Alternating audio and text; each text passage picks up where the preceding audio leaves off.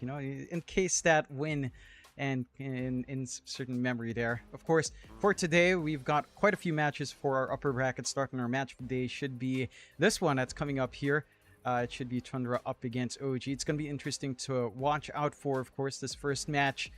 A lot in the line. Top seed of Group B with the bottom seed of Group A in terms of the upper bracket start, and it should be exciting. Again, we've seen these two teams play off against each other multiple times. As we can take a look at our schedule here as well for the stream, we should have 2 games going on the B stream before we head into the main stream, of course, for the on-stage matches.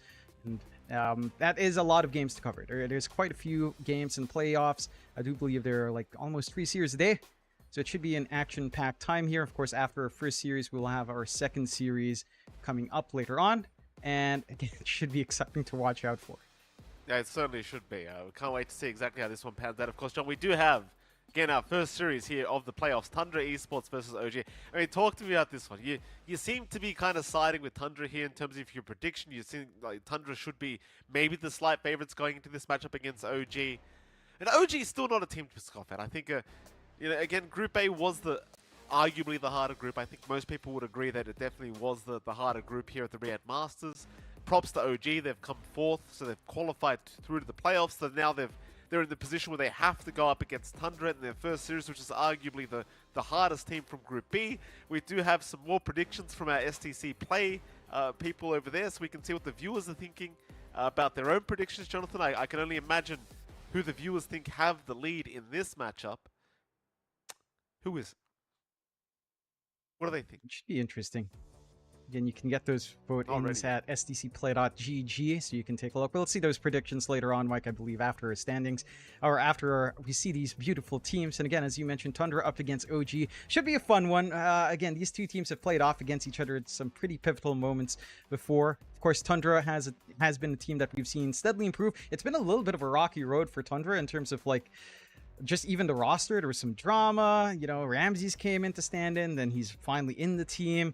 You've got, of course, the wildness of Thompson. You've got that consistent improvement coming out from Pure and 9th Class. And then you've got Whitemon, the support, one of the only remaining members of like the original Tundra roster when they did initially reform.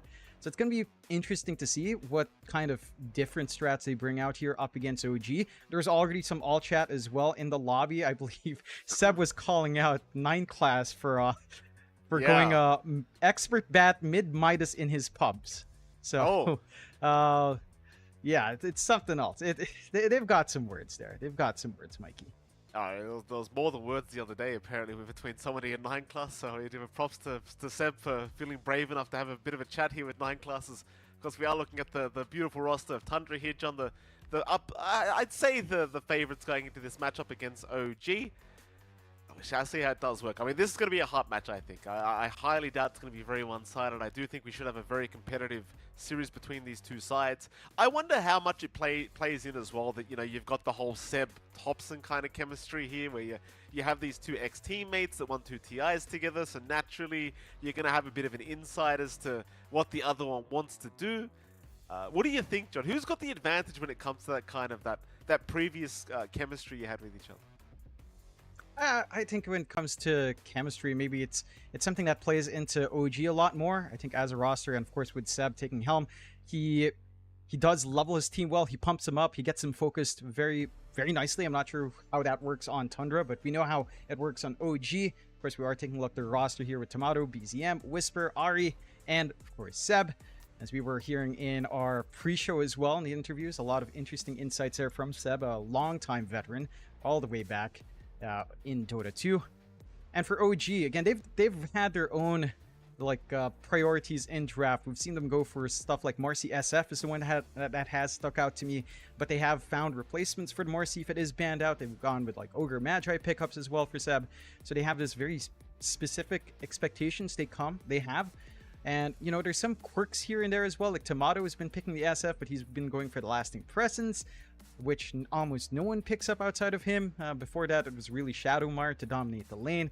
But Tomato, every single time that SF comes out, it has been the other facet, which again hasn't been as popular. So I'm keen on seeing if we get any fresh ideas out here for OG in our upper bracket matches. And again, it should be a very interesting time. I'm keen on seeing if there's going to be a lot of all chat because of certain pub experiences very early on. And again, we got started early in the lobby already.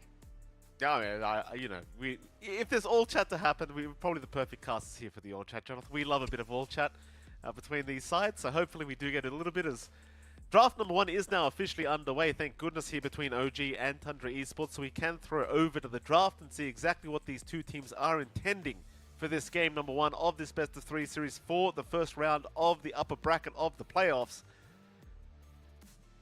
Throw over to it now. See what the hell's happening, Jonathan. I mean, you talked about this this SF Marcy. You talked about this SF Ogre. Obviously, we aren't going to get to see yet, but I do wonder whether OG just want to go ahead and first pick one of these heroes, John. Like, is SF first pick material here for OG, do you think?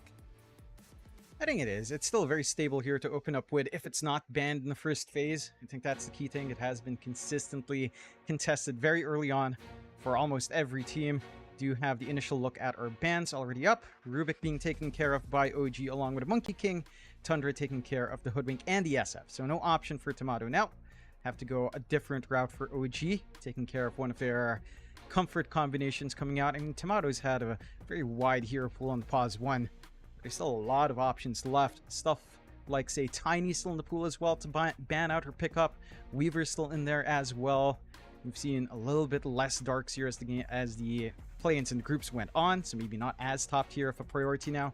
The Snapfire does get taken care of by the side of OG.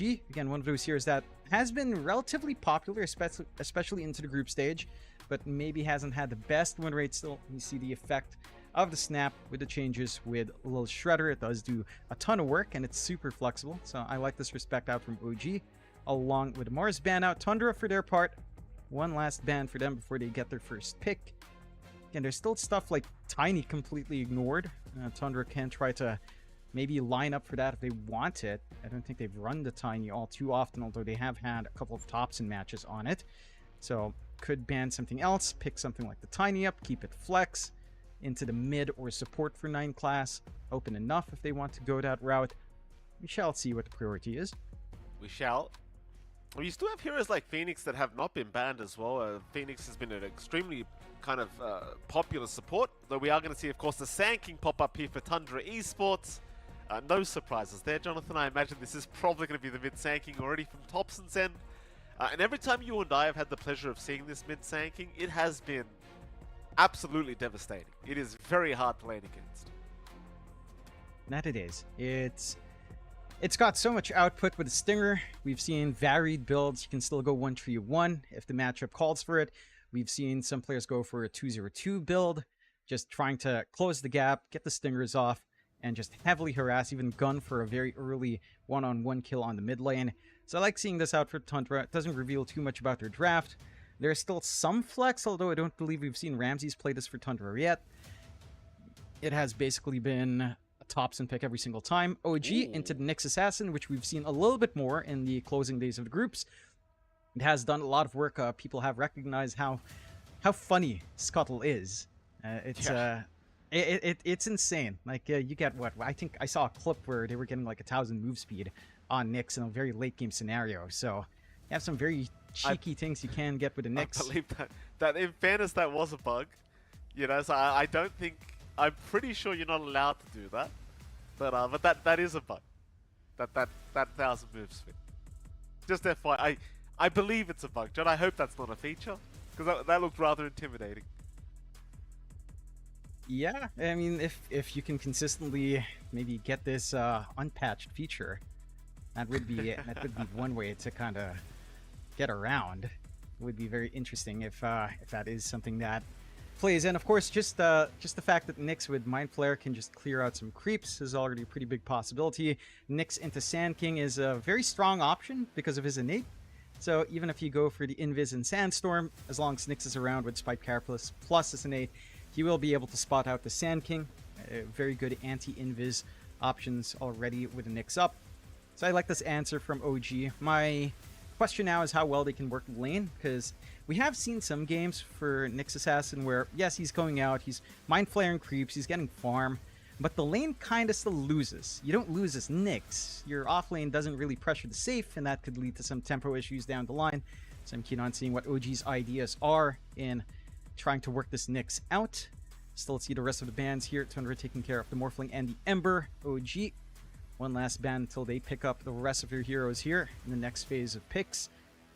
What options are there? If you're concerned about, you're probably not concerned about the mids. They'll take care of the Enigma, which again, we have seen be prioritized in bans as well. It's something we've seen Ramses play to pretty great effect for Tundra. And they'll get to pick up that Phoenix you were talking about in the initial bans, left completely alone. So now you've got a good way of team fighting, good way of sustaining, kind of melting through some high HP heroes as well. Both the Hotspot and the Dying Light facets feel pretty good for Phoenix. There's an argument to be made for either one. No option for the Snapfire, so no instant delete onto the Egg either. It does feel fairly secure for OG.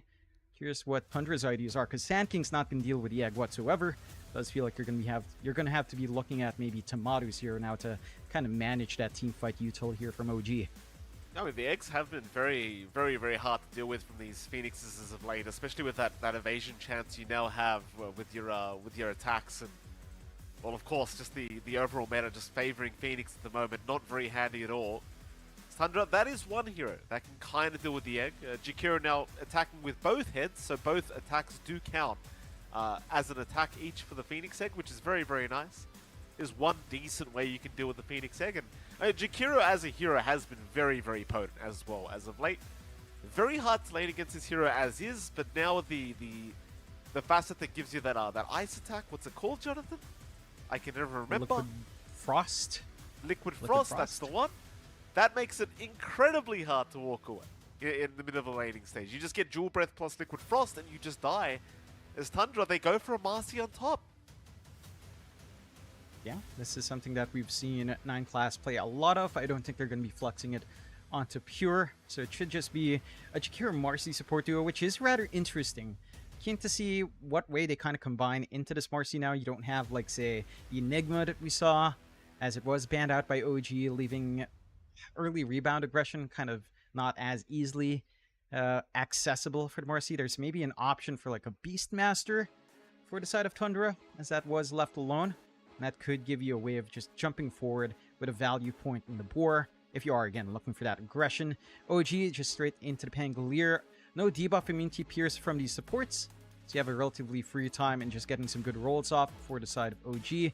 This is something that we've seen BZM perform on a high level, but it could also just be Whisper's hero, and it does leave it open. I think if you're expecting Pangolier versus Sand King mid lane matchup, that is fairly workable for the Pango. It's not the worst lane in the world with the double jump on shield crash, and again, just playing with Swash doesn't feel too bad for Pango. Is relatively tanky as well.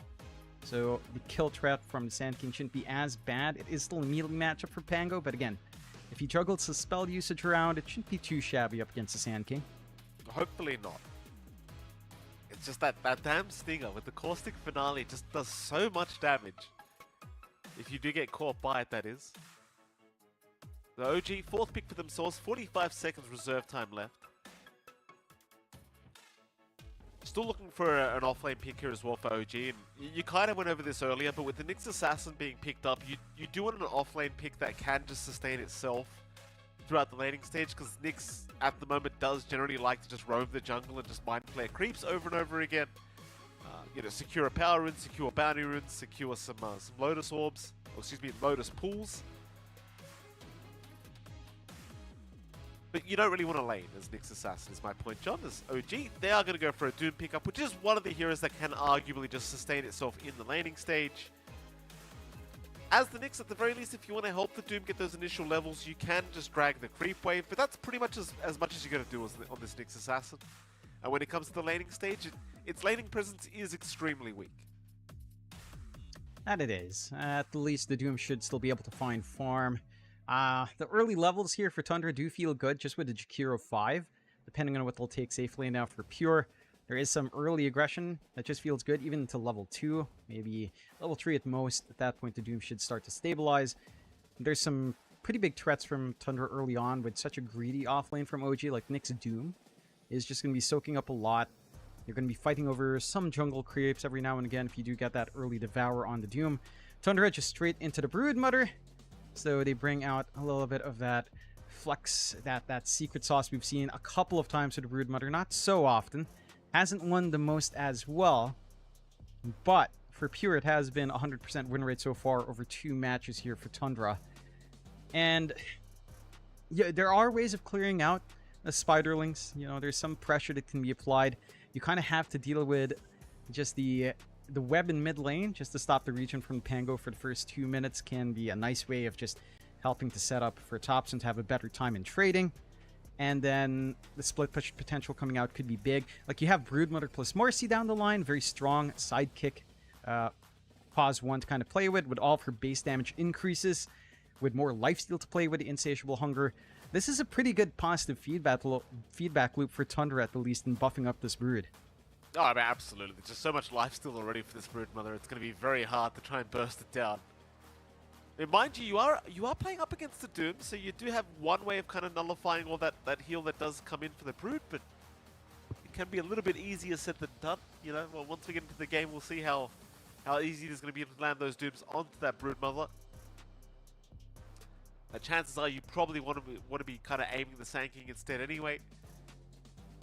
So OG, final ban out to come. They'll get rid of the Darkseer for now.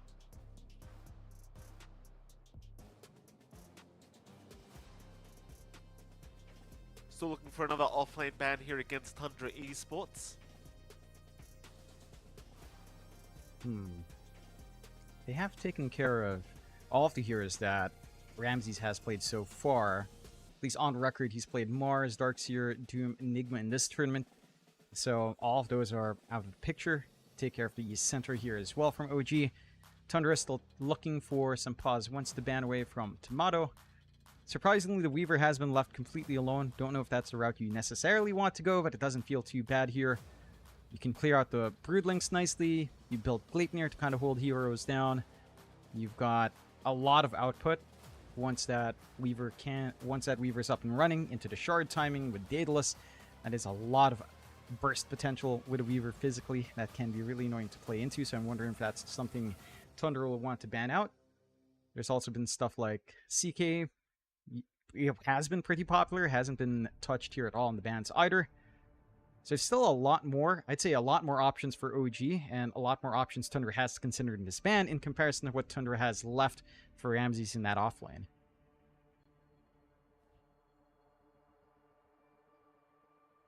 Tundra thinking all the way with this final ban out as well. So get rid of the Troll Warlord. I wonder what kind of position one you do look for when you're going up against this Broodmother Pos 1. Well, Tundra, final pick for themselves. Again, still looking for an offlane pick up here for Ramses. Not many options that Ramses has left, I do not believe. They are gonna... Oh! They had the Beastmaster! I completely forgot about this hero jump, but apparently it was left in the pool. That's crazy that Beastmaster was left, actually, considering how powerful it has been in this current meta. Yeah. Like, the Axe Rush has just been too much to deal with for most teams. But here it is once again. Yeah, and we were talking about the potential combination for the Marcy having the Boar to early rebound off of his great. OG will go into the Weaver we were talking about there as well. It's a very straightforward pick for them. We have seen the effects of the Weaver, how much it can scale up. The shard timing can be big. But I do like what Tundra's cooking up. I think the big thing that can spoil it is Whisper's Doom. He does go for Gluttony, so he's not going for the 90% rebate on selling his items, so we're not seeing any cheeky stuff with Midas sell into Blink, just for some value, and then sell back, keep farming up. And it's going to be interesting what the Gluttony can do. Double Devour can be nice in sustaining a greedier playstyle, I suppose, and just kind of locking in for scaling. I, again, do like what Tundra is cooking up. I think this Marcy combination with Broodmother can be quite strong, although 9th class has gone for Bodyguard over Sidekick, so you're not going to get healing stacking on Pure, which I suppose is unnecessary for the Broodmother with Insatiable Hunger. This does provide a Marcy with maybe a little bit more forward presence if some farm is found. Again, the lanes are looking pretty solid. You've got a Beastmaster Marcy lane. You've got early rebound potential if you do get the Boars at, say, a level 2 or 3. There is some kill potential there for Ramses in 9th class. You've got a solid matchup for Thompson into BZM's Pango.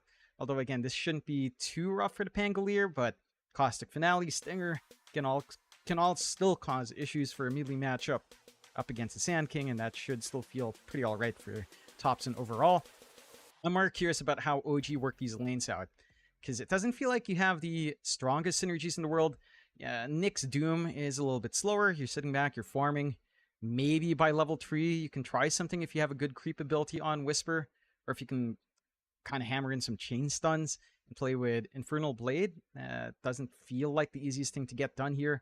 And you're playing Broodmother. You're playing up against Broodmother with the... Oh, it's not actually Necrotic Webs for Pure either.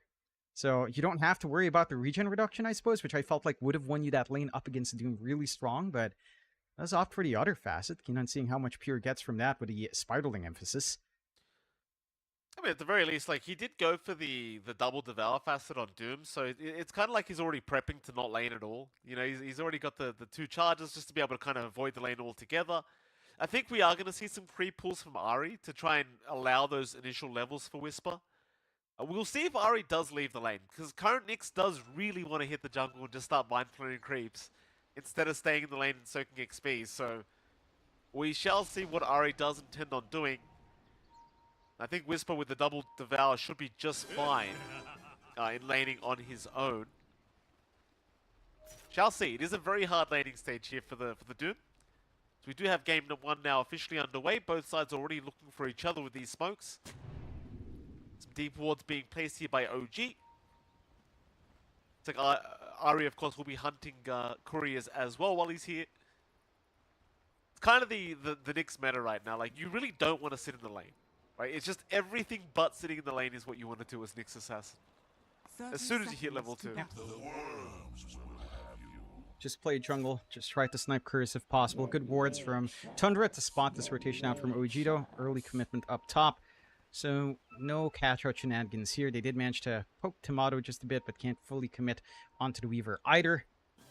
So it does look like we should end up with a 2-for-2, but with the vision advantage Tundra has, might be able to force something on this top rune.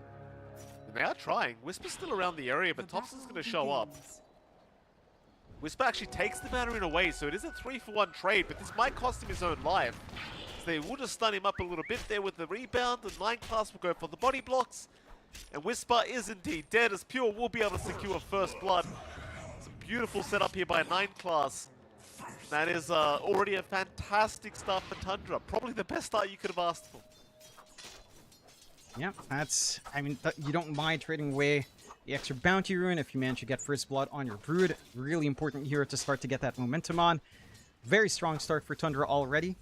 Good tone to start off with. Taking a look at the lanes, of course, as they do break out. Looking at mid. Topson up against BZM. Again, initial levels shouldn't be too rough for BZM. That caustic finale can still cause issues, of course. And the threat of the Stinger does make it nice for Topson to trade back. But Shield Crash does provide you some durability that most other matchups against the Sand King don't really have. And again, with Swash up, the threat for Topson to kind of commit with Burst Strike and always get the Stinger follow-up with Caustic is a little bit harder to see up against his Pango. So BZM shouldn't be struggling as much. We'll see how much he can get out of the lane already early on. Feeling good for Topson. Is going for the 1-0-1. Not even bothering with Sandstorm. Probably 2-0-2 into the 4. So, again, lots of aggressive potential there if any side missteps. Absolutely. I think Topson will definitely be looking for some kill attempts here onto BZM. Especially once you hit that, say, level 3 mark, it can get very, very scary. At top lane, you are already seeing Ahri go for a very big creep pull away. Not sure why he's wrapping around all... In fact, I know why, because he's getting a double camp, or rather double creep wave.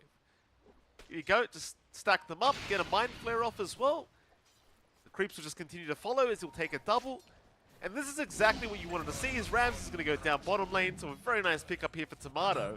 But this is exactly what you wanted to see from Ahri, is he doesn't get a double wave. He'll just take a single creep wave away. But it seems like that's probably going to be enough for him. As we are looking at bot lane as well. Of course, Tomato did just take down Ramsey, so already a very nice start here for the Weaver. 9 class now trying to get a little bit more aggressive onto Tomato, but of course, as the Weaver, he's going to be just fine. Meanwhile, top lane, more creep pulling shenanigans happening. Whitemon does at least manage to pull the range creep away to the large camp, so he will deny that off.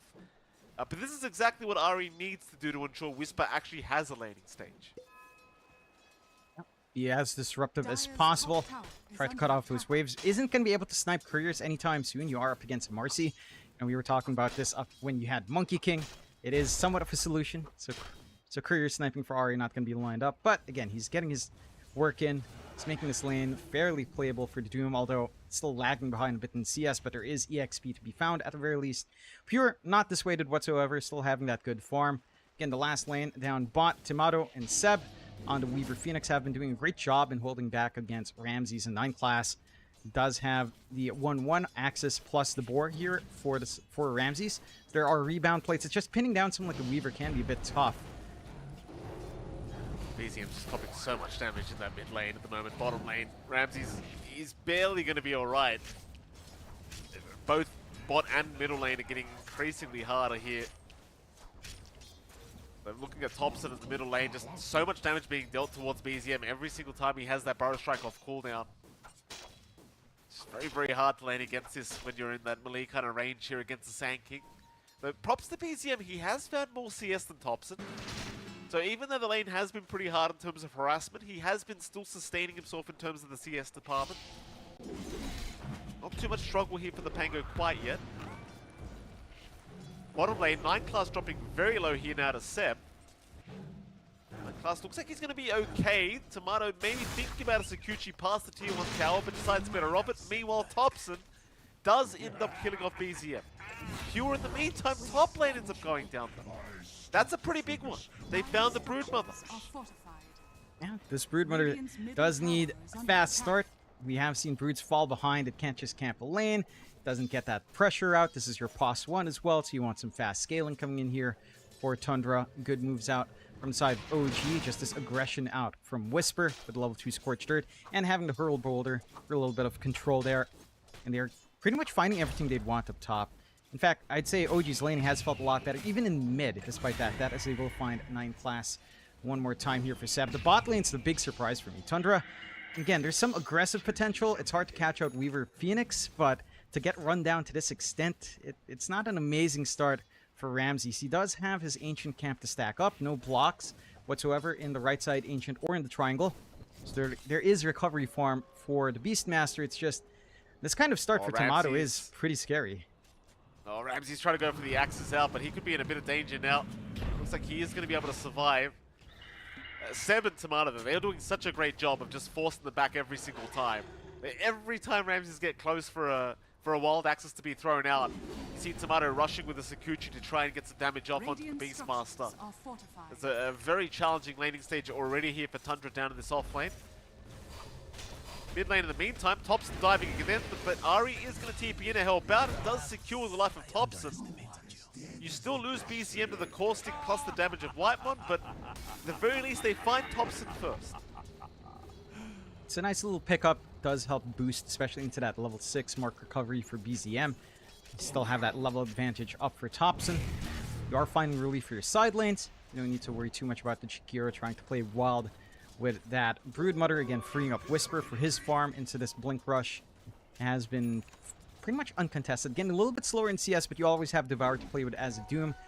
So you're not struggling as much as that would imply. OG, their laning start, feeling pretty good. The CS is there in Tundra, but these kills, this early momentum in Ramses again. Trouble bottom lane. Seb dropping low himself, but actually ends up barely surviving as Ramses is the one forced to run away, but BZM still in the chase here on the Pangali with a Rolling Thunder trying to go all the way past the tier 2 towers, but decides better off. And Ramsey's just running a little bit too fast. We'll be okay. But OG letting them know this is not going to be an easy time. So even Tomato now maybe thinking about trying to go for a Wisdom Root snipe, but decides better of it. There are 3 heroes here from Tundra. Oh my, I mean this offlane in particular has been very, very challenging for Tundra.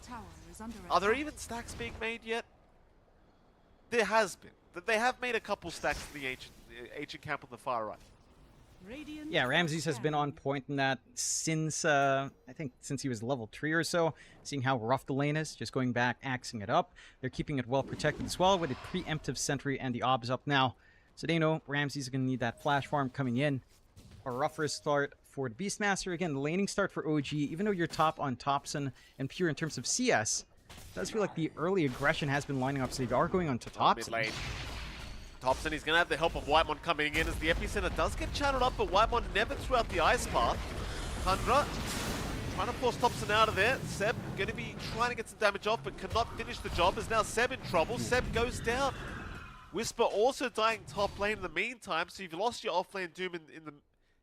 On top of all this is... I mean, Thompson, he's just perfectly fine in the mid-Sand King. Sadly, just no damage to finish off the kill. And it seems like Tundra, they might even go for a chase onto Ahri, though I don't believe they have the spells to kill Ahri here, so he should be just fine. He should be. This kind of sequence of events for OG kind of boils back to BZM trying to get that roll onto Ramses. So the roll it's on cooldown isn't able to really commit that to try to clean up Thompson with that early level 6 coming out from Ahri. And they just kind of miss out on the opportunity in the 1v1 lane as well with a level advantage for Pure. Does manage to get that rundown opportunity on the Doom. And this is where that feeding frenzy facet can play in. You can sustain your spiderlings much more in terms of having them in the front line. BZM, he does pick up an arcane rune, which means he wants to try and go after the Marcy kill, but well, you got rebound in 1 second for 9 class and he barely gets it off in time. BZM still thinking about going for the dive in past the T1 tower. Does see 9 class on the Marcy and does try to secure the kill and does get it. So BZM, can you find a way out now? Oh, the answers look like it might be no. He's still okay with the shield crash shield. Whitemon can't see him either. Thompson the one in trouble. BZM, he'll find Whitemon. He'll make it out. Meanwhile, Pure goes down. Top lane, they'll find the Broodmother once again. And it's just Whisper. Whisper and Seb, to be fair, but this top lane, it gets even worse now for Tundra. And it is. They left the Broodmother for a long time. Whisper finally gets the Doom off, and for the Brood, not having access to Insatiable does take away the bite of the Spider. Already getting some rotations out for Tundra, maybe looking to punish Whisper here. Yeah, Thompson's here with a caustic finale damage, my god. It's a bit too much, but here comes Ahri, here comes BZM, and there goes Thompson. Thompson's gone already. It happens that quickly when you've got the Nyx Assassin around. Whitemon now being dived on the Jakiro. The egg will be committed, and Whitemon, he can do nothing about it but watch as he will slowly burn away. And Pure, he just TP'd back to the lane. Oh, OG. This is the aggression you love to see from this squad. Is they'll force Pure to have the walk of shame back. Radiant's courier has been killed. It's again very important for the side of Tundra to have the strong start on Pure. He still is top of net worth, but not by a huge margin. BZM Tomato are keeping up, and even Ahri starting to nip at the heels of Ramses in terms of farm build up here. This Nyx just allowed to play its greedy game. No punishment whatsoever coming out. Whitemon can't really do as much as you'd want on this Jakiro to slow down just the greed of the offlane of OG with Whisper and Ahri on Doom plus the Nyx.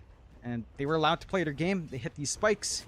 3k lead up for OG off these early exchanges. Most of that really down to maybe Ahri and how much farm this Nyx has. Core to core, you are still even. They missed the impale on Thompson, so Ahri couldn't quite lock Thompson down. Seb was just charging the Sunray as well, as we are looking at a Cobalt apparently for a moment. Now OG, 4k advantage here, John, in this game one. This is a fantastic start if I've ever seen one, as Ahri does get caught in the Nyx. Will get taken down. Not too bad of a kill here for Tundra. But again, a very strong start so far for this Radiant side.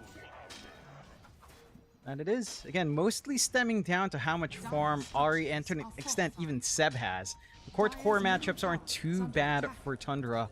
So it's really just down to how active they've been. Almost going down. Tomato's going to go for the dive in. He wants the kill and he does get it. Time lapse away, Tomato. Indeed, he will use it. And Thompson, he would not land the burrow either. Oh, and BZM, he's coming in for more. Do they want to commit? BZM, he'll get rolled up, but Whispers around the corner. They'll commit the Doom right onto Thompson. Even the egg committed just to ensure they will not try to fight back. At least Thompson, he will survive. He will make it back towards the fountain, but that mid-tier 1 tower will not. There's 9 class trying to dive in and find some kind of stun, but gets nothing. OG, I mean, just fighting everything off the map thus far. That they are. I love this read on OG, leveraging just how much they've gotten out of these supports. really running it down early, preventing any breathing room for Tundra to get that recovery. They still need to finish this Ags up on Ramses. They need quite a fair bit more gold on Pure. Once the Orchid is up, maybe you get some more forward play here from Broodmother. Blink Dagger for Thompson, still 400 gold away as well. So it's taking some time for these spikes to kick in. Heck, the level 6s just come up for 9 class. He just hits this Unleash. So now perhaps the Mercy can be a little bit more of a threat up front. But again, OG 4K lead. The supports have done a fantastic job on OG. Ari's just been a monster on this Nyx. Oh, Ramses. Look at this. There's no sentries either. They have no idea. Don't do it. Don't go back, Ramses. Oh, there's no chance. What can you do? There's just no chance. It's that thing when a Nyx assassin has a good game, it just becomes impossible to try and go against it. He's almost got that Dagon too, so it's going to be some very good timing here for Ari. Yeah, can just further out that burst play that he's already getting done. No durability just yet on Tundra. Seth? Lots of squishy targets as well. They are at least going to find Seth. Seth trying to sneak in, maybe for some deep vision by that Dire Tormentor, will not be able to get away with it. They will take him out immediately. But that is just in position 5 Phoenix, not too big of a deal. OG won't mind seeing that too much. Tundra, on the other hand, seeing that kill, they will smoke up immediately, even finding themselves a Weaver now. Can they burst him down? They can. Tomato is gone. That's a big one. I would say even Seb kill is pretty big. Look at the net worth you get from killing that Phoenix. 331 plus 268. Ramses was just worth 329 plus 132. Again, these supports are hyper farmed on OG. Every kill on these softer targets is actually noticeable for Tundra and evening out this game. Network wise for cores, you're not pulling ahead on your carries, your cores for OG. Look at this Nyx, John. He's on the hunt again. There are sentries around the mid lane though, so it could be a little bit hard for Ari to close the gap. Like both sides of the mid lane have sentries just in case. But you have a very fair point there. The supports of OG are certainly worth a lot more gold than I would have first anticipated. They are thinking about infiltrating the Dire Triangle, but they decide better on. But there's your Dagon now up. So Ari has solo kill potential if he so wishes. Smoke up from Tundra, but it could be some very awkward timing for themselves. They do have the Ags on Rams at the very least. So Seb will kind of bait them in. Whisper, he'll jump in for a Doom on the Beastmaster, but he's already lost Seb, and now he's lost Stone Life.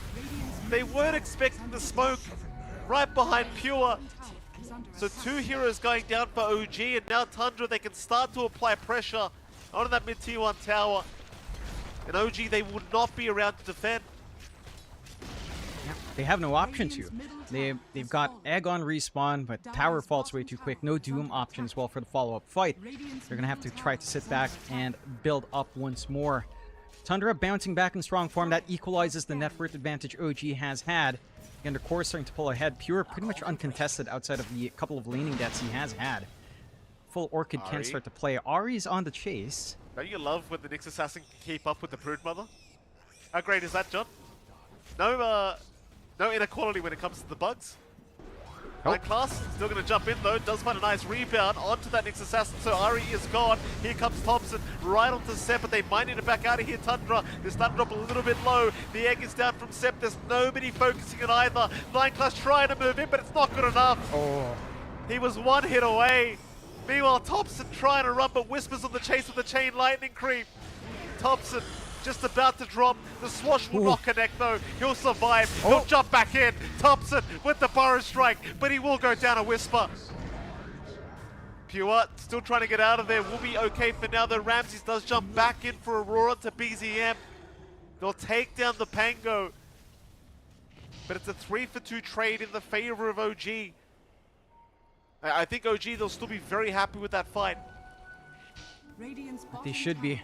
Do manage to pin down the supports plus Thompson. A little bit late in the response here from Ramses. If he was around earlier with Aurora, perhaps a different result would come out for the side of Tundra. A little bit fragmented out. The response onto the egg. Really good position out from Seb. The chain stuns on hand. The positioning from BZM to cut off, protect that egg. Massive deal as well as he still had Unleash up on 9 class. Just all the emphasis to save that. Gives them the additional kills they want. Side of Tundra, again, it does feel like the response is a little bit lacking. They aren't fully set in terms of these farm timings just yet. They are going to need a little bit more. Maybe once Ramses has Blink BKB, even just the Blink, perhaps this becomes a little bit comfier for him to respond into Ari? in comparison to that last engage. I don't think... Oh, he might. Never mind. He's got enough. He's got his team, but here comes Thompson with a 3-man burrow and a 2-man rebound from 9 class. You've already lost Ari. You've lost Whisper. And Tundra, they'd love a little bit more, but everyone else has left the building. A 2-for-1 in the favor of Tundra this time around, and the smiley face from Ramses, letting them know about it. You got my life, but it cost you double. That it does. You know, again, there was some all chat there about Batrider Midas mid. I'm not sure which account that was. Might have been Ramses, actually. I'm not entirely sure, but you know, that was Seb laying it on, laying the law in the lobby. They are targeting Ramses well, but hey, the coordination now from Thunder to accomplish this chain stun, maximizing their macro fire, great rebounds, starting to line up. Again, the net worth of these supports, it's still nothing to be scoffed at. Ari was for 302 plus 420. Nice burrow strike from Thompson. Ramses, he's in as well with the roar out onto BZM, so BZM just dropping so down low already. He'll be able to swashbuckle, but not for long. He is down a pure. Seb now getting tipped by 9 class. Well, poor old Seb getting in the middle of all this as well, apparently, is Tundra really starting to warm up now. 2k advantage their way. And OG kind of dropping the ball here, John. They had a 4k net worth advantage, but that is all gone. Yeah, it's a little bit worrying for OG. Again, the core's never had a net worth advantage. You've always had parity even with Ramses off of the slower lane. He has managed to keep up with farm. You aren't really pulling ahead on Timato just yet. He is going back for the Deso. There's going to be some forward presence there. No Maelstrom Gleipnir pickup, which maybe feels like can kind of tie in for a little bit more control. Roche melting to Tundra at the moment with all of their damage output present. They've got the fresh BKB up on Pure. So he's certainly feeling very comfy now to take every engagement that presents itself here. Ramses has his Blink. BKB only 2 parts off. Things are starting to line up. The triple BKB timing for Tundra is still a ways off from their 2 other cores, but once you have that protection, there's really nothing to be scared of outside of Doom here. You track Ramses, but not going to be pinned down any longer with a Blink. And making great use across the map for that space. Whereas, again, for OG, you're lagging behind in terms of the farm for BZM and Whisper. The Doom kind of suffering in farm is not the best of signs. Especially with the double Devour anyhow. You're not really building that net worth advantage. You are keeping up at least in a slower game. It becomes hard as well for Whisper. We're seeing him blink in, commit Doom onto Ramses. It feels like if you don't Doom up Pure, he is just free to run around with all of this regen for himself and his Spiderlings with the insatiable hunger. Like, you cannot underestimate how tanky these Spiderlings suddenly feel like when they have insatiable hunger on them. BZM caught out again. BZM just annihilated here as they are taking no risks. Throwing everything but the kitchen sink to ensure the Pangolier does just die. And OG again on the back foot, sitting back and relaxing for now. Tundra still hunting them down. OG, they'll remain grouped up by their own bottom tier 1 tower. But there is strength in numbers. They are up against the Aegis as well of Tundra, so they really don't want to force any kind of fights. Make matters worse, now BKB is coming out on Thompson, so now you've got that magic debuff immunity for the Sand King. And well, OG, they are still slowly pushing through the bottom lane, so perhaps they do want to try and force something. Whisper trying to bait the side of Tundra forward. Jeez. Excuse me, rather Tomato is. A lot of cold heat for Tomato. Yeah, that shard is a very strong answer for the Broodmother, especially with Deso up and Tomato. Just melts through the Brewlings, or the Spiderlings at the very least, so that is quite a fair bit caught up for Tomato. Tormentor, no contest here for Tundra. Free shard for Whitemon. This provides a little bit more with Liquid Frost as well. Some scaling damage on hand for our Jakiro. Always nice to see. They are pinging out Ramses once again. BKB is still lacking the recipe, so he's a fairly easy target. just going to pop the roar immediately. I mean, there are TPs incoming, but they are going to be all too late, I think, because Ramses, he will lose his first life. Here comes the rest of Tundra, though. Thompson, he's onto Ari already. Egg drop by Sep. Is it going to be able to get off in time? It does. Ramses and 9 Class both going down. Meanwhile, Ari, he does drop at Thompson. He gets doomed up now. He can't do much to help out. Pure's going to rush in anyway. He'll try to go for the man fight on his own, but can he do it? It's 1v5 Pure. He'll get out of there. The smiley face from Sep. Pure. He's trying to get out. Whisper with the shivers, trying to scout him out, but they cannot. Pure is still fine. The Tomato, he's a fast bug. He's like an Australian cockroach, John. This Tomato Weaver, not fast enough though. Not quite fast enough. They do manage to get good punishment. Very fragmented response once again from Tundra. Ramses forced to roar up early. Aegis popped in a position where they couldn't really TP in. Outpost TPs were a little bit too slow to really kind of try to maximize. You waste your BKB charges as well on Tundra. 8-second charge up now for Pure. And Thompson down as well to 8 seconds. Not aligning with Ramses' own timing. Again, where they shine on OG is still this pickoff game. They managed to fragment Tundra, force out these staggered spell uses, managed to save Doom for someone else besides Ramses. Does feel a lot better for the side of OG, and that's exactly what they did here. Pure comes in, pops BKB just to kill off Seb, leading to the smiley, as that is a pretty big commitment just for a Phoenix pickup. Another 5-man smoke. There's no egg up this time for Seb, but they're still trying to force a fight here, OG. Thompson in position to try and jump Tomato, who is currently just farming the mid creep wave. His team is right behind him though, so Tomato just trying to bait. Tundra not taking said bait yet. In fact, OG, they do retreat. They'll go into that Dire jungle instead. Tundra will remain on the Radiant jungle. They'll just completely avoid the fight. It is a very back and forth game one here between these two sides. Less than 1k net worth lead here for Tundra. Now bottom lane, Tundra starting to set up, trying to look for Seb. Seb will be okay to Icarus dive away. But it seems though Tundra, they'll get started on the bottom tier 2 tower, and with Pure around with all these spiderlings, it is not going to take very long. And this is why you love to see that feeding frenzy facet of the Brood. It is just absolutely ridiculous how much damage you hand over to these spiderlings. Yeah, with all the spiderlings you have, that was like 13 damage apiece, plus 13, so 33 damage spiderlings in such a big group. Doesn't take too long to find the objectives. 21 to 20 OG, still in a decent spot. They've got their ults back up. So the smoke earlier was a bit too preemptive, but if they do want to force a fight now, they've got Doom up, they've got Rolling Thunder back up, Eggs ready to go on Seb. They've got BKB up on Tomato to feel secure on that Weaver. Can be a little bit awkward now for the side of Tundra unless they find a pick off first, someone out of position. OG aren't giving any opportunities up. Are still working the map well enough. For Tundra, again, they've got the BKB up on Ramses now, going into his own Shivas. You've got the full Bloodthorn set for Pure, so a lot more output to play with on the Broodmother. Already has the SNY as well. Yeah, there's still a lot of room to grow on these sides. I'd say the big ace for OG is definitely this Doom. If Whisper lands it on the right target in these fights, it can change the name of these engagements. Class barely going to be able to rebound away. Tundra, they are going to group up again. They're looking at Tomato. Rory's out. They've already got the Weaver. In comes Whisper, but the silence immediately out from Pure. Not going to allow the Doom to be committed here by Whisper as the egg is down from Seb, but it's immediately bursted. OG falling apart here in this team fight. They'll lose Ari on top. Whisper's brought back, but it's all too late. The fight's over. Or is it? BZM thinking about a Rolling Thunder. Tomato thinking about going back in. Tundra, they're still hanging about. Thompson's ready with the Blink Burrow Strike if necessary, but... Well, Tomato, I don't know if you can show...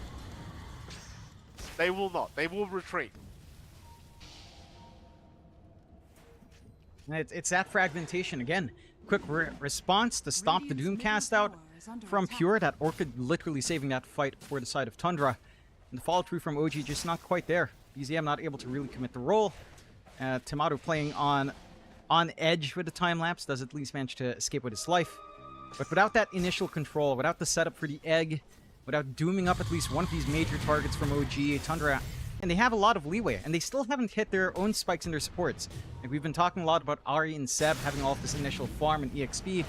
9 class is about to hit the BKB timing. Mind you, it's still 1.3k away, but once that BKB on the Marcy's up, that's basically one more set of right clicks that can fully focus the egg that you might have to, probably not the Doom target, but certainly feels like it could be a threat as farm goes up for 9 class as well. I don't think this game simplifies for OG. Their scaling on the Weaver is a lot stronger, but everything else, I think the side of Tundra can keep up with quite nicely here. Dire's top tower is under attack. Mid lane Ari. Just scattered out for a second. Be alright. Does get away without getting caught. Whisper gonna reveal himself mid lane, just trying to use that chain lightning to get rid of the creep wave while he can. Radiant's middle tower. Mid tier 2 tower now is gonna be under siege. OG. Their choice whether they want to try and defend this, but the answer looks like it's probably gonna be no. The thing is, Pure takes the towers so quick with this insatiable hunger plus their feeding frenzy passive. Like, you've got no time to think about it. So either you defend or you don't. There's no two ways about it. Radiant's middle tower has fallen.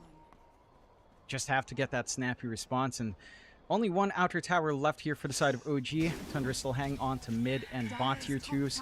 Roshan, respawning in a few seconds. You are in the right position for OG up top. They could try to secure Roche sneakily if they want. They are under vision here from the side of Tundra. Cliff wards on top jungle does give information that they have been hanging about here. Smoke flank from OG. Again, if they get a good Doom here. Ari only see Pure, but the jump is there onto the Weaver already, and he is gone. Tomato is down. BZM will rush forward with the Rolling Thunder, but it's going to do no good. The BKBs were out. Whisper will die. That's a dieback on the turf. And a horrible start here for the side of OG. To make matters worse, Roshan, it just respawned. Yeah, and again for OG, the decisions they have to make in these fights. Whisper jumps in, does manage to get the Doom off, but Pure already popped Insatiable Hunger plus the BKB. Sure, he's not life-stealing, but he still has the bonus damage. He can move in and out of these engagements. They managed to snipe Seb after tipping him earlier as well. They've got access to Roshan. And for OG, it feels like they have to play off of Whisper. They can't rely on Ari any longer. Maybe Ari plus Whisper. Certainly not BZM unless they can get that chain control onto Pure before he can pop his spells on. Or Ramses.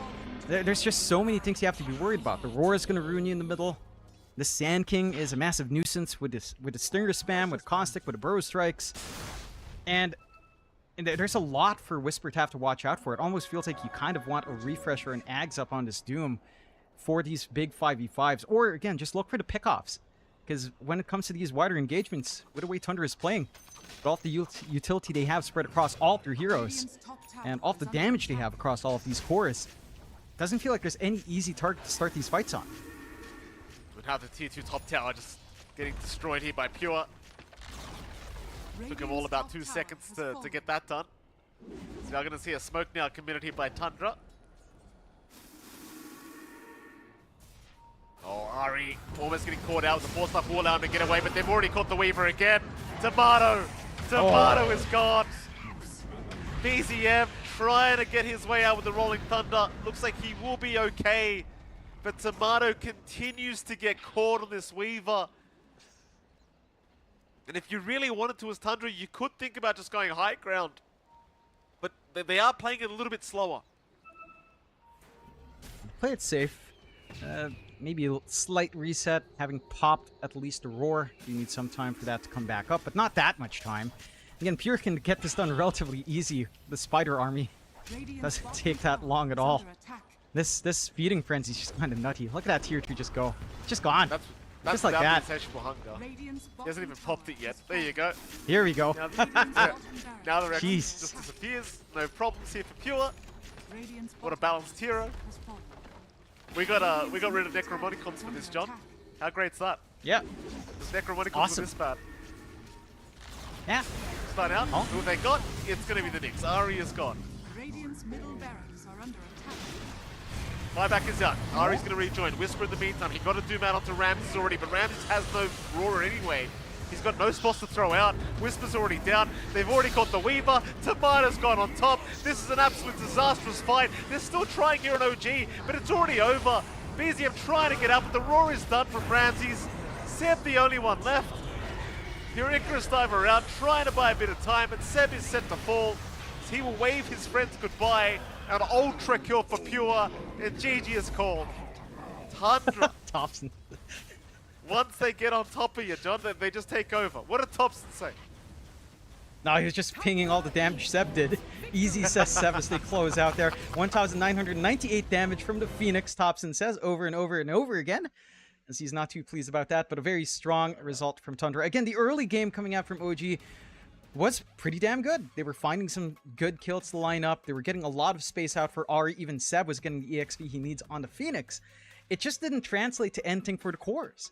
Right? Like, Whisper didn't really eclipse anyone in farm as the Doom. You were still getting a lot of room out for Pure despite him, you know, trading blows a little bit with Whisper left solo. Ramses was heavily bullied. Again, he didn't lag behind in farm. He still got his right side ancient stacks. He died multiple times. He was still keeping up in the farm game. I think that was the key issue for the side of OG. That snowball start early led them to a very strong advantage with a Weaver level 6 timing. Even the Phoenix Egg timing was really fast here for OG, but once you started losing those supports, the lead just disappeared. We saw what happened when Seb died. His net worth was higher than Ramses, even though Ramses actually was still ahead in net worth, just how much they were getting from the lanes, and the team net worth with that support advantage bled into Tundra off those support pickoffs, and it just snowballed from there. I think the issues for OG, again, it was a hard game for Whisper to decide who to do. We saw him doom Ramses in later fights. We saw him doom Pure.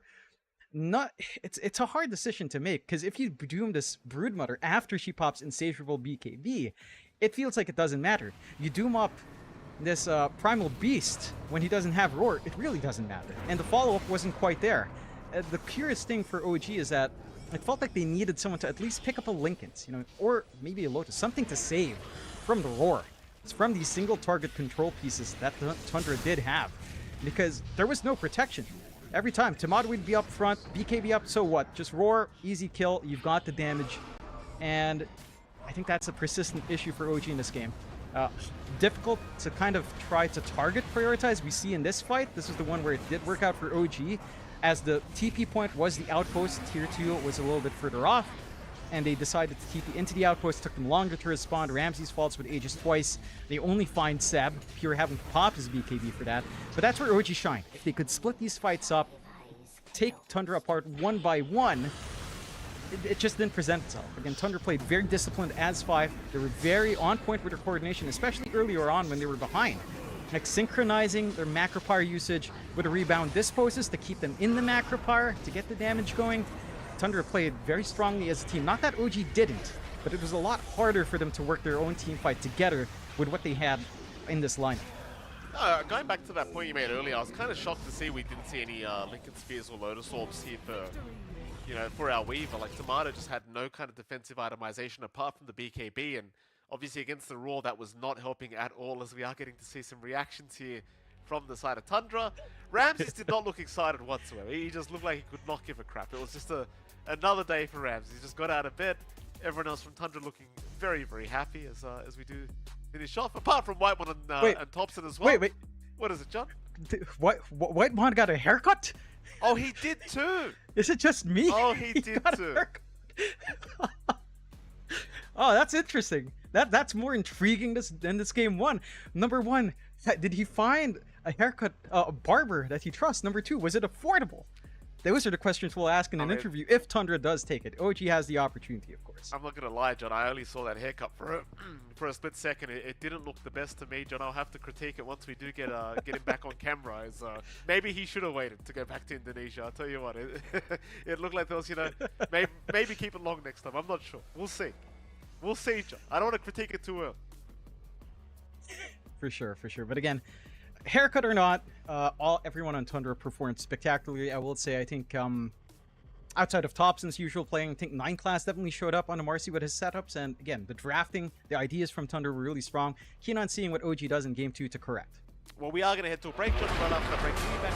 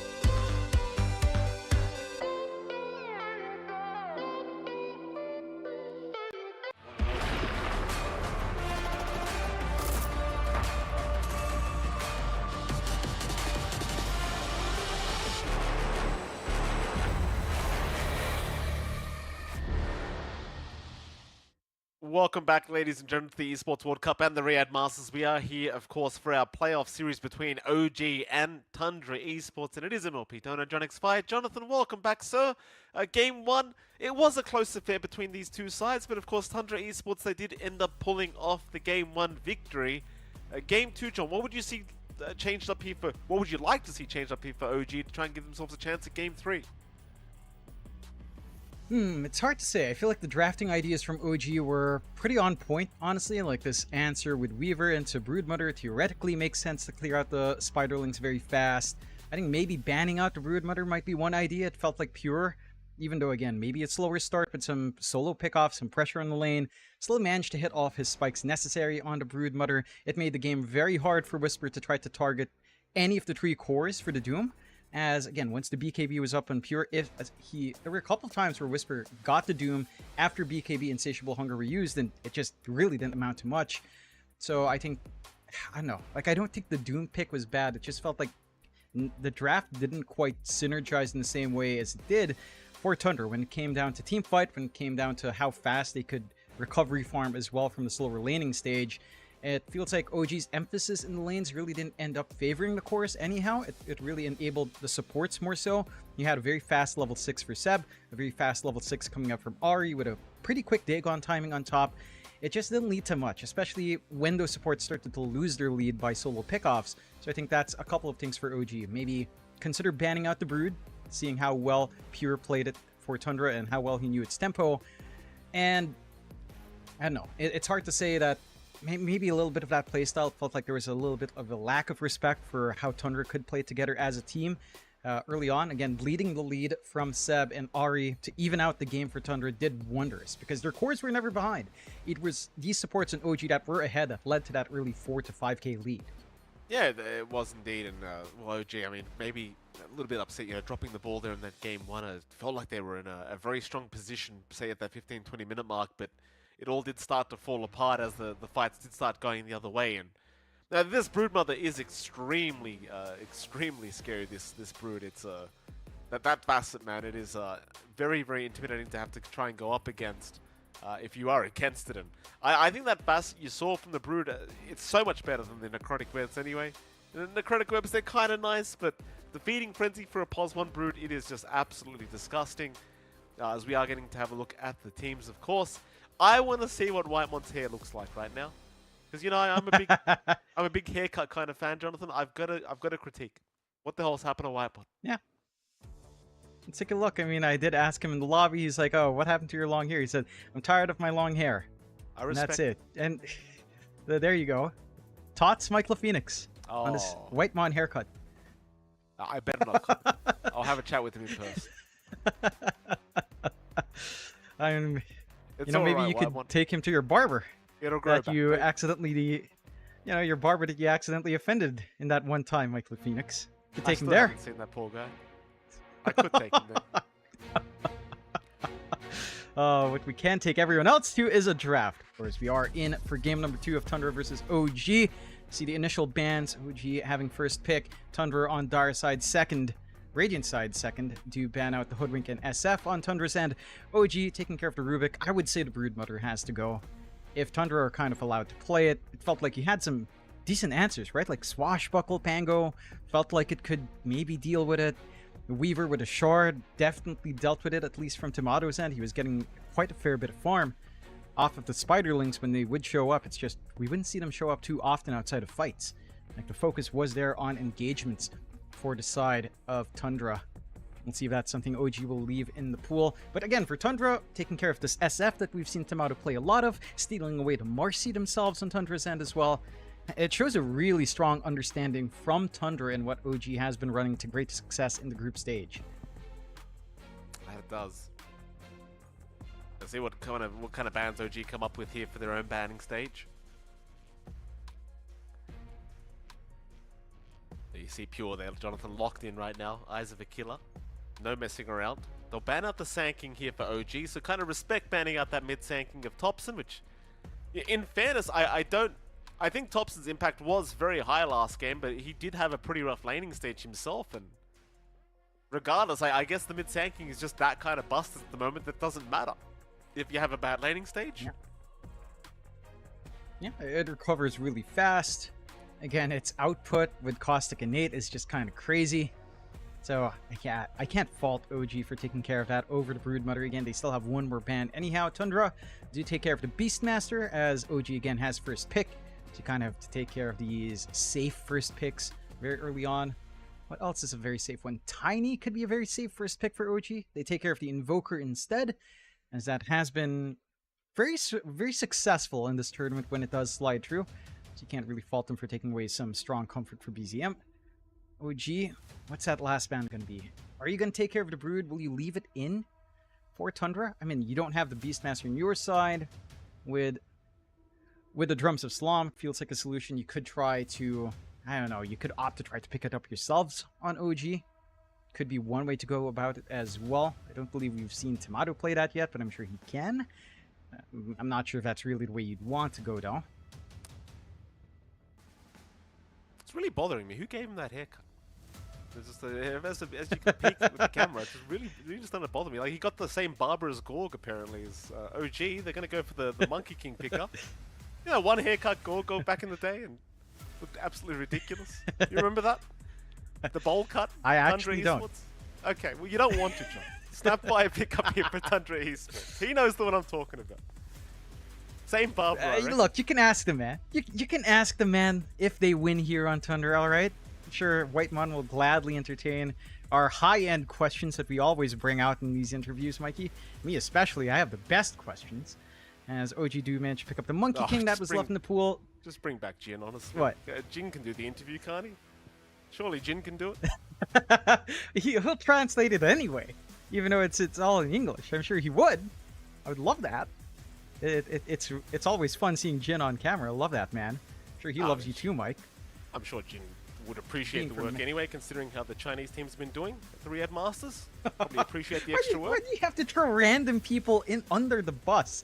There's no potential for Jin to even show up here. Why do you have to throw him under the bus? This is how you know I miss you. What are you doing? If I start giving you crap, it means I miss you. I miss you, Jin. Shout out to you, so you're doing a great job. I'm sure he's not listening anyway. The streams are always on mute, Mikey. We notice.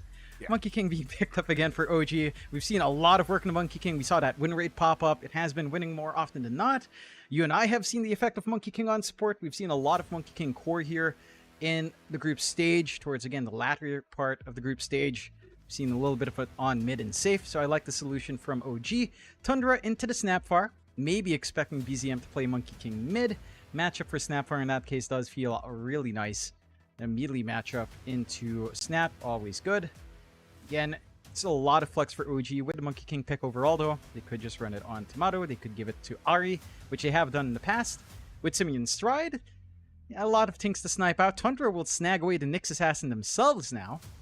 So, steal that away from Ari. Get that action going now for 9 class. See how much he can get out from his own lane now as well. Saw how well the Nyx does early on, just from farming up. If you do have a greedy offlane that doesn't mind being left alone in a 1v1 or 2v1, as the Doom was in the last game. OG, again, very flexible with a Monkey King opener. Same thing could be said for Tundra, although Nyx 5 doesn't sound as appealing, so you're likely expecting that as a core. OG will take the TA now. So again, this leaves a lot of potential. You could run that TA for BZM, which is more than likely where they'll want to take it into the Snapfire. You don't mind losing Refraction, although it can feel pretty decent for Snap, considering how near the TA will have to be to try to hit. Just the Scatter Blast can be really annoying after clearing out the little Shredder, so I don't think that's still too bad for Thompson overall, if they will keep that Snapfire mid into TA. Still kind of works out in the matchup. That does.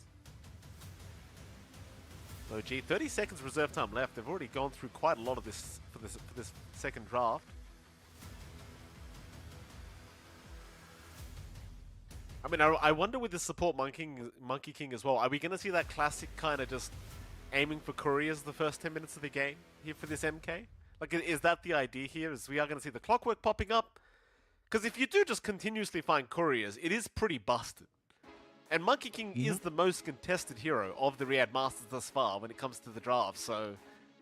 I think if Ari, like, his idea probably will be to just start scouting out couriers for the first 10 minutes of the laning stage. That could be, but there's a counter pick for Tundra. You could go Marcy right now and prevent that sniping. You know, those 2 extra hits, that's enough time to micro it away. You could get away on 1 HP on your courier. And suddenly the Monkey King, he's sniping nothing. Look at that. Oh, we zoomed in on the White Mon haircut for whatever reason. Look at that. That's uneven. It's so uneven. I'm very upset. I'm so upset looking at that. I really am. He had such nice hair too. That's the worst part. His haircut was so nice. It did look good. It actually did look good growing out. Poor old White Mon. Maybe he got tired of the heat. Managed to find the one blind barber in Riyadh or what? My goodness. Hey, look, again, save that for when we talk to the guy if they win. They carry true. He still looks Again, fantastic. Tundra, I want to see the Marcy. You still look great, one. He's a handsome boy, You're still the Brad Pitt of Dota 2, don't you worry, sir. Brad Pitt. He's Indonesian Brad Pitt, Jonathan. I've been saying this for years. Well, if you say so, Michael Phoenix. Marcy. He's a handsome. Tundra, do it now. Take the Marcy just to counteract Monkey King support. Then watch it be a safe lane Monkey King for OG in the end. They are taking their time here. They did ban out the Venomancer to close out. OG took care of the Phoenix and the Jakiro, so not giving some of those options back for Tundra. They'll go with a Chen pickup instead on the side of Tundra into a early Mars. So you have this combination for your Arena Kisses now. You've got this rundown potential early on with a Chen. Love the response out from OG, just straight up with a Brewmaster. That hero has felt really impactful when it does have a good game. You've got good isolation coming in from the side of OG. You have a decent enough lane. I'm curious if it's going to be a Brewmaster Monkey King lane coming out. That can still kind of work out if you manage to land your spells. There's some good harassment to come in. You don't quite know your safe lane matchup yet, so I'm curious to see which way this goes. But that is a Whisper special, so you can't take that away from Whisper. Knows the ins and outs of how to work this Primal Beast. But I have to say, I do enjoy what Tundra has. I think just Kisses Arena is already really strong. You have this Nyx to scout out. Even just Nyx Impale with a Spike Carapace can maybe hold down some of these heroes as well.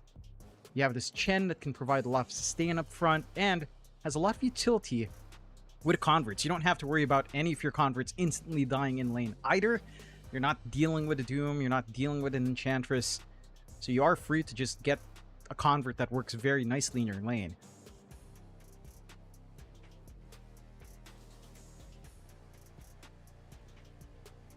Final bans to come. Some nice eyelashes there, Pure, must say. As a person who has very nice eyelashes himself, Jonathan. Real recognize real. Final ban to come. Just casually compliment someone and compliment yourself. They just make his eyes pop, John. That's all I'm saying. They look very nice. Yeah, well, what does it have to do with your eyelashes? I have very long, beautiful, luscious eyelashes, Jonathan. If you haven't noticed. OG final pickup. That's what my wife tells me, John. That's all I've got, alright? I'm getting old. It's not getting any better for you, Mikey. See what the last pick is for OG. They ban out the DK Women get to very spam jealous of my Tundra. Take eyelashes, care. I'm telling you, John. They really do. Yeah, I've gotten comments on that too. Mine are long. I never know how to feel about it. Don't flatter yourself, John. I know. Well, you get to do it. See the CK coming out for OG, so it will be a support Monkey King overall. And you don't really have the best ways to deal with CK illusions, to be fair. So I do like this pickup for OG. A lot of output to play with for Tomato. A lot of flash farm to find as well with Phantasm. And a pretty strong lane. Mind you, you are running 4 melee heroes into Mars, but that might not matter as much, I suppose, depending on the arena. If you're all stuck inside, it can kind of work out. I'm curious if Tundra will find a way to punish. What core heroes do we have left for Pure? We'll go with Broodmother again. Why not? There's no counters though, right? Like, you look at the draft of OG, what have they got to counter this pick? Like, you've got Brewmaster with Cinderbrew plus Thunderclap, and that's literally it. Like, Psyblades aren't going to do it. Clockwork's not going to do it. Monkey King's not going to do it. Like, last game, at least you have the Weaver with the Sakuchi shards. Like, that was one way. But now with this game, like, who's dealing with this Broodmother? It doesn't feel like you have a really good answer. Tundra, draft looking pretty sharp. OG, again, this is leaning into comfort. Tomato CK, Whisper Brewmaster on hand, BZM on the TA. It's It's really awkward in a sense, though, right? Like, their teamfight connections don't feel amazing. You don't really have a teamfight combo. You've got disruptiveness with the Brewmaster. You can cycle in someone up in the air, try to isolate the Broodmother. You are picking Broodmother into Brewmaster, so he can, I believe, you know, one of his pandas can remove summons, if I'm not misremembering, or was that something from a long time ago? The Electric Panda. So you can kind of take care of the Spiderlings that way every time you split. I'm not sure if it's even going to be an issue. Again, from the style we've seen from Pure, he has been playing aggressive, but he's also been really on point with aggression into objectives. And feels like he might not be able to find that good split every single time here for Whisper. I would say, if OG do manage to course correct from what happened post-laning phase earlier on in Game 1, their laning phase wasn't that bad. And they won out pretty much, mainly on the supports. They can feed that into these cores, or take better advantage of that early start for the supports, then I can see them taking and forcing into a game 3. But Tundra, their draft is scary. I mean, this is Chen Broodmother. There's a lot of aggression here. There's a lot of push potential coming in. That can make it challenging for OG once that ball gets rolling for Tundra, if it does come out. It certainly does. We'll get into it. Game number 2 here between these two sides. Of course, OG now fighting for their lives in this best-of-3 series. Tundra one game away from proceeding through to the upper bracket semi-finals of the Riyadh Masters, which I believe if you win this series, you do confirm yourself at least 200k in prize pool winnings, at minimum. That is very, very nice. And it is, of course, that all-important club championship for each of your clubs.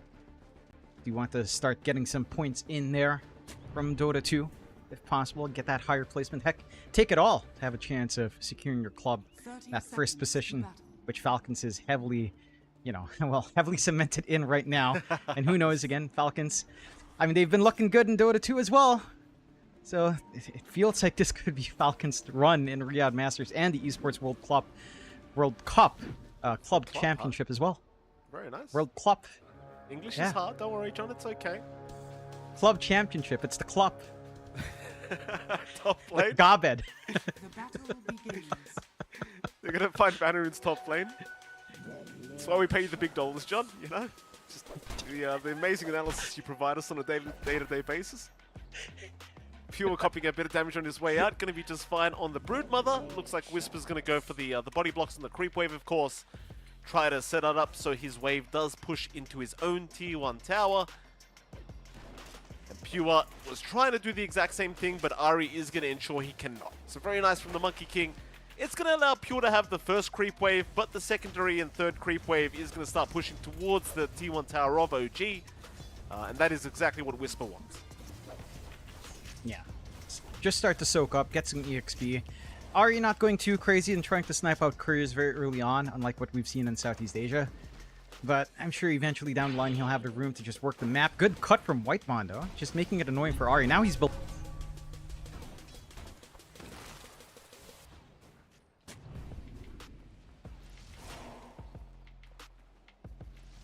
He won't do it though, he'll leave him. I mean, in fairness, Ari with this low HP, he can't really do much, can he? Like, this is the kind of the thing with the possible Monkey King with this facet. As he still finds a courier somehow. So there's that, he still gets the courier anyway. I was about to say he should be somewhat useless now.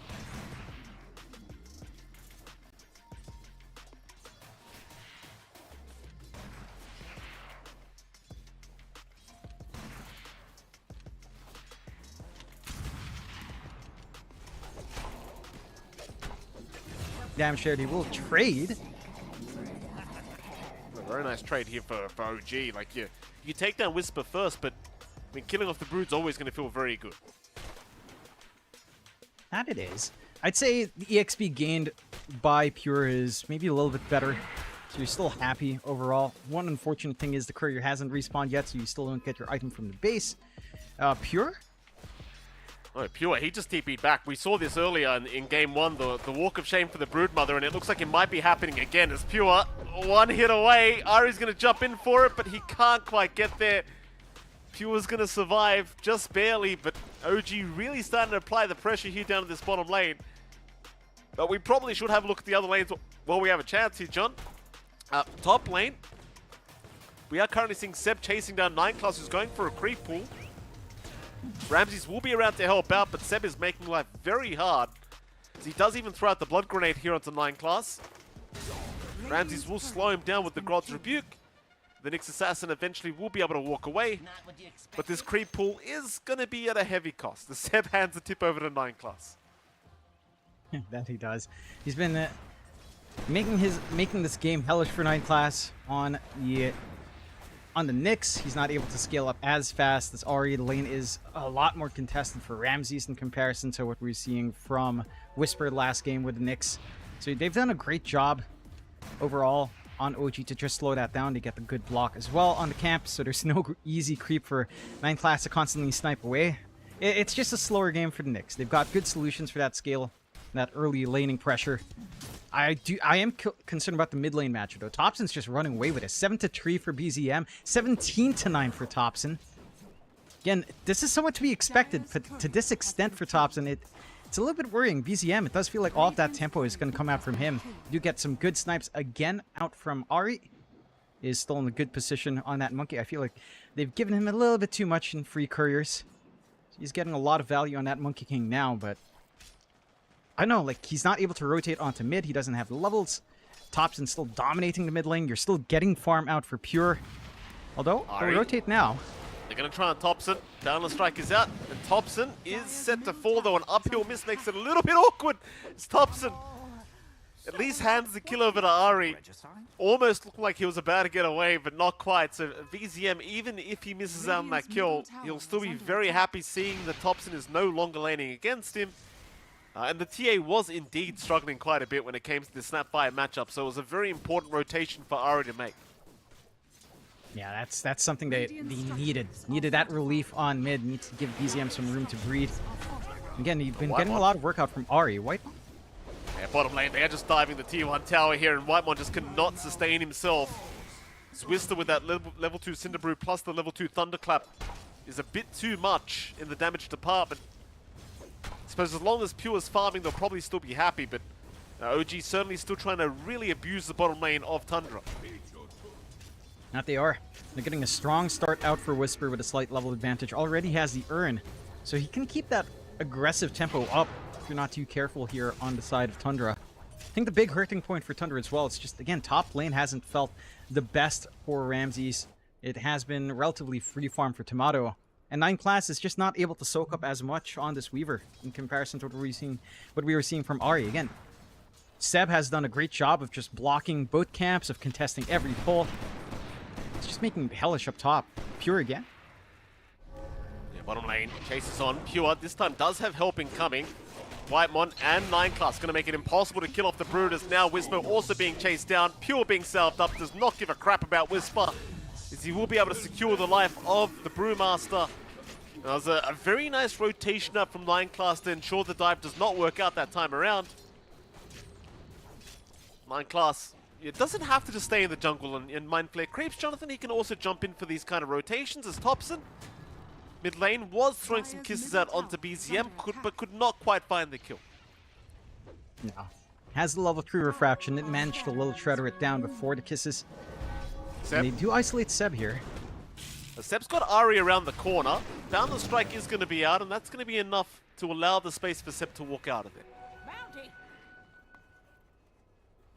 A little bit more back and forth in the early portion of this game. Tundra and OG finding some blows to trade with each other. 3-3 so far. Slight net worth lead coming out for Tundra.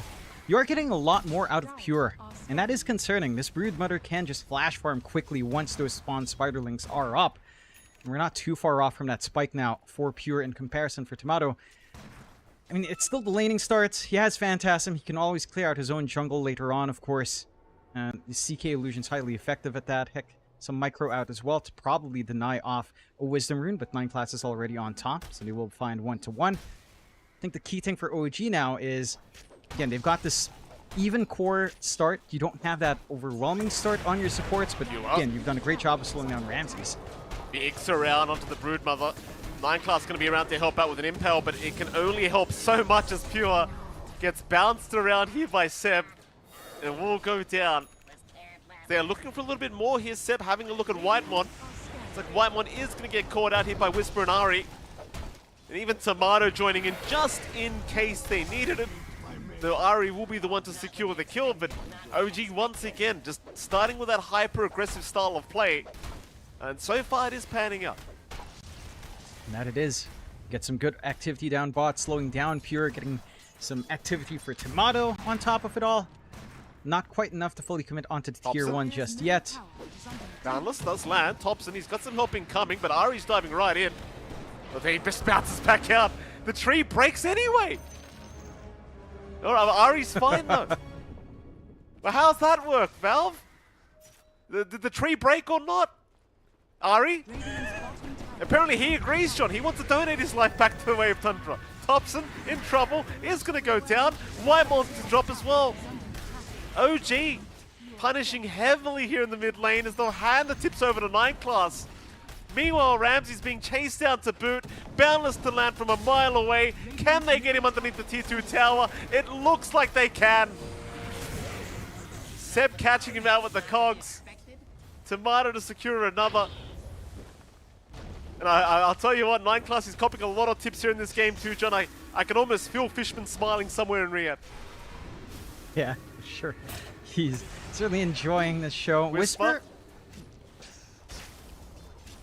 will be taken down as well, though. Pure does get him, but 9 class will drop. Yeah, that's a little bit awkward. He was diving fairly deep with the last few seconds of the Primal Split. Good punishment out from Pure. But OG starting to pull ahead on all of their other cores. You have slowed down severely on Thompson and Ramses. Not even the phase boots up yet for Ramses. No blink to set up for the kisses either. And the side of OG again working this hyper aggression very well. They're still keeping track of Thompson here. Yeah, they really want to shut this man down. Thompson copying a melt strike. BZM continuing. They've got help around the corner though. Down the strike. It will land. It won't do enough though. Ari now going to have to just kind of sustain himself in this Wukong's commander. Seb's going to move into boot. Catching out Wyman with the cogs. There's Urena down. Ramsey's just trying to get away. Pure even going to join in. Complete chaos in the mid lane. Whisper dropping BZM? low. There goes BZM to boot. OG have gone too far. It's Pure will hand over the tips to Whisper. Whisper handing them back. Oh boy, OG. Maybe going a little bit too far that time, John. I think that fight may have cost them the momentum they had just achieved. Almost reminds me of game 1. You know, early tempo set by OG and a much wider advantage to be fair. But they get overconfident. You didn't have the split ready on Whisper. They were banking on just this Wukong's from your support monkey to zone them out. Nothing to really keep them held in that position. Seb not there with the cogs. Not able to really gap close yet without the hook shot either. And Tundra, they do even out the game. Very big trade, slowing down BZM. Great arena out from Ramses. Great spear to just lock in Whisper. And the kisses from Thompson. And they were chasing for this guy initially. Just enough gaps, enough gap space creation to give that distance out. You're still not done though. You are not. Mid lane.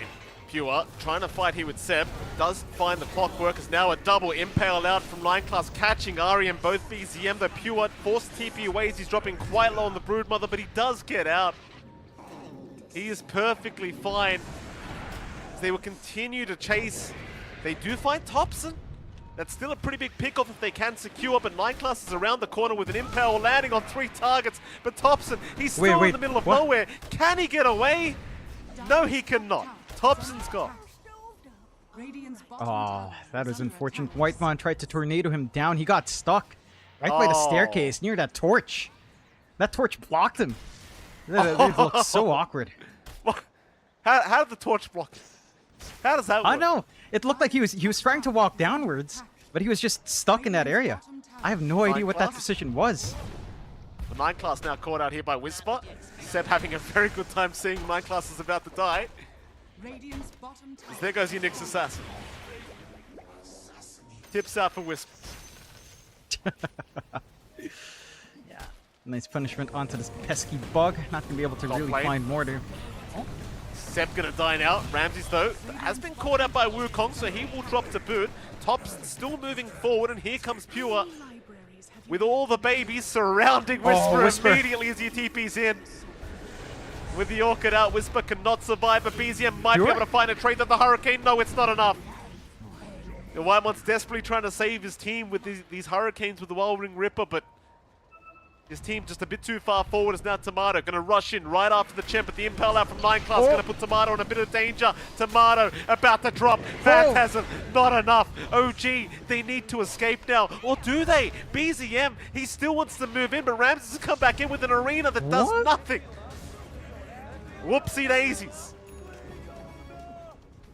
Ramses, I'm not sure what that was about, but completely whiffs. Bit of a big miss. They trade pretty big. They managed to take down Pure again, slowing down this Broodmother just a tad bit, but managed to find Whisper earlier on. You get the punishment onto Tomato. Tundra are still finding some important wins, especially for Thompson and catching up on this Snapfire. The Atos is just about to be finished up into the Gleipnir. A lot more damage and hold going to be kicking in for the Snap once that's done. The side of Tundra, it feels like they only need a couple more defensive items. They are still keeping track of Pure. Ari getting the vision down. A lot of Atos out from Ari as well. Going to ensure Pure has nowhere to go, and Whisper really giving it to the Spider. Pure trying his best to juke this one out, but he is caught. And will go down. Another great kill here for OG. And that's what it's all about, right? Just keep shutting Pure down, and they just won't have a carry to rely on. Yeah. No one else scales as hard outside of Thompson, but that takes his level 25 at best. Yeah, level 20 might feel okay, but the damage output just isn't amazing without that 25 talent for sure. So you need this Broodmother to really pick up the pace. And again, they've target prioritized on OG quite nicely. For Tundra, the issues we're seeing, 9 class's presence has been felt with the Impales, but he's not able to really solo target pickoff. Dagon still a ways off in the recipe, is scouting out nicely here at the least. He certainly is. No sentries to scout out 9 classes. They are going to move in right onto Tomato. A perfect setup from 9 class into the kisses of Thompson. Tomato and Ari both gone. A perfect setup from 9 classes. He tips Seb. Oh, Seb wasn't even there. What's Seb do wrong? Oh, the one of Atos. Oh, never mind. Now I understand. That's some great scouting. They managed to cut the tree right as they were trying to get the tree dance off with a Primal Spring. And then just the double stun into the kiss. A straightforward combo. Tundra keeping things spicy. It's been a back and forth blows here. OG, again, they're still having some good spikes on BZM. And, oh, really just him. Tomato slightly behind, but not too far off. On the CK going for his own Orchid pickup now. Does feel like the next defining moments when these BKBs start to flow in for both sides. If Tundra manages to find a quicker BKB timing on Pure, that's where things can get a lot rougher for OG. No hard control onto the Broodmother. Again, they can dispel off the Spiderlings with the split of Whisper, but the Broodmother itself is still going to be a bit of an issue with her damage output. We'll have to see if that's still manageable once that BKB is up. OG still playing on the offensive, looking to shove in that top tier 2. Are in position to force out a team fight. Tundra, they've got that blink on Ramses. They've got the arena ready to go. So they can't play. Kisses are still on cooldown for half a minute. That entire complement of team fight for Tundra not quite ready. But again, they've got some play opportunities if Ramses can kind of set up.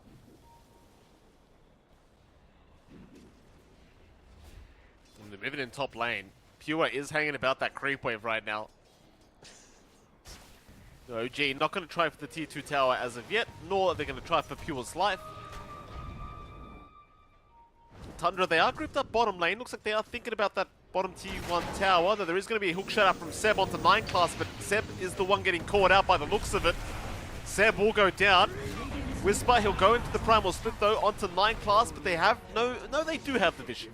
BZM will secure the kill. Is Whitemon now getting caught? That'll be another kill to come out here for OG. It's Ari searching for a little bit more, but nobody's left. It's a 2 for 1. 2 for 1, but popping Primal Split for 2 supports is a pretty big commitment out from OG. It doesn't cost Tundra much at all. Got some room to shove in top. Pure, he just TP'd. Immediate cancel by Ari. And maybe now it'll seem a lot more worth it, John. They'll find the brew. Yeah, now it's going to be worthwhile. They didn't even need the split.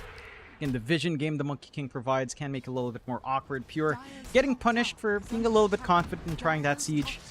and that makes it a lot better for OG. Maintaining, again, a very slight 1k lead. Just lagging behind in Tomato and Whisper's farm, but BZM is certainly starting to scale up now on that TA, rushing the BKB of his own instead of the full Deso. Understands damage is not going to be the issue. It's just trying to stand up and take these fights. Tundra, for their part, they've got the Dagon fully done on 9 class. Again, BKB being formed up by Ramses along with Pure. We'll go for a smoke play as 4. See if they can try to punish. Again, there is no split, but Roche is beginning here for the side of OG, and with a TA and a CK, even without the Desolator, it's not going to take too long to clear this out. No, it is not. Roshan will be going quite freely as Ari does get caught, but that's about all they get. Roshan's still the much bigger objective to secure, and OG will be able to get away with it no problem. Because Tundra probably wouldn't have had much of a chance in trying to fight that Roshan, or rather counter out that Roshan play anyway. So Tundra still infiltrating that Dire jungle. Whisper going to be right around the corner. Does get caught here by a Cookie of Thompson. And Whisper now going down. That's a much bigger kill. And it is, at the least, you know, that doesn't have split, doesn't really have anything to do in the next 10 seconds. It's fairly short, but respawns are short as well. So they can still group around this power spike with the Aegis. Again, line this up into the BKB timing. Probably just wait that out. Use the Aegis to farm up into the BKB spikes first. Side of Tundra, their own BKBs are pretty much almost done. I believe you've got Pure getting his out first into the Yasha. Ramsey still 2 parts away. Still a ways off. You've got the Gleipnir up and running on Thompson, so that can help. Tomato's taking point here. Well, they are going to find the CK. That is Tomato now down. That is problematic. Tomato already gone as Whisper was going to still try to move in and force a fight here with this primal split. Seb even going to hook shot in though. Seb might just get annihilated as BZM going to drop to boot for Whisper. Whisper's completely surrounded. He's lost all the Brewlings already. It's only the Storm Panda left. Meanwhile, BZM left behind. Whisper and BZM both going down. Age is still up on BZM, but they are going to find the secondary life, no problem. Now, I think Tomato was trying to bait as Ramsey just smile again. I believe it was. Well, hold on a minute. What's JB mean? What does JB mean? Jebaited? Is that what it means? No, it can't. No, it's not jebaited. What's it mean? I don't know. Again, we'll ask. I'll ask the boys from Tundra if they manage to make it through here still. Pure. He's going to pop his BKB and go for the fight, but realizes he does need to back out of there. Ari's on the chase.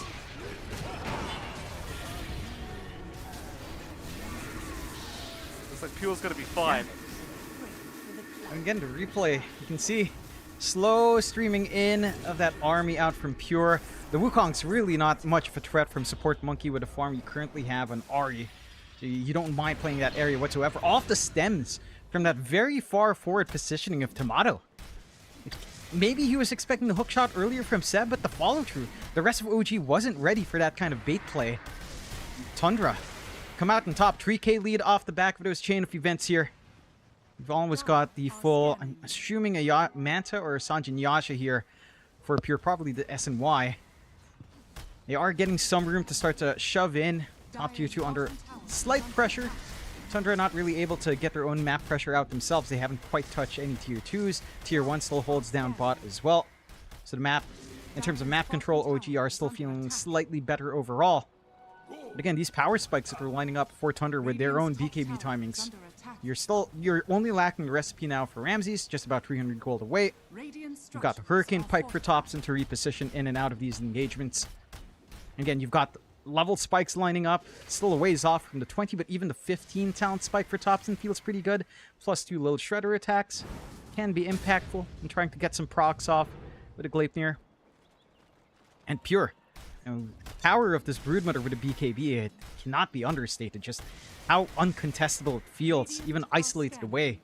He will smoke out on Tundra. Try to go hunting. The split is ready from Whisper if he manages to join on top of the smoke. Tundra are looking southwards. BZM would be a nice pickoff if they flank into the Lotus Pool somehow.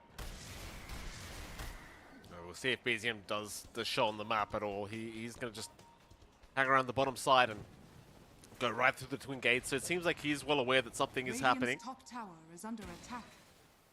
So far, Tundra not able to find really anything with the smoke apart from maybe this bottom tier 1 tower, which Thompson will go ahead and take care of. They are going to find Sep by the looks of it. Sep hanging about, does go for the jetpack, but they will land the impale into the kisses, though Sep's still trying to get out, but is going to die. Pure will find him. Takes a little bit longer, forces out the kisses. Not a bad spell to waste here for OG. They do manage to catch Ari out. It's only Thompson though. Looks like he'll be just fine.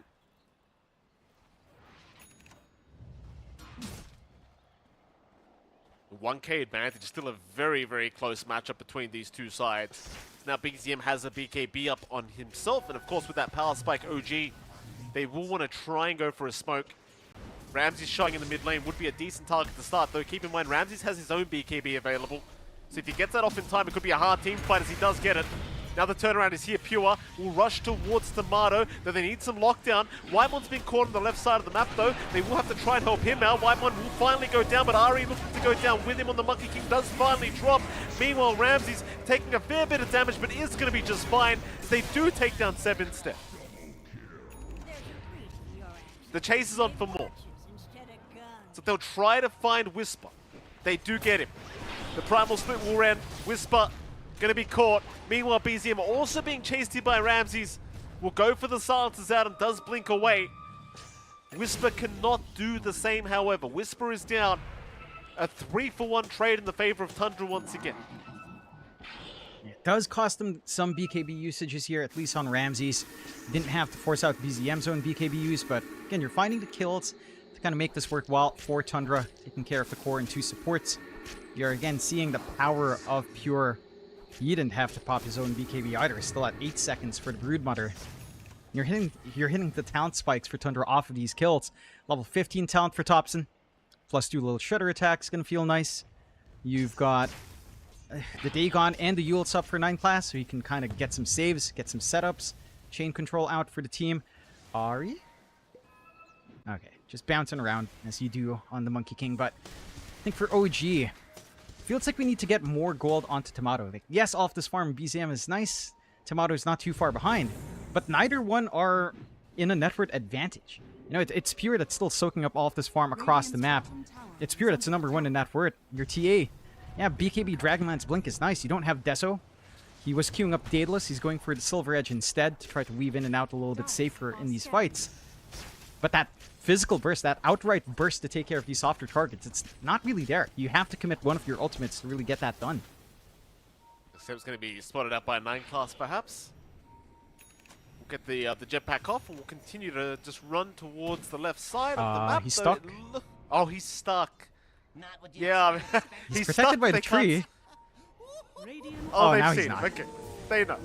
They've got him. Lovely. I didn't know about that spot either, Seb, don't you worry. Yeah, there's some really weird spots around the Rush Pits. The most infamous one is that staircase down bot by the gate, of course. I believe that's where Kingslayer, as he's known now, was trapped multiple times. Does happen. Oh, good. Tier 2 does fall up top. There's some funky stuff going on on those pit areas. Tier 2 falls. Pure already looking to shove in top as well. No worries here in the Broodmother. We'll force out the Fortify very early on. And there's really no massive commitment here, although 9 class. He's fine. It's kind of crazy to think, like, Tundra only have a 3k advantage, and OG have been running at them, like, non-stop for the past 26 minutes. And it's still Tundra that are trying to go high ground already.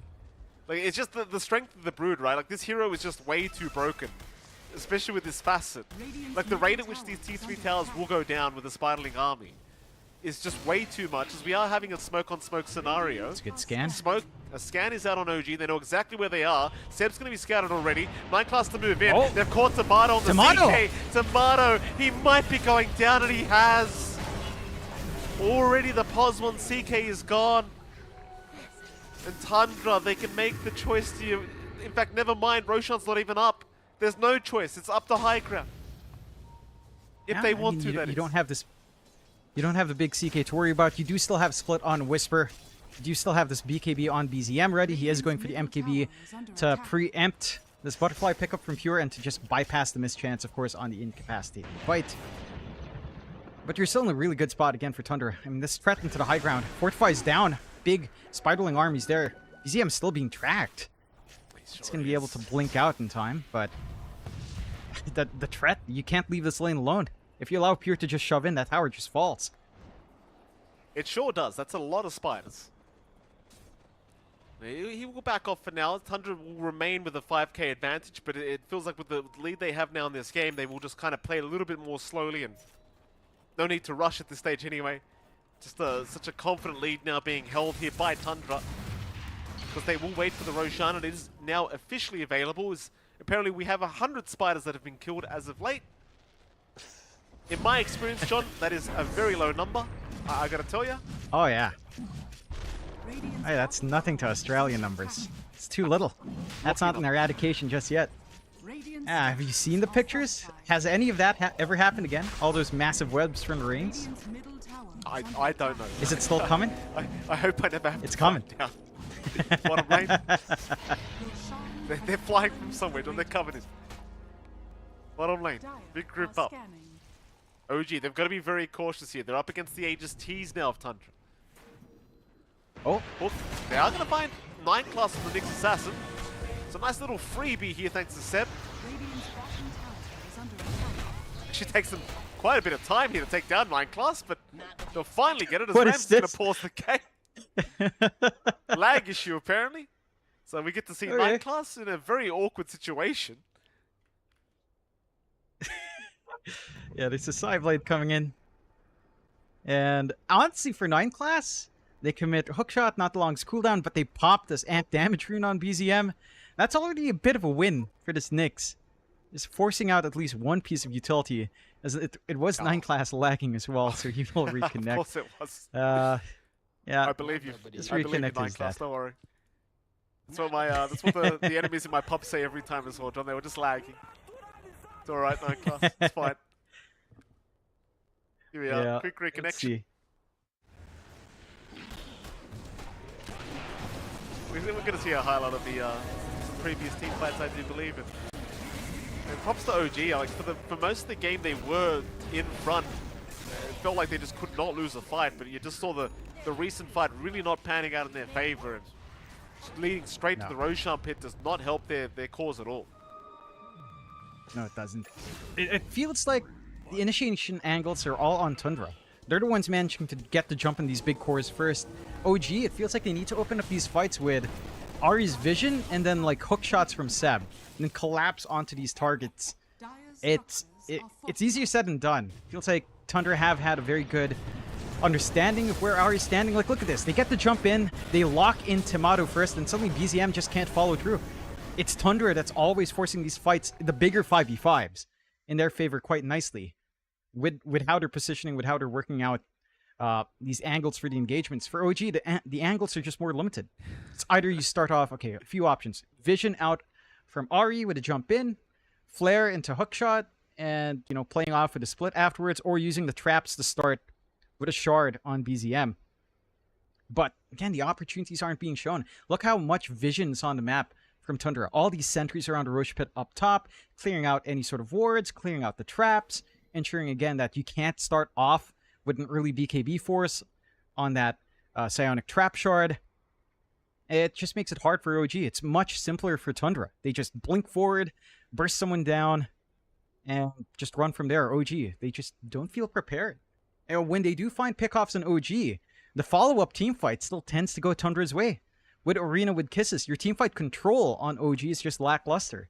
You've got Wukongs for area denial. You've got the split to isolate like 2 heroes with your stun and Cyclone. And that's it. Beyond that, like, you have no way of forcing a fight around an area that you heavily control. Maybe you could count cogs, but it doesn't feel that relevant right now. It does not. We do have both players back in the game. Both Pure and 9 class have reconnected. Ramsey says RD. There we go. Happy to go now as Seb gives the go-ahead. 9 class, of course, will die down at the bottom lane. In case that was not obvious. And we are going to have a quick pause out again. Wonder what the issue is this time. We'll find out sooner or later. Pure's having problems. What? All right. Yeah, just sort it out, whatever it may be. White one just sitting there with his haircut. Turn the other stream off, Pure. Yeah, that's what's making the internet lag. Come on now. Hey! Well, it's not too soon. It's been a year, so that's fine. Oh, even if it wasn't a year, John, it was never too soon. Can't make mistakes like that and expect any sympathy. Is 9 class now going to disconnect as well?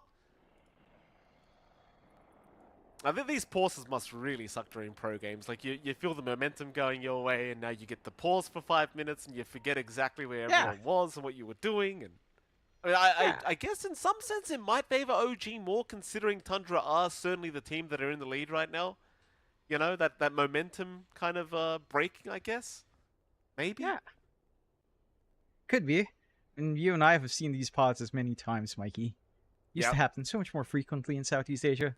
You'd have them go for 40 minutes, then you'd have March say go.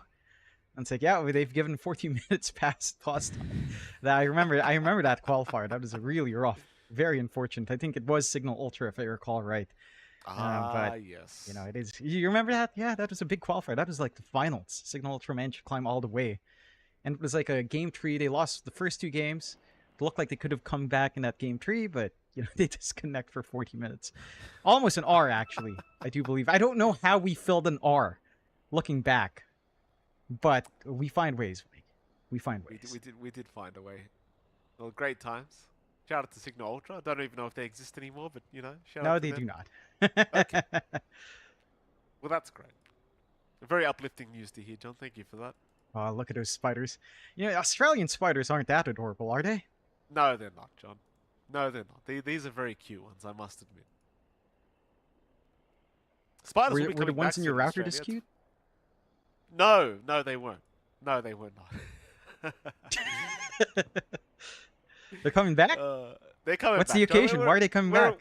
We're in winter right now, Jonathan, so they're hibernating at the moment, but I promise you in a couple months they'll be back. No problem. Beautiful. What's your favorite spider, Mikey? What are you most fond of? Do you enjoy seeing a red pack because you're a sicko? I actually don't mind the daddy longleg because it's all they do is sit there and eat bugs. You can literally just keep them in your house to just sit there and eat like any flies that come by. They're actually very handy, and then they can't hurt you. Like they don't hurt you at all. So I just leave them there on purpose. They're very nice. Yeah, I don't know if they even. I remember technically they aren't spiders. I don't know. I don't know.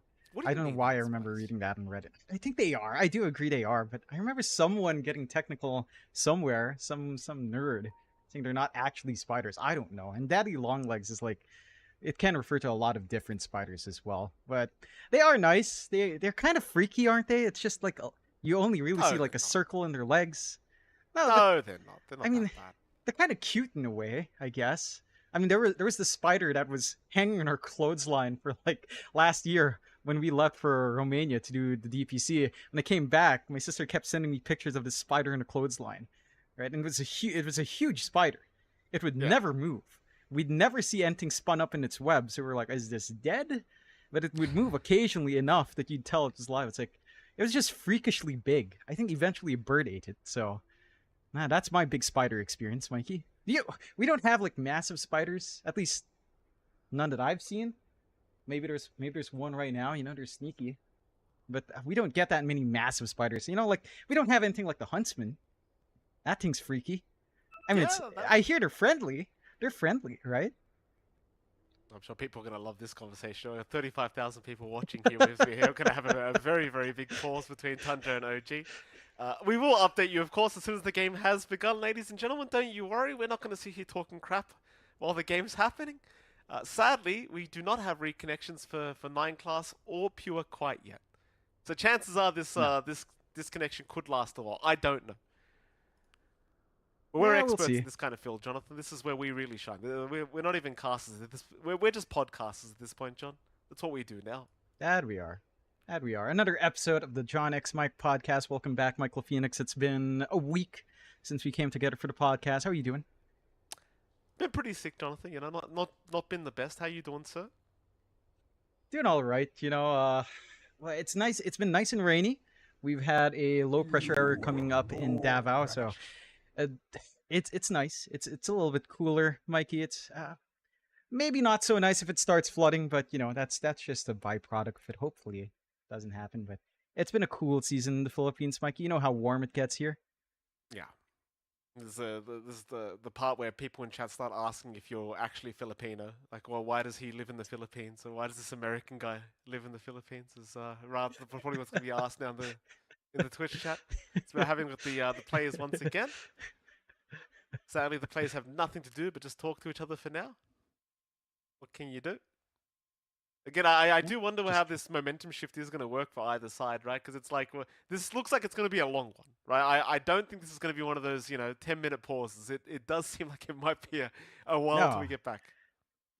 I'm pretty sure we've gone past 10 minutes at this point. Have we Looks already? like some sort of technical. quick. It feels like it. Okay, maybe 5 minutes. I don't know. Like, none of our admins are talking, so we haven't crossed any threshold, but it does look like a technical thing that the admin team on hand are working on. So we shall see. Speaking of chat, I've seen a lot of people spamming drop. Don't forget to spam !drop for your chance at the giveaways. There's a lot of big bundles being given away here. So I don't know. This is probably not the time to drop, but I'm just telling you. I've seen you guys spam it. Keep it up. Keep it up. You want those immortals. You want that. What's it called? The dragon claw hook, whatever it is. You want it. You need it. Aren't they literally meant to spam it once they're told to spam it, though, John? Like, aren't you literally creating problems for the guy that has to deal with these now? Hold on a minute. Seb's asking what's up. Hold on, John. Someone important's talking. You just watch your damn mouth. Seb's asking, is it an internet issue? Admin Seb, here we go. All right. The Frenchman is Whitemon not says happy. yes. Get the update. Whitemon says it is an internet issue. Lovely. And then Ari says he's on his way. You'll sort it out. You'll cross. No, you won't. But yeah. Oh, it looks like we are going to have a break. We'll go to a break. We'll be right back here with Game 2 between Tundra and OG.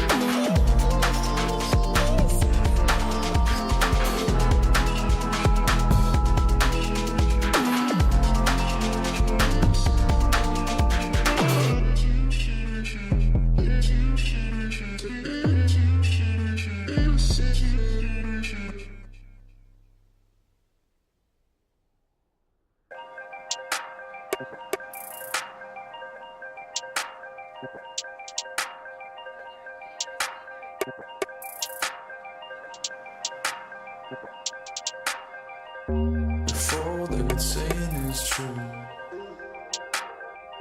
there's a wall before your eyes. Tell me, can you see right through? Right through, right through. Down through the wires and the pipelines. We go disconnecting from the city and the skyline.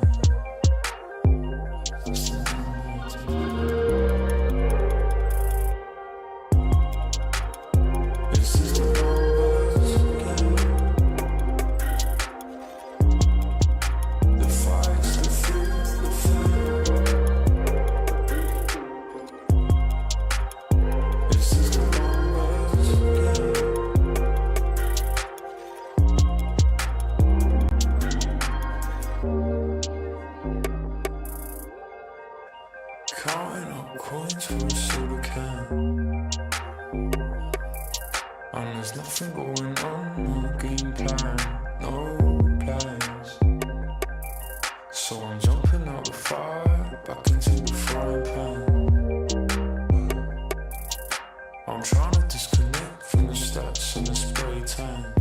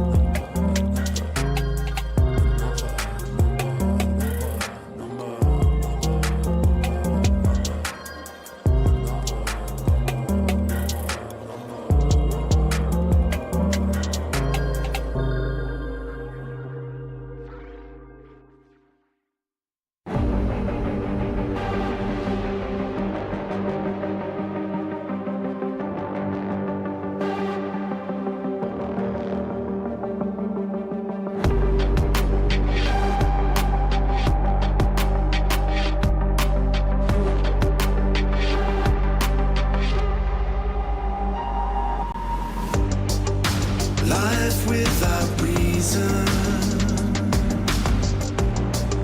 is no life at all.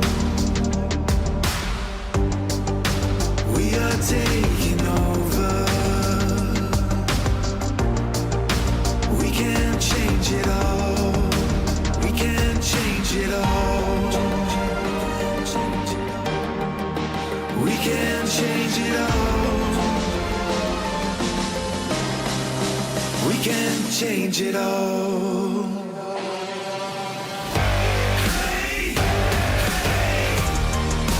We can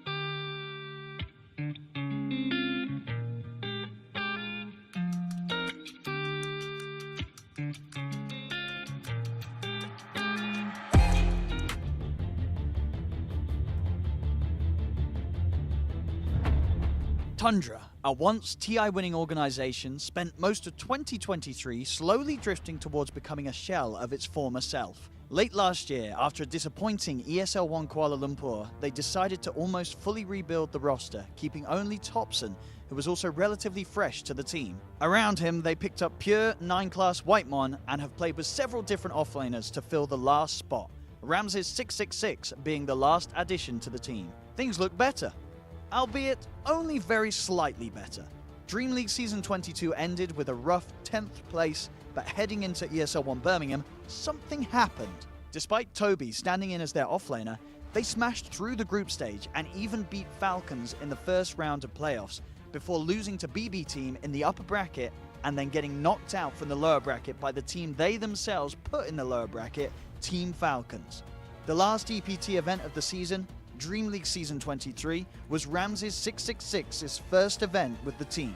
They showed up, but got bested by the eventual second and third place teams, Gaming Gladiators and BB Team, to finish at 5th place. Despite having only played 3 EPT events with this roster, Tundra managed to secure enough EPT points from Birmingham to secure an invite to Riyadh Masters. Maybe now that they've gotten some more experience playing together, they will really show their best selves at Riyadh Masters.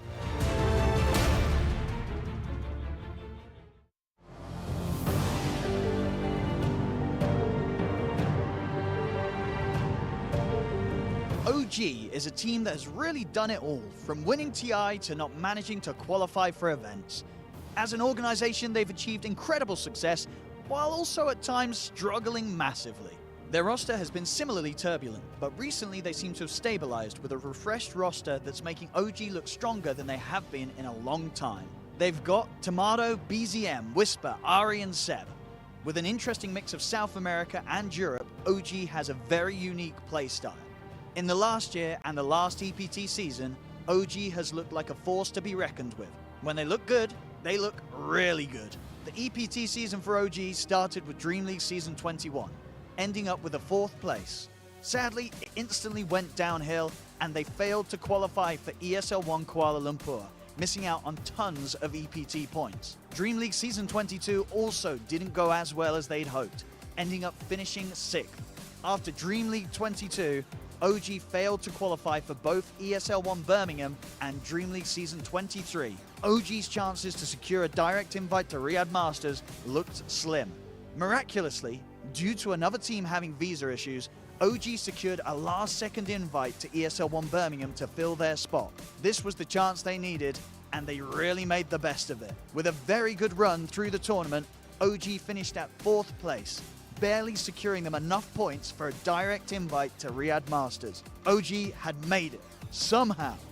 Let's see if they can show that they are one of the best teams in the world here at Riyadh Masters.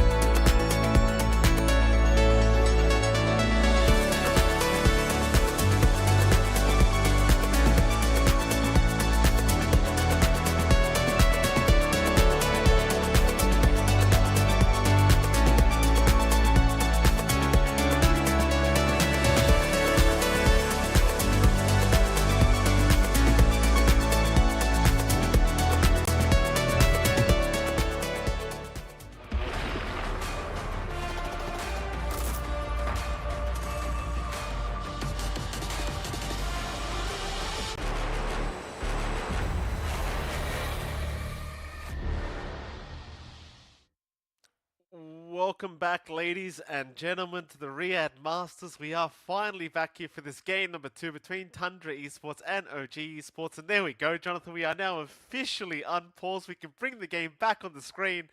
Thank you so much for your patience, everybody. I'm sure it was a daunting wait, but we are here now. Patience is paid off. That we are. It has paid off, Mikey, and like you were saying, maybe some of that tempo Tundra had taken away from that pause. We did have a lot of questions in the chat as well. Seb was mainly talking to himself, as old people do, asking what JB was, never got a reply. So, you know, maybe down the line, it's up to us to find out if Tundra, again, managed to get the 2-0. Of course, OG wants to drag it out into that third game. And they did manage to find that kill on 9 class earlier, but the Aegis control is on the side of Tundra. Just to refresh everyone, full Butterfly up now as well on good old Pure, going into that full Bloodtorn. So everything's starting to line up in a nice way, but the lead hasn't been massive. A 3k lead 30 minutes in, not really significant any which way here for Tundra or OG to be behind on or ahead from. So again, there's a lot of play opportunities yet for both sides.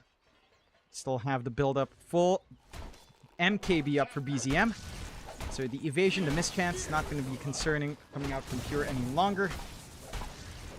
You've got the BKB being lined up over here by Thompson. You've got Ari with his Gleipnir into his own BKB build-up. Wants the Unwavering Condition or Force Boots as he's queued them up as well on his wish list. Very There nice. you go.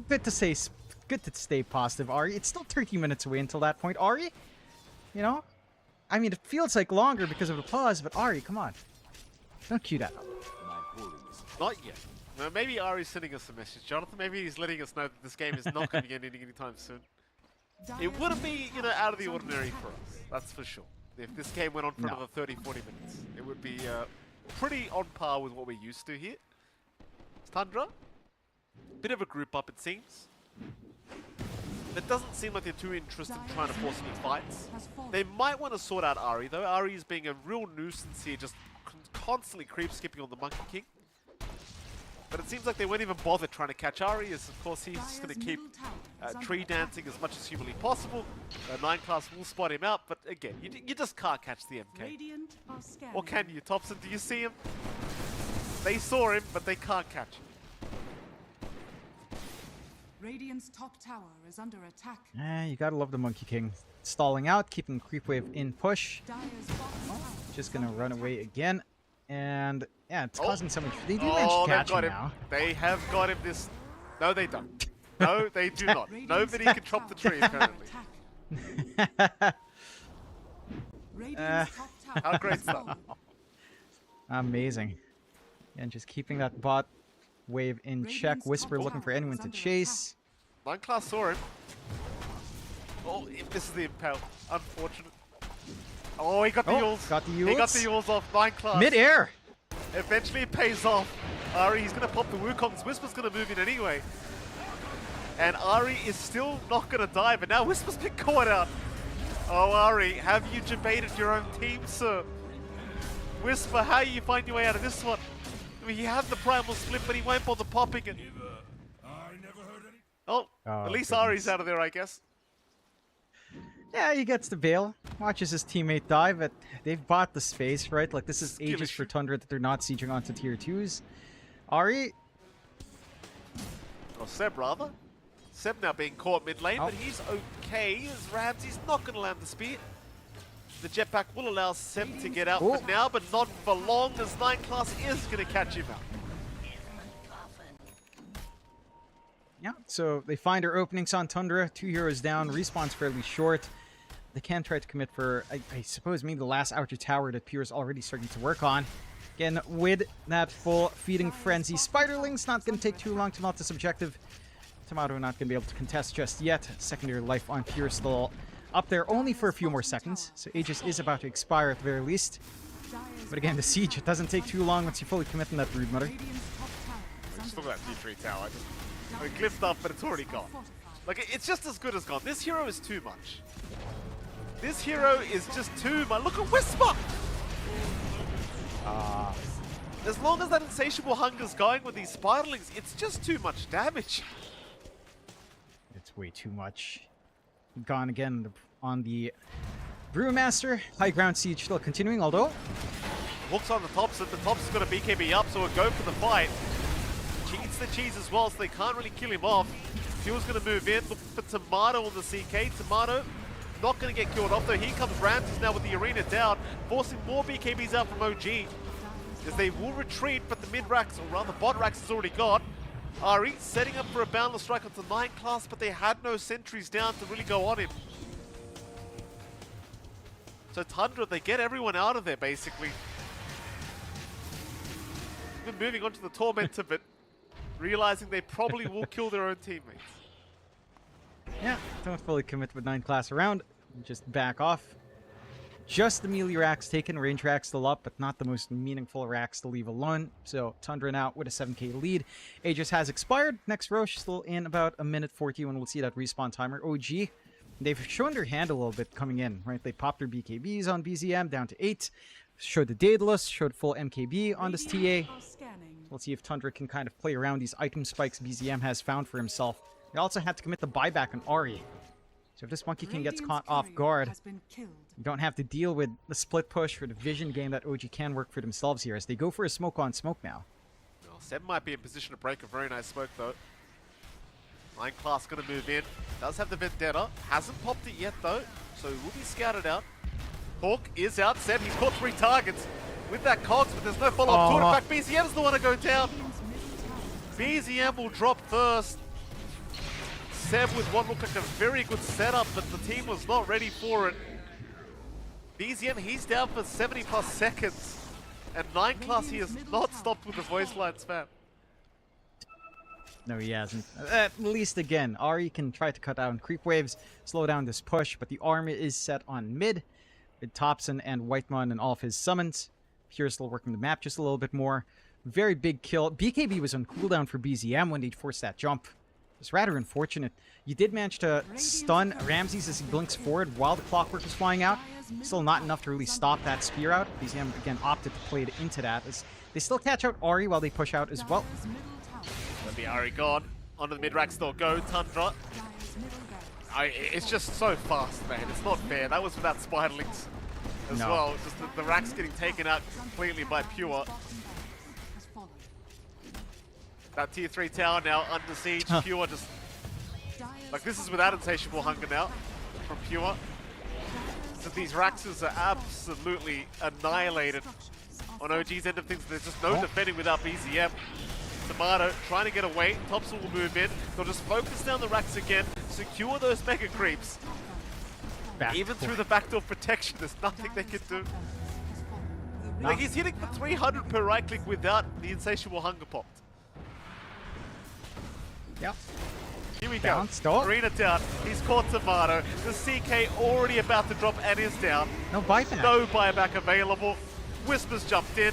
Whispers Brulings though getting destroyed by the side of Tundra. They're going to find Seb. Poor old Seb. Look at a drop. Cookie will land. Seb is gone. Ramses to take that one. Rushing into the fountain they are now. They would not go that far. But they're on the tier 4 towers. Seb, hookshot it again. Cogs are out. They'll try and lock a couple down and try to defend this ancient, but how do you do it? It's not looking too good. Pure on a Whisper will take down the Brewmaster by the looks of it. He's gone. They'll buy back on Whisper. Seb going down in the meantime. He will drop to boot. They'll try to chase 9 class, but Pure, he's the big problem. BZM is down. Whisper will die back, and GG is called. A 2-0 victory here for Tundra. And they will proceed through to the upper bracket. Semi-final. 9 class will have the final word. That you will. You saw the expressions out there from Tundra as well. Pure looking very happy about this clean 2-0 win up against OG, and Tundra for the part. Wow. Silence coming out from Pure. Silence from Pure. Yeah, I mean, guys, come on. You didn't answer, Seb. What the hell does JB mean? What does JB mean? Questions were left unanswered. Well, we'll see. I think it means just better. As they do. Is it just better? Maybe. I think it's just better. Maybe, but OG certainly will be keeping that question asked, going out for the handshakes now, of course, but a very dominant series coming out there from Tundra. 2-0. Game 1, again, looked like there might have been a little bit more play out from OG. They were getting that strong start here. In Game 2, we didn't even see that strong start come in. They were still working the lanes well. It was an even start. The aggression from OG was coming in much earlier on. They were pressuring Pure a lot better in this game. It's just that, again, when it came time to take these fights, their angles were not really there. Like, you had a lot of vision coming out from Ari on the Monkey King, right? You had a lot of vision from the Flare as well, but to hold these heroes down in that control area of the Wukongs, there was nothing. Like, you can see Ramses here. They're walking around the Wukongs, no early care. Spear out, they get the connection onto BZM and Whisper, and it just falls apart. Like, OG's 5-on-5 was just not really there. They could excel at scattered fights when everyone's kind of one by one, but they only really found Ninth Class and maybe Whitemon to pick off. No one else really that was impactful to isolate away.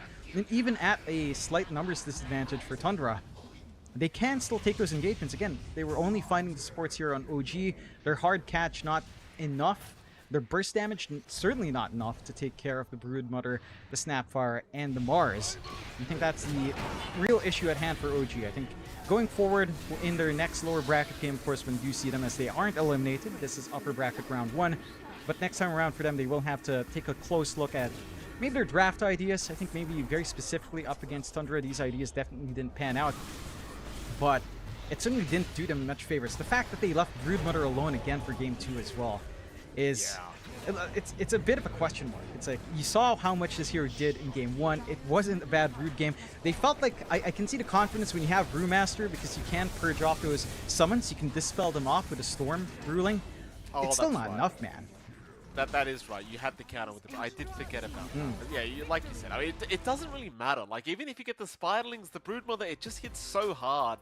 Well, once you get to this stage where you have a Butterfly up and your base attack damage is already massive as is, it just, you pop Insatiable Hunger, suddenly the tower is just completely destroyed, and you are seeing, of course, the end results as Pure is like, well, who's going to contest this now? I mean, come on, who's contesting, who's beating Tundra at the Riyadh Masters? And they are looking very strong. In both games, it felt like they were losing the laning stage as well. Like, props to OG, their laning stage was very, very strong from both games, but it just seemed like Tundra had a timing that they trusted. And props to them for trusting it, because every single time this Broodmother just became completely uncontrollable. And I kind of wonder if Tundra even surprised that Brood didn't get banned out, at least in the second game, because in game 1 it just looked impossible to deal with once it came online. I believe we do have an MVP to hand out as well while we're here, Jonathan. Of course, I mean, if you were to pick an MVP, and never mind the MVP, we have an interview ready to go, so we'll head over to that instead and see who we do have to talk to. But my goodness, what a dominant victory here by the side of Tundra. Oh, I believe. Yeah, do I hear? Who do I hear there, John? Much. Oh, we've got Pure. Excellent. We have Pure on the line for an interview. Very, very happy to see him. Pure, congratulations on your 2-0 victory. So, how the hell are you feeling? I mean, feeling good, man. What can I say? Top 6 already. Feeling good. Looking forward to get to play against some Spirit or Liquid guys. Living life, you know, feeling good. Okay, you're doing great. You're looking good, Pure. I've got to ask you, sir, was there any bad blood between you and OG? Because we saw 9 Class going at it with the voice line spam. We saw the smiley faces. We saw even you at the end. You put your finger up to your lips asking for silence. What's happening, Pure? I mean, we just memeing around, you know, like, Okay. it is 9 Class. We got no really beefs, like, it just, you know, not a hate, I mean, just some stuff going on between the players. Like, it's not really beefs, it's like, you don't really like some of those, but, I mean, I got a huge respect for OG. OG was my favorite team back then, so I got nothing except the love for OG guys, but we're just having fun, guys. Oh, there you go. Pure, can I ask you as well, like this Broodmother hero, like first game you obviously just destroyed them with Brood. Were you surprised the second game around they didn't just ban Broodmother? Because it seems completely broken. I mean, on second game, I think, I shouldn't get this 24 Brood. They let me go for some reasons, they let me pick this hero. Don't know, I mean, Brood is super strong. Like universal hero, on carry, spiders, like crazy stuff. Go on, John. Fair enough. I'm curious, you guys are moving forward. According to the brackets, you are potentially facing off against Team Spirit or Team Liquid. How are you feeling about that next matchup for you guys in a few days? I mean, I didn't want to play against Spirit in the first round, but I'm in the second round. I'm ready to go all in, and we're gonna play with Spirit, I think. I mean, I'm just looking forward to those games. I'm really waiting for those games. Like, I'm really excited to play it. Like, I don't know, I'm super excited. Fair enough. Now I'm curious.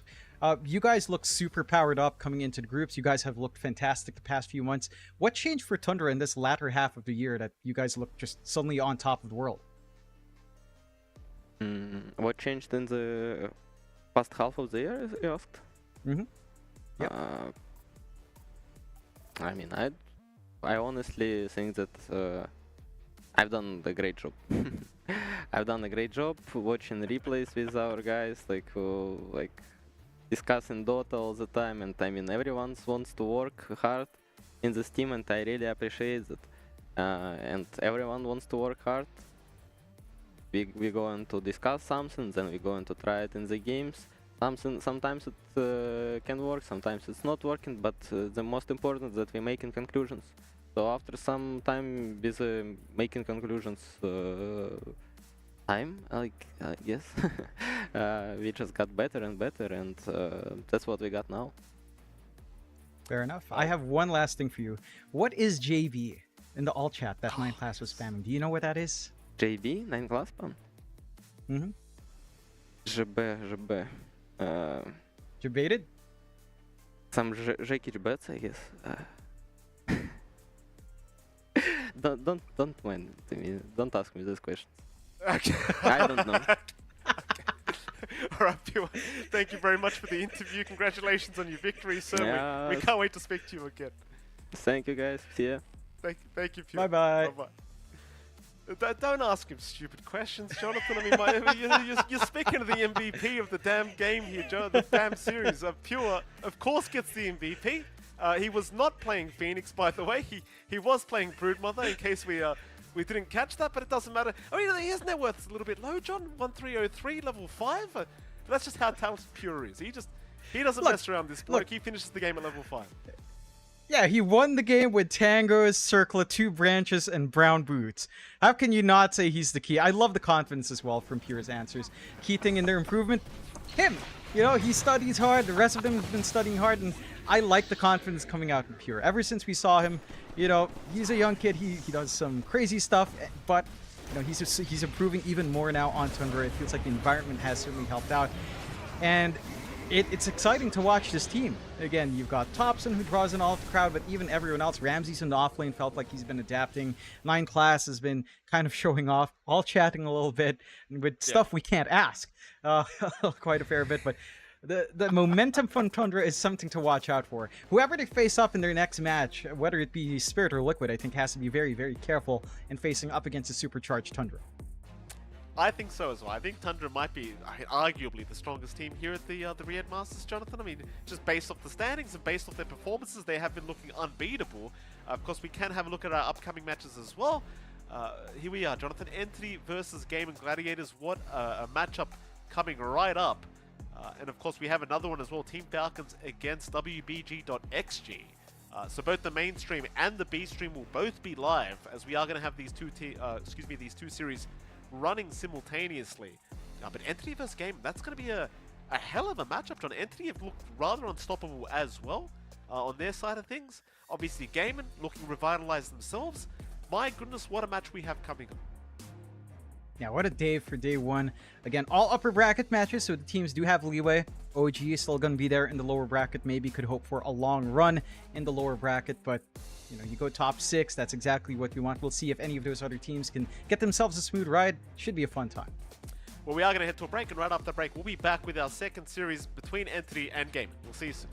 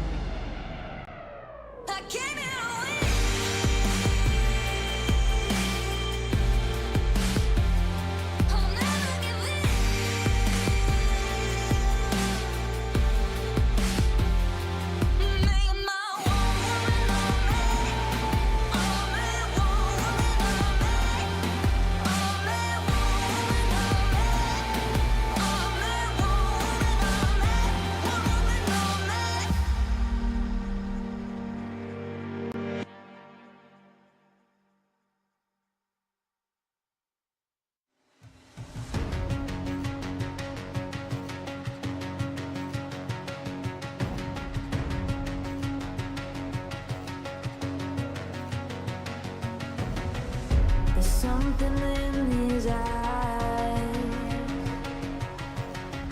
There's a storm within, but it's written in the skies. Let it break me till it's over. Won't let it shake me, no.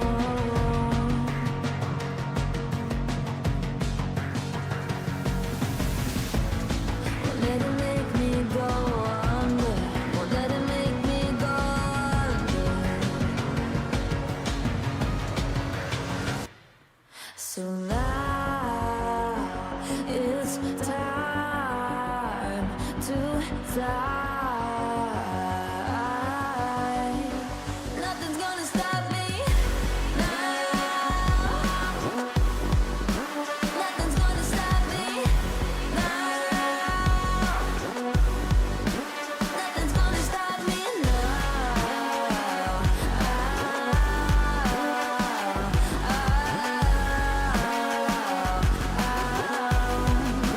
Nothing's gonna stop me. No one will ever get left behind. A million more before I've tried. Won't let it break me till it's over. Won't let it shake me, no.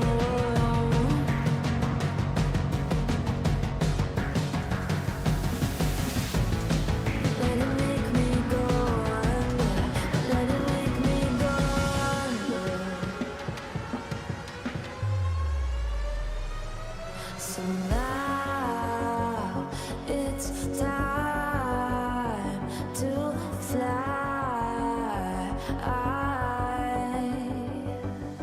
So now it's time to fly.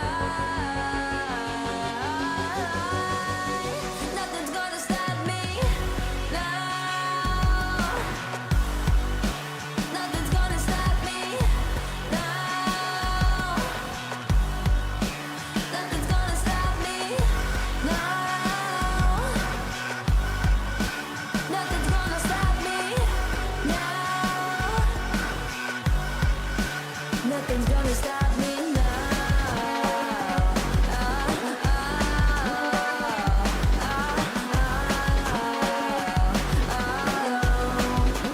Nothing's gonna stop me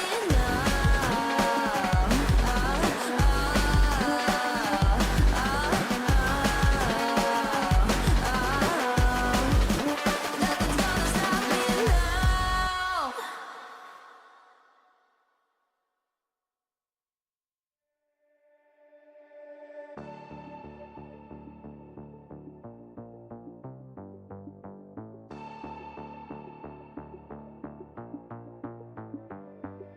Why, one by one, you always come back like a curse?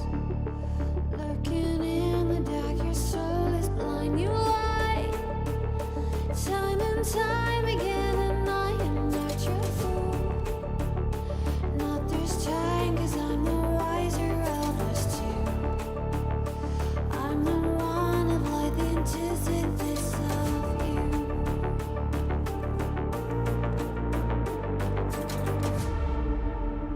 If you shoot, I'll take you. If you run, I'll chase you. If you scream, I'll whisper. La-di-da-di-da-da-da. This is all you ever wanted. Take it all, you deserve it. This is how you're gonna end it. La-di-da-di-da-da. Take it all, you deserve it. Take it all, you deserve it. Giving back the freedom you want to destroy. And my power's way too strong for you, so try. 'Cause you can't die.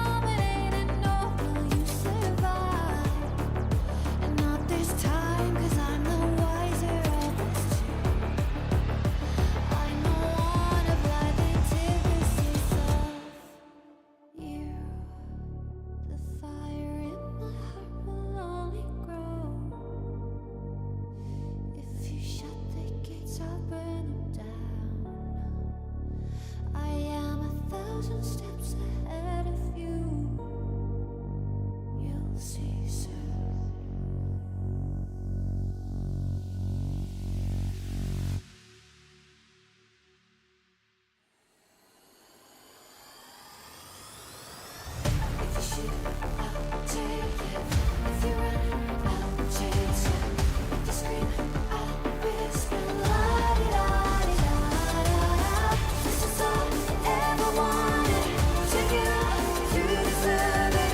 This is how we're gonna end it. La-di-da-di-da-da-da. Shoot, I'll take it. I'll chase you. If you scream, I'll whisper.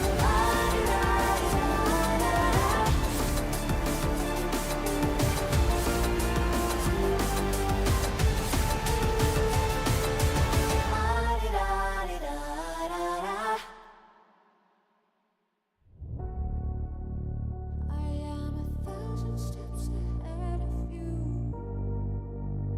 You'll see soon.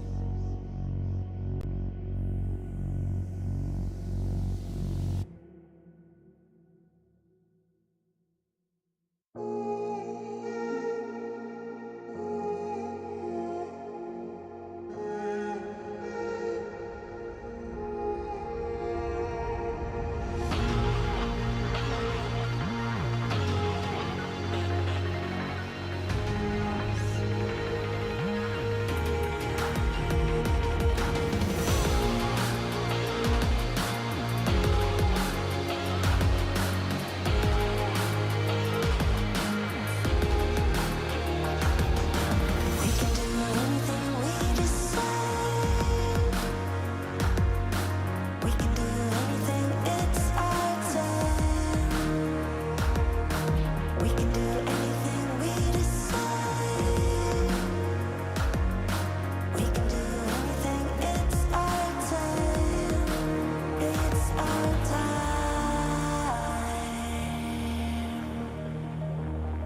We're taking over.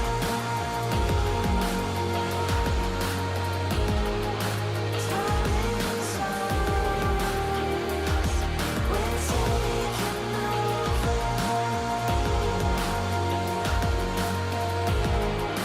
We are stars. We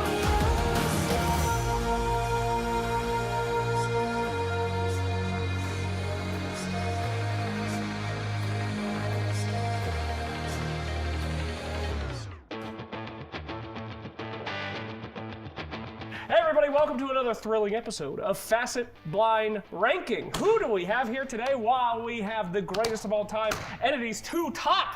We got the Watson and we got the Fishman. Hello and welcome to the show. Hello, Sir Alex. Thank you so much. Yeah, he didn't know my name earlier, by the way. He called me Alex over and over again. Sir Alex. Sir Alex. That's actually my middle name, so he's psychic. Very cool fact here for Fishman. How you doing, Watson? Good. Good. Hope you're about to be great because we're going to play an incredible game here today. Facet ranking. I'm going to give you guys 10 different facets. You have to rank them based on which one's good, which one's bad, 1 being the best, 10 being the worst. Trick is, though, I only tell you 1 at a time. So you don't know what's coming. You have to kind of feel it out a little bit. Are you ready to play? Go. Yes. Go. Do you know the facets? No. This will be an adventure then. Okay, well, gentlemen, let us begin with our first facet. Our first facet of the day is Dust Devil. This is Sand King's facet.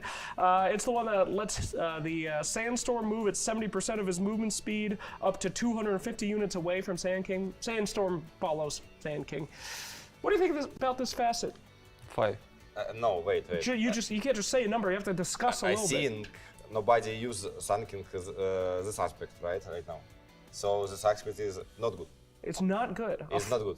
So it cannot be 5. It's 8 or 9 in my opinion. Wow, already. What do you think? 10. 10. 10? You think it's the worst one out of all the ones I'm going to read? Yes, I'm sure. That is they the- fixed it. Yes, yes, they fixed it. This So hard. yes. How do you go from 5 to 10 in 3 seconds? That's like the entire list, bro. I mean, maybe they have even worse. I don't know. You're gonna go straight to 10. My feelings. Okay. Okay. I just remembered it. They No, fixed it. it's very risky to put it 10. I think we put it 9. 9. Okay. Now 9 seems more. Yes. It's good. Did you? Because in the end, this aspect is it's not that bad. It's just bad. If it's not that bad, why are you putting it at 9, dude? It's just less than average, let's say. Okay, guys, we gotta get a better strategy here cooking as we continue. All right, so number 9 for Dust Devil, seed money. This is an alchemist facet. You get 250 gold at the start. It's Imba, free. Top 3. It's Top 3? 3 or 2. 3 or 2? Really? 250 gold? What's that, course. dude? Bro, Imagine you buy 2 bracers Okay. before game. or bottle for meat. So, you can help me out on this because, you know, top MMR in the world. People that lose their money at the beginning of the game, how bad do you think that is? If you value this facet so well, if you're AFK, you know, going to potty and then you're ticking down on money, is that a big deal, in your opinion, Watson? I don't know. What do you mean you don't know, bro? 250 gold? You minus It's 50 a lot. gold? It's huge, right? Yes. Okay, we put it 2. Okay, putting it 2. So, 3. Alchemist 3. is 2? 3? 3? Okay, we put it 3. 3. Okay. You guys gotta lock it in here, okay? I'm hearing a lot of changing. All right, next up is Static Slide. This is for Storm Spirit, Static Remnant. The Remnant moves with Storm Spirit across to the target position. So it's that one that has, like, you know, he walks over when he does the Remnant. This is Imba. Imba. Imba. This Okay. is 2 or 4. 4. 2 or 4? Okay, let's talk about it. What do you think? Storm, very good hero. I like Storm. I like no one Storm. I hope we will pick it more. Well, don't give away anything on the little facet skit, guys. Come on, take it seriously, please. So would we put it 2 or 4? 2 my Storm Imba because of this. Yes. Okay, Okay, so we this put one, it 2. this one is 2. Yes. And the last one, seed money, was 3. Okay, cool. Next up, I'm not even gonna ask any questions. Can I ask why it's Imba? What makes it good? You destroy enemy mid like so hard because of this first spell. I don't know second aspects, honestly, but I know Storm is a good hero. With What? this aspect. What? You know second aspect of Storm? Did you ask second aspect? No, I'm just asking. Do you know? No. Okay, great. Well, that's how Imba it is. You only need to know 1 on Storm. I'll take it. All right, next up is Hookup. This is the hook shot aspect for Clockwork. When hitting an ally, hook shot has a larger impact radius, and they both get a physical damage barrier equal to hook shot damage, and it refreshes Clockwork cooldown. This is the one where you shoot it at your allies. What do you think about this one? I don't know this aspect. It's I will answer this. Okay, okay. So, first aspect of Clockwork good. I mean, better, but this aspect as well played by Creed and by Snaking. So by one of the best team, actually best team, Falcon, Dota 2. Okay. So this means this aspect is not that bad. It's okay. It's just 7. 7? Yes. But it's spanned by the best team in Dota 2. Are they dumb? 8. Okay, got it. 8. I won't even argue. 8 on that one. Okay, next one. Static Field. Static Field deals more damage to nearby enemies. Static Field. It's a disruptor. Yeah. Is this good? This is a innate. Or no, I no. think second aspect of disruptor is Grief. What's the other one? So I play this aspect because I can play second aspect, like no chance. Second aspect is I put so number 3 spell, Kinetic Field, is changed. Yeah, it's the wall, right? And it's wall. Yeah, yeah. It's a Grief.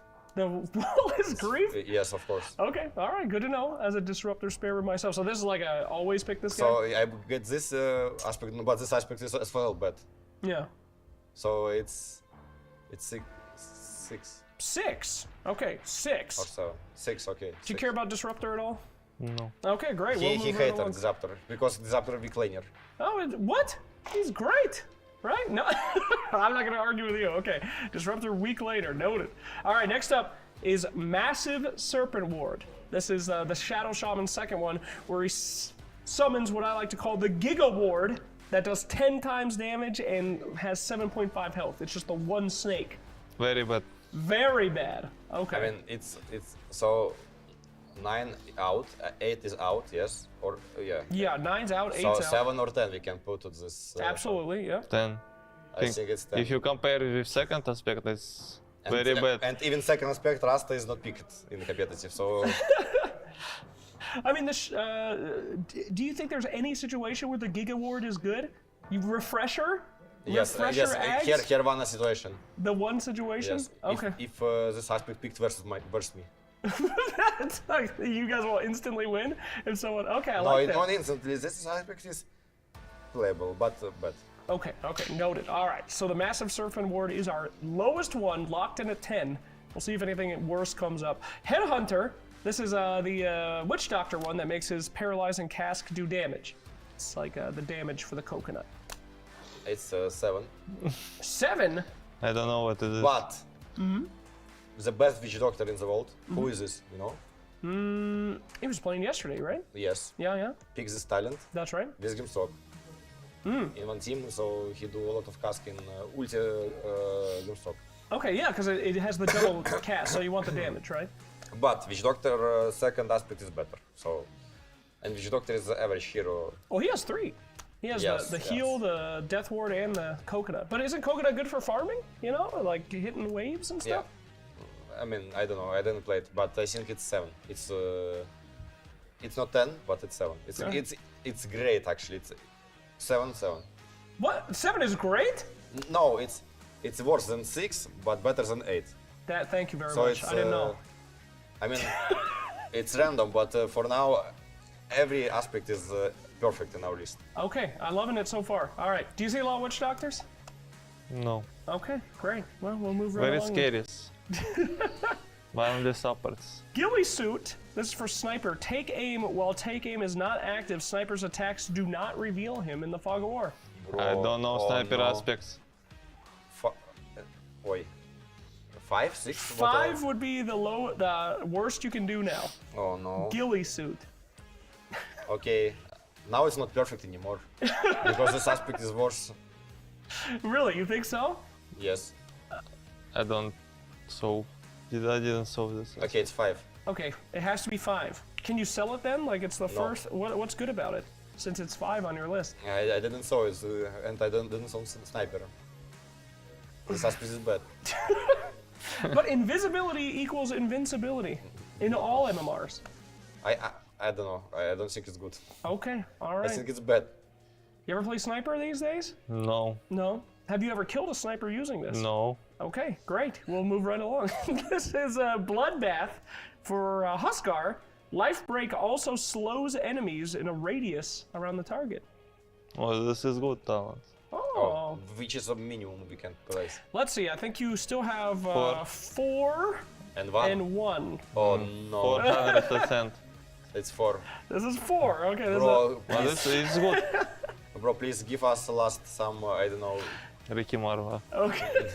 Yeah. So why is this one good? Because you guys were not too disappointed it was 4. I played on Huskar. It was good aspect. Yeah? Okay. Good. I mean, does that really make Of course that... he played Huskar, he Kazakhstan player. Well, that's true. All Kazakhstan player play Huskar. Of course, of course. Anyone that you don't want to get this against? Is there any way that you would get the other Fasten instead on Huskar? I don't know. He don't know second, I bet. Yeah. No, I know it's regeneration. Okay. So any situation where you'd want the second one? No. Okay, noted.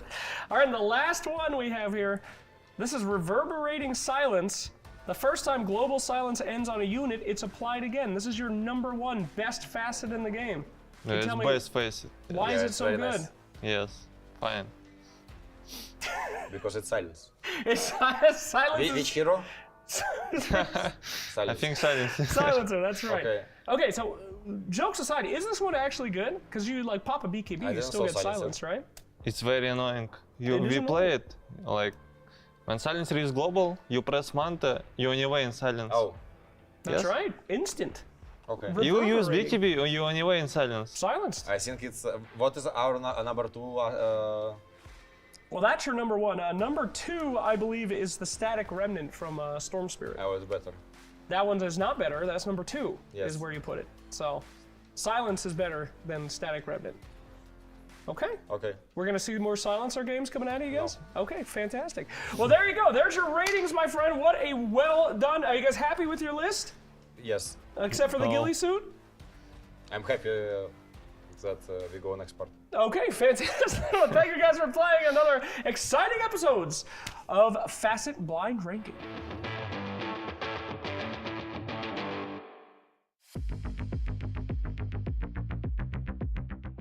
welcome to another thrilling episode of Guess the Clip, the most accurately named show ever. I am here with Gaming Gladiators. What should we call this show instead, Duraccio? Guess the Clip. Should change the name. What should it be? Clown Fiesta. Clown Fiesta. Welcome to That's another usually what episode happens in the of fights, I Clown think. We have to guess Fiesta. the fights, right? And that's usually what happens. Today I'm here with Gaming Gladiators, Duraccio and Quinn. Thank you so much for joining us on your busy schedules. I know you guys are packed today. So packed. Absolutely packed. To the brim. 1,000 scrims, right? And yes. poops as well. Who are you playing against? I don't even Great. know. All right, let's go ahead and get into the skit here. So we're going to give you 3 gameplay clips. You can only hear the audio. Your job is to identify what is happening in the clip, but more importantly, who are you playing against and what event was it? Some hints for you. It's we playing against. Yes, it's all your games, and it's all on the road to Riyadh. So it's all the this year, so it's all road to losers. Riyadh. All losers. That's right. So we will see. Are you ready for clip number 1? Yes. Yeah. Okay, listening ears. Here we go.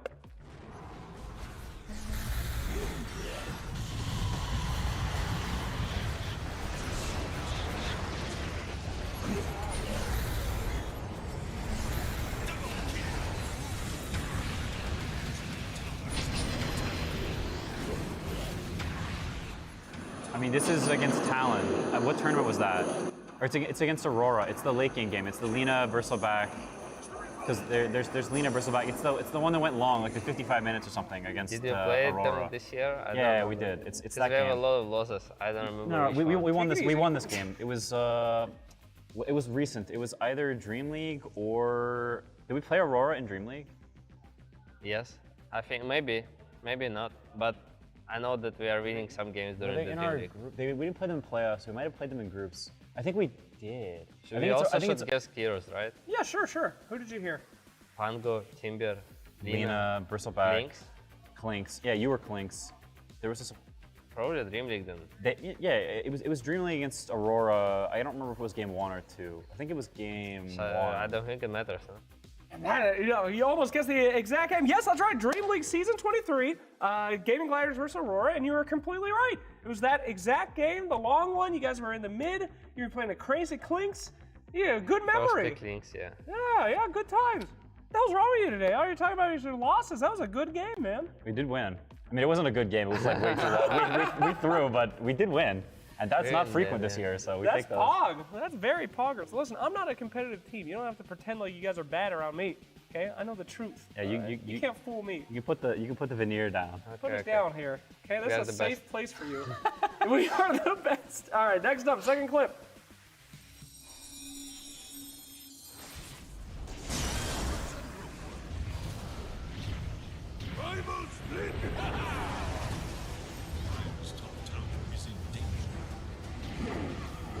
Muerta.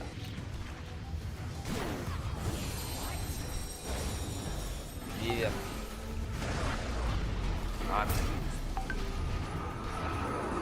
Oh, this is against it's against Tundra, also in Dream League. That was the only game they had 4 Muerta. We had Axe. We had Axe Iolesh. It was game 1 against Tundra in Dream League. This guy is boss the if he's playoffs. correct. I want to put that one back at the cooker here, boys. Try again. Really? Incorrect. We had Iolesh. Can There we was also listen to it Axe again? and Muerta. You want to hear that one more Yeah. time? All right, you were fast enough in clip 1 where I can do that. Puck. Oh, there was no puck in that game. You're right. There's no puck. It was Bad. Wayne Ranger. Yes. There was also no pen in the game. All right, I was way off. What the heck game is this? Bottle.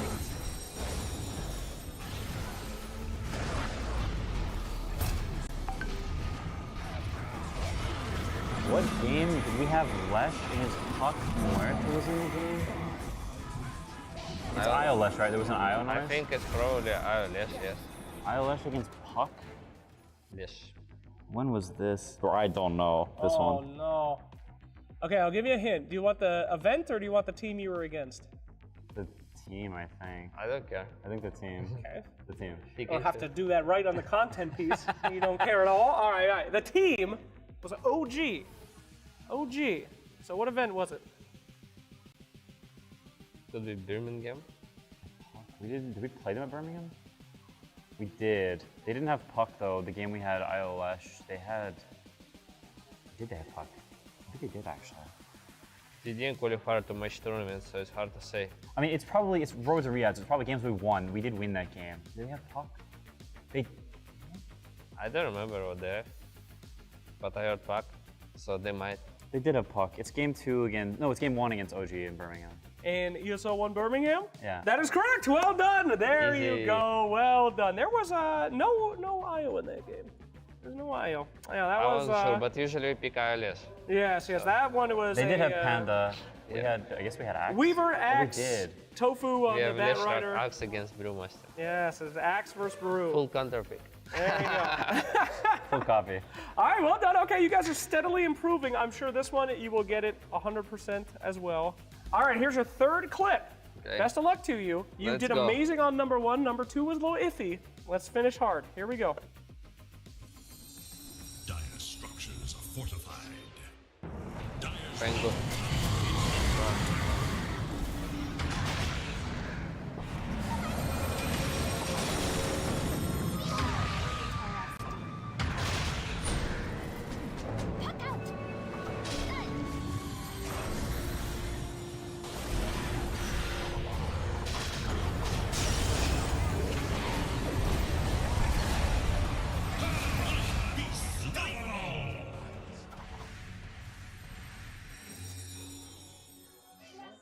I'm just thinking who is playing Primal. I think we are Pango and we are playing against maybe Heroic because they love Primal, they love Puck. And I'm playing Slark against, I think this is Heroic team. Maybe I'm not. I don't remember a series we played against because we only played them at Birmingham. Yeah. And neither of those games we had. I mean, game 2, I was Pango against Primal, but I don't. Because we also smacked them here, and I there was remember no- I'm owning on Slark, one game. I think it's them, but I could be wrong. You wanna help us? Do I want to help you? You're wrong. Really? Try again on the enemy team. Incorrecto. But I'm Slark, right? You are Slark. Well done. That is correct. You were 7 and 5. Slark Pango. Oh, okay. It's okay, it's okay score, so that means it's okay. We I'll are give you owning. another hint, you know? What's Slark Pango? I actually don't know. They had Primal. Can you play it Oh one wait, more wait, time? hang on, wait, was this? Wait, is it only team game, like ESL tournaments? Yes, yes. Okay, yeah. Only the road to Riyadh. Okay. That's right. So it's not against Spirit at Dubai. I'll give you a hint. This one was not so recent. This one was a bit ago. Okay, so it's probably... Maybe Kale? It's probably Kale then. What game? What game were you Slark and I was Pango at KL? I don't remember. Oh no, it's one of the games against Aster. It's one of the ones we won. I think it's game 2 in the. Aster? Oh, sorry. Azure? Azure, yeah. I think it's game 2 in the finals. That is pretty paw. Yeah, that is correct. Wait, you guys were did we win Azure. this game? Yeah, we won. It was before we threw all the next 3 games. No, this one you lost. Yeah, that's why I remember I lost a Slark. Yeah, so No, we are owning we won and against then we Slark throw. too. We were like diving the base and stuff. So this was game 4 of your best of 5 grand final. You guys actually was that the lost this Timbersaw one. game? I think This we are was the owning this Timbersaw game, but game. then we throw. Yeah, I I remember forgot I about Timbersaw. jumped mid and I died and like Yeah. Just everything They- falls they- off. It was the Knicks game. It was the Knicks game. yeah. Yes. Correct though. So very good. You guys almost got it. How would you rate yourselves? I think I'd give you a B. 6 maybe 6 out of 10. out of 10. Yeah, without help, it's probably we're gonna That's lose. like a F. Yeah, we only got the first one with What no do you help. mean it's F? No, it's like I don't know the scores. Like A, B, C, D, F, right? Or- Yeah. So it's C. A C? Okay, a little harsh on yourself. I give you a B minus. I think you guys did great. Very good. You didn't recognize a lot of heroes. You were very good. Duracio, you didn't really recognize anything, but that's okay. He remember all our games. I don't really care. I just played and Why I don't you forgot remember it. the games? You know, you're not I mean, haunted if by I your... see some clip where I'm dying, I probably can guess that it's me. Okay. But on sound, I don't know. Okay. Well, I mean, you know, get those earbuds in. You should do that thing that the Giga Chads have. That's like, you know, learn Chinese and then Dota sounds on 2 sides and Do sleep people with do it. that? Yeah. Does that work? No. Thank you guys so much for watching the content. It was great to have you. Thank you to Gaming Gladiators, and we'll see some more of them coming up at the Riyadh Masters. Bye. Bye. Bye. Goodbye. Bye. Ah.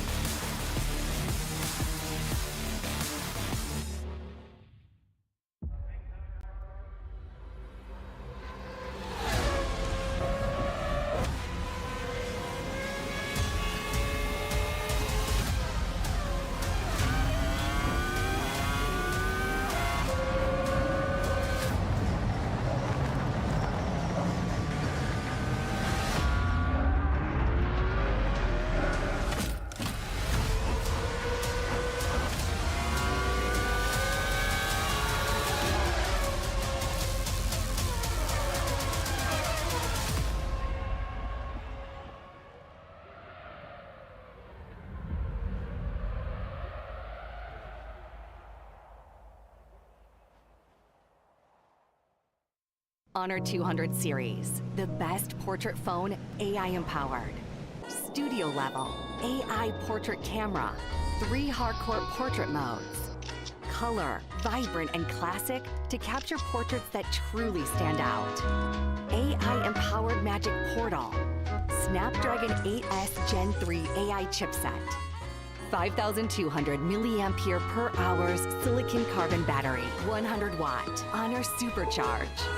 This is Honor 200 series.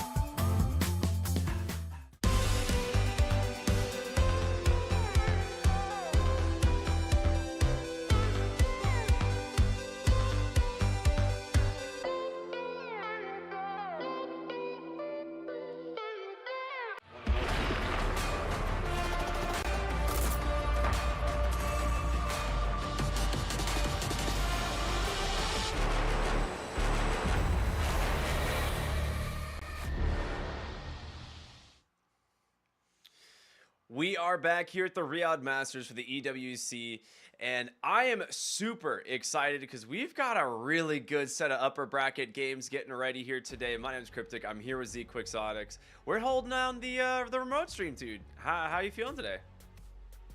I like being here. This is gonna be a fun series. That means I'm great. I'm doing great. How about you, Ricky?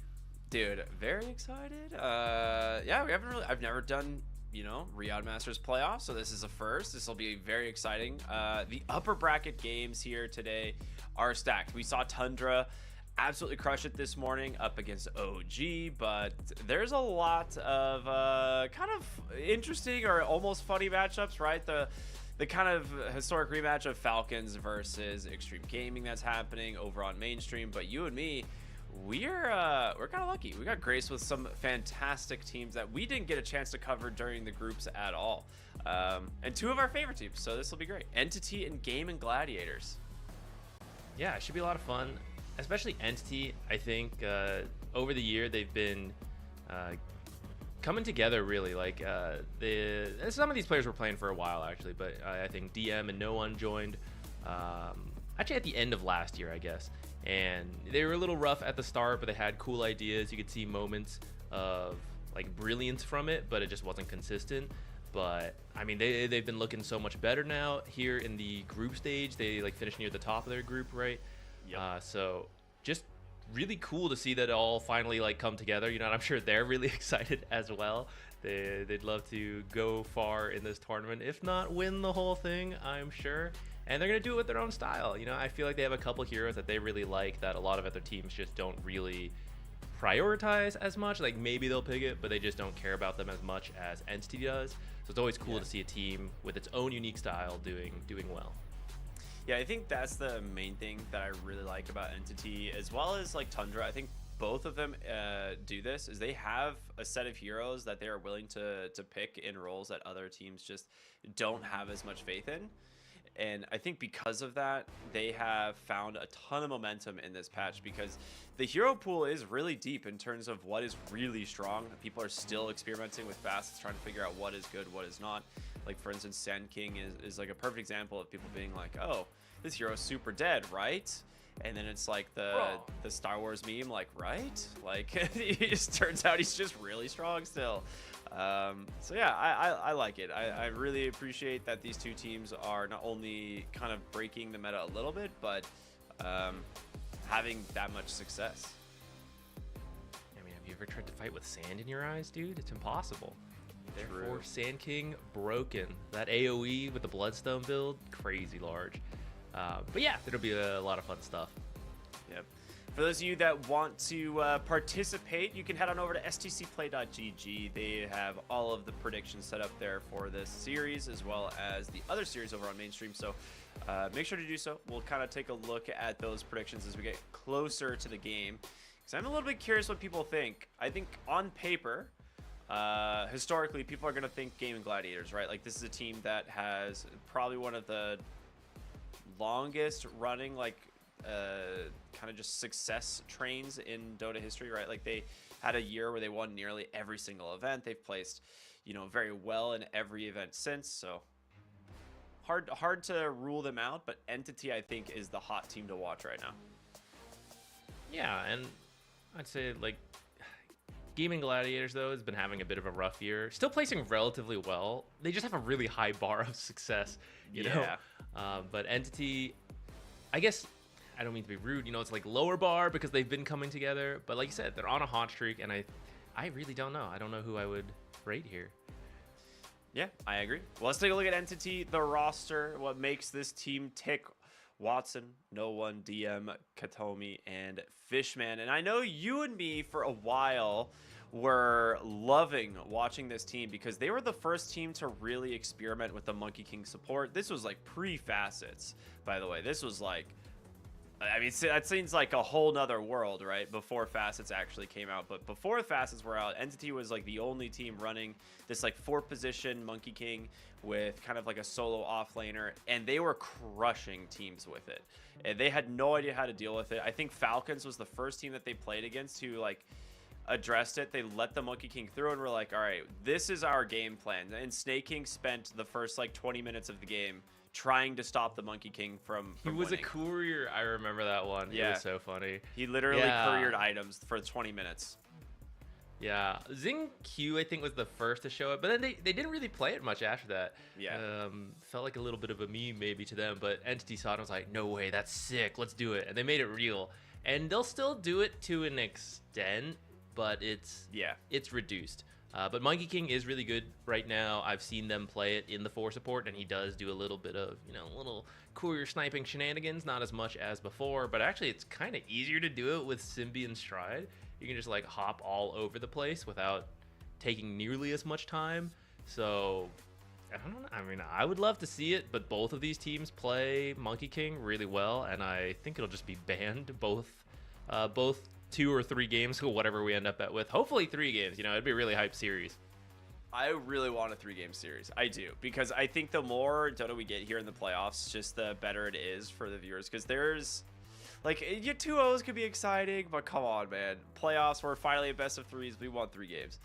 Let's take a look at their opponents. It's going to be Gaming Gladiators, of course. And, yeah, I mean, you should all be familiar with these guys. Like, absolute legends. Durachio, Quinn, Ace, Tofu, and Celery. Sorry, I haven't seen Quinn's picture before. I know, that's so good. That's so good. That's quite good. Yeah, I mean, this he team needs is to so make that fun. an emote in his channel, his Twitch channel. Yeah, he's pogging That's super gotta be hard one right there. I have to say, like, this team just generally very fun to watch. Probably one of the most stable rosters that we have seen in quite some time. And they also, like, it's kind of a meme, like, they also just have pretty deep hero pools, whether it be, you know, in the off lane or their supports even. So you can flex heroes quite a bit. I think Quinn and Ace actually share quite a few heroes. So, and obviously Ace probably one of the best Broodmother players from the off lane. So there's no shot Broodmother is making it through this draft for Gaming Gladiators, I'd imagine. We both would love to see the Broodmother, but there's just no way, right? If we're gonna see it, it's gonna be game 1. Like either Brood, Monkey King, whatever, because those heroes I think are so good that you know they're gonna take it, right? So if you want to take your shot at, here's my draft plan, because I know they're gonna open with it, right? Like that can be the hard part about drafting, is like, oh, they could take this opener, okay, so we got to come up with a couple ideas. This opener, come up with a couple ideas. But if you know, like, no, this is the first pick coming out, then you can invest more time in that and feel, you know, better about the payoff you're going to get from it, because, like, oh, yeah, they picked Broodmother. Now we get to go through with our strategy. But then it might win anyways, and then you're like, oh, yeah, that hero, man, busted, ban it, you know? So that's why I wouldn't be surprised to see it just banned out. But game 1, come on, guys, try it out. Upper bracket, you know, you're not even out. It's okay.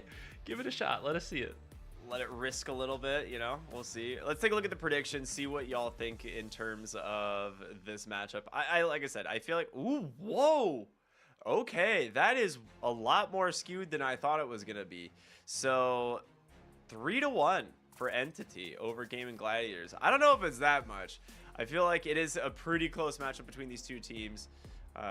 The draft, I think, will be the most important thing to see which team kind of gets the heroes that they actually want, because there is a lot of shared heroes between these two teams. But I think one thing that I want to keep in mind is potentially the carry Venge that Entity have done a few times, because it did kind of fall out a little bit, but there are situations where they go back for a carry Venge on like an 18 or even a last pick, and you're just like, oh, that's like a really good Venge pick, and suddenly, you know, they like run over their teams that they're playing against. So I am a little bit curious if they have a plan like that in store here against Gaming Gladiators, since a lot of their heroes are going to be banned. That could be fun. I've enjoyed the carry Venge. It does seem to have dropped off a little bit. Like you and I were seeing it a bit more at the start of the I can't quite remember where it was, but people started doing it with Soul Strike, and then it just seems to have dropped off a bit since then. I don't even fully know why, because sometimes it does still pop up and it looks pretty good, but I guess it was maybe being beaten in scrims and stuff and figured out a little bit. So, you know, people don't want to play it then at that point. Could just be that we're seeing like less Darkseer as well, because I think we were seeing it mostly as like one of the Darkseer lane counters, and then Sven kind of popped up, and now I'm wondering if it's just because Sven is so good that we're seeing less Vengeful Spirit, right? Because Sven's minus armor, like Sven basically counters minus armor strats, and I think that makes things really hard for Avenge early on. So we'll see. It's hard to predict anything for this series, I will say, but I do like some of the niche picks that Entity does bring to the table, and we'll see, you know, how well prepared these two teams are as we head into the draft. Yeah, prediction-wise, like the exact heroes, not fully sure, because there's a good amount they try. We'll have to see what gets banned, but trend-wise, Entity often takes like an offlaner or a support in their first few picks, especially like DM and Karaomi seem to have, like we mentioned, the Monkey King and then like a solo offlaner, but they have like other dynamics, and so they often pick that duo pretty early in the draft, whereas Gaming Gladiators has more variety, but often starts with the support. At least in this tournament, they've been picking a lot of strong supports to begin with. For example, that Enchantress being banned out right away. Celery plays a mean Enchantress, strong laner without, like, pretty much into any matchup, right? Technically you can say like, oh, I counter it, whatever. It's still going to be really annoying. And that's often when Gaming Gladiators seems really strong, when Celery's on just a really powerful 5, like Chen, right? We're just taking him out. Entity has a game plan here, and over there we see a lot of Entity's heroes taken out. The Enigma's been banned a lot for them. The Sand King that's been rising up like we talked about. Monkey King and Alk could be cores, but actually Entity plays them both as support sometimes, so that's some of that flex that maybe you don't want to deal with. I was gonna say exactly that. I think the Alk is, people are realizing that the 250 gold that the Alk gets, it is kind of cheese. You just buy a bottle for your mid laner as a support Alk, and they walk to lane with like twice the amount of net worth as the enemy mid laner. It's kind of dumb, but it is literally what we used to see way back in the day in Dota, right? Like people would just pool their mid lane a bottle. Random. Yeah, well, I mean, not even like in pro games, people like just pool their mid lane a bottle like all the time. But now you can actually do it for real with Alchemist, and so it's getting a little bit more attention. But these are like specifically like things that Entity likes doing, and so it kind of throws off the dynamic of the draft, right? We're seeing specifically Gaming Gladiators bans, like you said, in the Enchantress and the Chen, like very much Gaming Gladiators heroes. So it leaves in things like Darkseer. You get that for the overall first pick. The Jakiro for the response, I like a lot. You're not overcommitting with the carry pick here and saying like, okay, we have to pick like the hard counters to Darkseer. They have 2 bans, right, for Entity. You've got plenty of time to still pick a carry in phase 2 here that you're actually going to like once you see a little bit more of the draft. And Jakiro is just a really solid hero right now. That's true. The Dual Breath plus Liquid Frost is just a lot of damage. Fits that strong, safe lane support that we were seeing banned out a lot in that first phase. He's up there. I gotta like look through a whole list of position 5s, but he's definitely one of the strongest remaining in this draft. So I can see why they grabbed him, even though he's not as hard of a direct counter to Darkseer as some other heroes, especially any hero with a Dispel, like the Enchantress. Sometimes we see Oracle, though I don't really feel like we see Gaming Gladiators play much Oracle, at least not lately. So yeah, I think Jakiro sets them up. I wonder if they're gonna bother banning Rubik. It feels like one of the strongest counter picks, and Rubik is relatively popular as a 4, although Rubik Darkseer maybe not the strongest lane, but you could still run Rubik 5 and still get a ton of value out of that, because you can just steal the Jakiro later on, the spells. Pretty much anyone you get is good, so. I agree. I think one of the best things about this Darkseer opener, we've seen Darkseer openers fall off, like they're not as common as they used to be. The primary reason is a lot of the heroes that he likes playing with were getting a lot like banned, right? Like Monkey King, the Clockwork, almost never making it through phase 1. But because we change up the bans here between these two teams, Darkseer, like as the first pick, a lot more viable. You have Nyx Assassin that you can fall back on here. You can still do the Clockwork if you really want. There's still even the Spirit Breaker. It's not as good into Jakiro because of Ice Path, but those are still really strong pairings for the Darkseer. And you don't even have to go that route. Like you said, you can just leave the Darkseer to a solo lane and pick kind of something else, or just like a standard ranged hero like Hoodwink, who is just generally the strongest 4 in Dota right now. Besides Monkey King. They're strong in different ways, I guess. It's hard. Yeah. Which one's stronger? Ooh, I don't know. All right, Sven. They've been flexing Sven, so I was thinking they could pick like a support plus a flex, which actually they've gone ahead and picked 2 flexes here. So this could actually just be all 3 cores right off the bat. It could be Sven carry, Snapfire mid, but we've been seeing both these supports played, or both these heroes played as supports as well. And the Sven, no matter where he goes, that Warcry will be useful versus the Weaver. Fishman has played Sven, so it's not just like a theory thing. They've literally done it, which is why they're picking it here. I don't know if I'd want to see 4 Sven. I feel like position 5 and carry Sven has been better, but I suppose with Darkseer, it might work. I mean, there's some dive potential there between like Ion Shell, Surge, Warcry. You could just like run next to people forever. Yeah, I really thought they would grab Rubik. It's such a good Rubik game, seeing Weaver and Jakiro. Yeah. I mean, you still could. You still could. That's true. Still could. There is a lot of movement for the entity draft. You could absolutely grab the Rubik. It's very interesting because you almost never see the Weaver pick in a spot where Rubik can be countered, right? Like, it is such a rough matchup. Like, every time Weaver gives Sakuchi away, he has to just play defensive because Rubik will just snipe you. But it could be also, okay, I was gonna say it could be carry Weaver, but not anymore, as the Broodmother does end up coming out. We finally get to see Gaming Gladiators on this hero.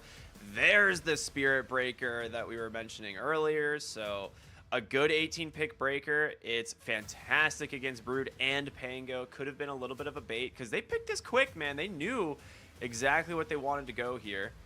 Now, when it comes to Gaming Gladiators, though, they're one of the few teams that are maybe willing to flex this Broodmother, correct?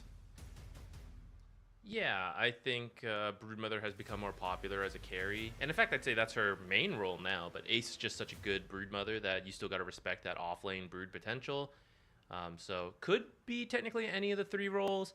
Pango, man, it's crazy to think Gaming Gladiators could pick Pango and it wouldn't go mid. But he's arguably a better off-laner right now. I agree. So that flex is there. Who has last pick again? Gaming Gladiators has last pick. So they'll get to see what entity wants to pick at the end here, which should maybe reveal some of, the plan here, because this is actually a really flexible draft still at this point. So it's a little tough to read like what matchups you're going to get and try to decide where you want to put the heroes. But maybe this last pick here will help them sort that out. It looks like they're thinking it might be a carry. Sven as a carry is okay versus Brood because he like clear the spiders so easily, but in Spiders the are just 1-to-1, yeah, the 1-to-1 fight, if Sven's like ahead, you can definitely burst Broodmother, but if they're even farm, then when you pop Insatiable Hunger, you can actually win that man fight, because actually, it's crazy. You actually end up with more damage than Sven, and can just out-fight him. Agility. Yeah. Yeah. I do, or not agility, universal. That's the. I meant to say universal, but I don't know. What can you do? The new agility. Yeah, the new agility, exactly. I actually really think all three of these bans make a lot of sense. I think both teams actually would benefit from having like a better answer to their off lanes. So they get rid of the Ursa, which is probably just one of the freest lanes into the Darkseer. It scales very well into their team, so I think that is, pretty sensible. As for the Troll Warlord and the Terrorblade, that one's a little bit surprising because I don't know if they lane super well with Sven, but I think for the most part it is kind of just Broodmother struggles against both of these heroes. So does Pango, and I think this might just be Broodmother off lane and Pango mid, but they could do they could swap those, right? I just think that both teams are actually looking for their carry, and they're just gonna move their other heroes accordingly. Watson's really good at Terrorblade and Troll as well. Yeah. So a little bit of a comfort banning as well. Looks like Entity's not sure what to ban for their final pick. Deciding a little bit, because they have to pick next, right? So preemptively banning something that is good versus what they're thinking about is kind of what they're trying to decide right now. So they have to decide two things, right? Like what they want to pick and then what to protect it from. So they'll probably spend a lot of their reserve time here on that. I imagine once they do pick, though, they'll have their pick ready pretty quickly after that. The CK is not contested at the moment. So there's the Doom ban. Okay, and they go Morphling for Watson. That's pretty sick. Getting being able to turn into a Broodmother as a Morphling and pop Insatiable Hunger is wild. So I think this is a pretty sick pick. Shouldn't have any issue against the lane for the Brood, and once you eventually get like your waveform attacks talent, you just one-shot all of the Broodlings. So yeah, I think this is sick. Oh. We're getting a little bit of team bonding over on main stage. Thank you. I'm sure courtesy of Estini, their wonderful coach. Gaming Gladiators, 20 seconds left. I'm sure as they've been mind-flayed by all of the yelling in the background. So let's see what they've got. There's the Chaos Knight. Okay, so I was wondering which team was going to get this. It really was kind of one of few heroes left in the pool that was still like an S-tier carry. I think it does pretty well into Morphling, I'll be honest. I feel like this is a hard matchup for Morphling in a lot of games, even with like a Sven behind it, because once that Bloodthorn comes out, he will just one-shot the Morph if he's not, gets caught out for just even a second. Yeah, it's tricky because we see a lot of Chaos Knights eventually get a Silver Edge a little bit later in the game. And then it's tough on Morphling because you want to be kind of high agility. And yeah, even when you're farmed, like you get some stats that are kind of tanky. But when you get popped out of Invis by a Chaos Knight and then Bloodthorn and then like he's whacking you with like Lucky Illusion Roll, you're right. It's really difficult. So they'll have to be careful of that. But there are some good Morphling steals here, like you said, the Brood. Yeah. And even like Weaver, I think is solid. Heck, Chaos Knight, you don't get your own illusions, but I mean, stealing that stun's pretty good. So you got a lot of good steals here. And Watson's certainly an excellent Morphling player. I'm looking through all of the facets, and it looks like kind of what we've come to expect for a lot of them. The only facet that is like up for debate on any of these heroes is the Darkseer facet, like whether or not you go Heart of Battle or Quick Wit. And for looks like DM is going to go the Heart of Battle here. I wonder if this is because you're against the Chaos Knight, who's like an illusion hero, and you just get a little bit more value out of it, but could also be that there's a lot of fast heroes on the side of Gaming Gladiators. Broodmother in the webs, true. Weaver, the Pango rolling around, Chaos Knights on a horse, you know. So yes, of course, the horse buff. it's a fact. So maybe Heart of Battle will help him actually like keep up with these heroes or keep away, you know, if needed.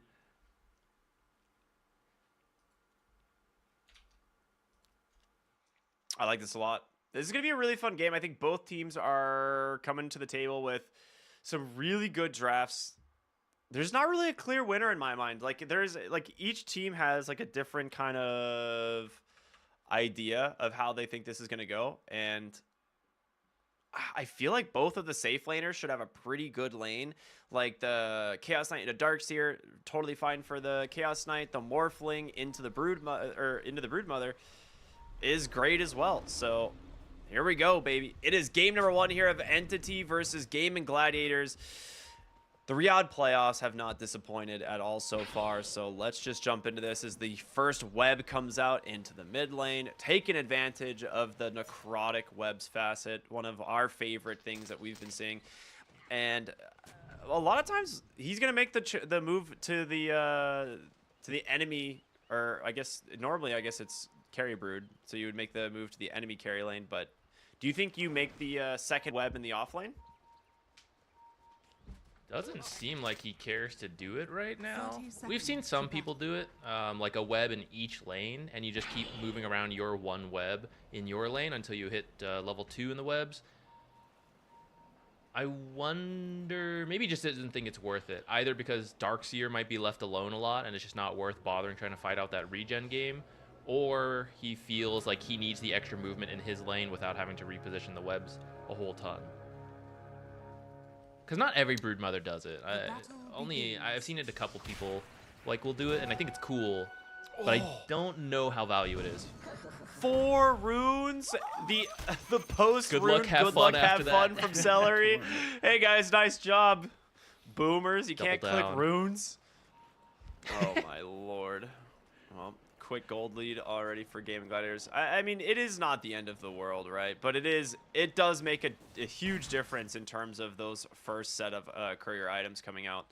They have a good deep ward placed on the bottom here from Tofu. Be able to get some couriers with that. No, 4 is pretty good, man. 4 is pretty good. Like, I don't think bounty runes are typically worth dying over, especially if you can just like let it go. Like 3 to 1 is whatever, but 4 is kind of bad. Yeah, you're right. It's not the end of the world, but it's you're on a back foot. Like, just to talk it out, right? There's a lot of cheap items that are really impactful in the lane, like sentries to block and unblock camps, blood grenades, the extra stats when you live by like 10 health, right? A tango or a salve early, stuff like that. And one side just got 160 gold and the other didn't, which means you could buy like those cheap items and make a difference while the other team is still just passively, like, it takes like a minute and a half to passively get that gold. Yeah, it does. I was like, the big thing is for supports, I think, like you're saying, right? Getting the sentries for blocking and unblocking, an extra set of tangos, maybe a stick, like all of that adds up for sure in the lane. Doracchio's courier. Oh no.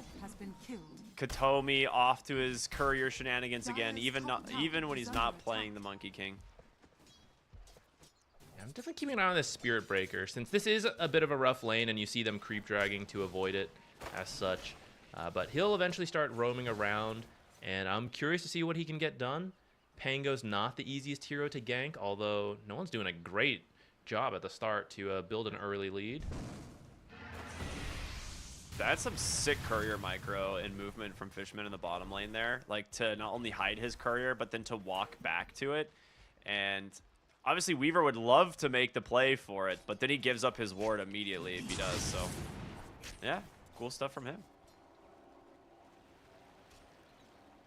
Overall, CS in these lanes looking fairly good. Gaming Gladiators with a slight advantage at the moment, which, like you said, partly because they want to dodge the really hard off lane, right? So they're just going to try and farm safely here on DM. As they're going to get aggressive now right away with the help of the Jakiro. Level 3 on the CK, just laying in some auto attacks. I mean, this is the Jakiro effect. It's not even just Chaos Knight. It's the fact that Jakiro's just sustained damage between the Liquid Frost and Dual Breath can push out any hero, right?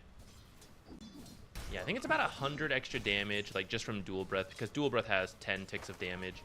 So with the Liquid Frost compared to Liquid Fire at level 2, you're doing like 100 more damage if you commit that full combo. So when you have someone like Chaos Knight, who is a pretty burst-heavy hero, then you actually threaten kills. Has been killed. Ooh, that's a good courier kill. Yeah, Tofu actually gets it this time. Pango and Snapfire actually having a pretty good lane mid. Snapfire a little bit ahead at the moment, which shouldn't be too surprising thanks to Scatterblast just being such a good last-hitting tool. And then just, oh, Quinn just barely off the mark there with the shield crash. And now needs to be a little bit careful as there's a TP coming in. Spirit Breaker with the charge, the minus armor stacking up, and he's got an Ion Shell. Oh, no. The first blood going to Katomi, and Quinn punished for his overextension. Radiant are scanning. He wanted that solo kill. He was close to getting no one pretty low. But, like you said, going too far. Spirit Breaker gets a kill, gets some assist. I guess Darkseer got some too, actually, for he's having a rough time, so he gets a little bit of a... gets an assist in his I'm kill score helping! there. Just throw the Ion. It's like when you ink swell your ally on the TP, right? This time it's the Ion Shell. Surged away there on Katomi, taking a... this top lane, like, you cannot do anything to this Chaos Knight. He will just free farm. I thought the Morphling lane was going to go better, but my lord, Ace is absolutely crushing this lane. It is 25 and 15 to 12, and Tofu is going to get another courier, and this time it's Watson's pair of boots. I didn't think this would be so He's gonna get another one. one-sided. He's going to get another actually. one. His ward expired, but he knows the courier's here, and that's got... There's so much on that courier. He got it delivered. in time. Oh my goodness. That's like Fishman's entire net worth on that courier, outside of literally 200 That's gold. true. Like, oh, he's like, ward's over here, right? Oh no. Oh, the ward just expired, my guy. Oh! Now there's a ward there. Dude, I think you should see it. that I think that hurts. sentry is still. I think that sentry is still within the 12 seconds that it gives ground vision. Do you think so? He won't be able to deward it now, but he has a should be able flying to courier later. in a little bit, right? He gets it at level 3, so he might be able to send it over. Yeah, I think he might have gotten pretty lucky with that. Quinn, mid lane, in trouble. Mortimer Kisses are out. The level 6 of the Snapfire already paying off is now Katomi looking at help chase Celery behind the tower. It's just a double kill for no one. The Snapfire off to a fantastic start. 500 gold and 1400 damage. I mean, that's just the pressure that Snapfire mid has, and it was already winning the lane. I think that's why maybe Quinn made that aggressive attempt earlier, knowing like he's like, I gotta beat her to level 6. Doesn't quite end up happening, and then they just bring quick rotation from the Spirit Breaker. Very nice. Yeah, that's the snowball effect. That first death is what put him behind in XP further to allow that kill. If he had rolled, then he'd be fine there. This is important for Entity because their side lanes are not going well. So you need someone to play around with. Looks like it's going to be no one. I like that he's got the Atos queued up first. That'll help him be a little bit more active. He's actually popping this haste rune to put more pressure on Quinn. And he'll need to... I don't know. Killing Brood will be really tough because she actually went double Bracer Soul Ring, which is part of why she's winning this lane. But it also means she's super hard to kill, already at 1200 health, and then fast on the webs. But I mean, you got like the Sven stun, the Spirit Breaker stuns, so it should be possible if you want to go there. But I do think it's important, like 30 seconds before Mortimer's kisses up, you probably see another mid fight for the rune. If you have to use it there, then that's fine. But if you can get the rune without using the ult, then I think it's really important to go to one of these side lanes and start trying to change it. I absolutely agree. I think you got to look to use the next Mortimer Kisses on a side lane. It's going to make such an impact for whoever's lane you gank. He did end up getting that D ward, as our observer pointed out, so thank you very much. But Ace, level 6 on the Brood. The tower is not going to last very long. And you can already see the Morphling has just left. He's like, all right, I'm out. I'm going to farm jungle. I've accepted my tower is not going to survive any longer. Quinn actually getting an illusion rune here in the mid lane. That's big, actually. Just taking the power rune for free when his team is not there, and you're taking the offlane tower. This is the best scenario here for Gaming Gladiators because you're already opening up the map, and even though your mid lane's going exceptionally well here for Entity, the Broodmother now is a major threat because she will web through the whole jungle. She can make quick rotations into mid, but hold on, Quinn in trouble. Rolling Thunder going to come through. He's going to be able to close the gap here onto no one, but they're just going to maybe settle for Fishman. The Rolling Thunder doing a lot of work, but he pops the illusion to try to get out. Katomi with the charge. He gets a barrier. It's going to be enough with the slow as well. They don't finish off the Sven. They don't get anybody. It's just the Jakiro that dies. Little Shredder was just a little bit off cooldown, and then the barrier that Pango got from the shield crash helping to keep him alive there. I guess you still get a kill though. All the kills going for the side of Entity, and again putting no one, right? No one in the supports are getting something out of this, while the other cores are just trying to catch up. So at least the heroes that need to get something done right now are involved. He actually did switch over to a Maelstrom. Maybe he's like looking at the side like, all right, I'm gonna have to carry this one. I'm gonna need a little bit more gold and farm for myself.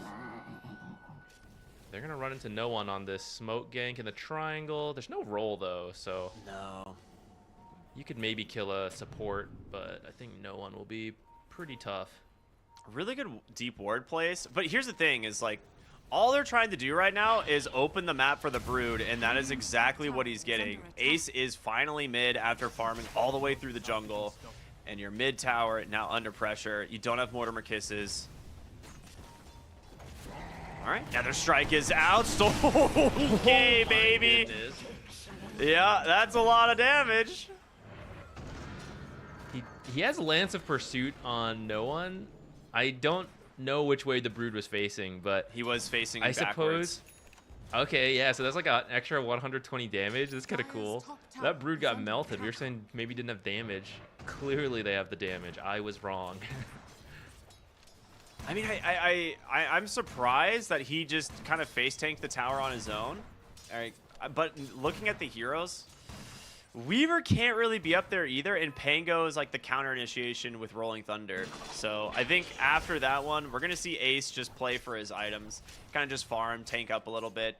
This has been some great space though for the Darkseer, who's almost completely recovered.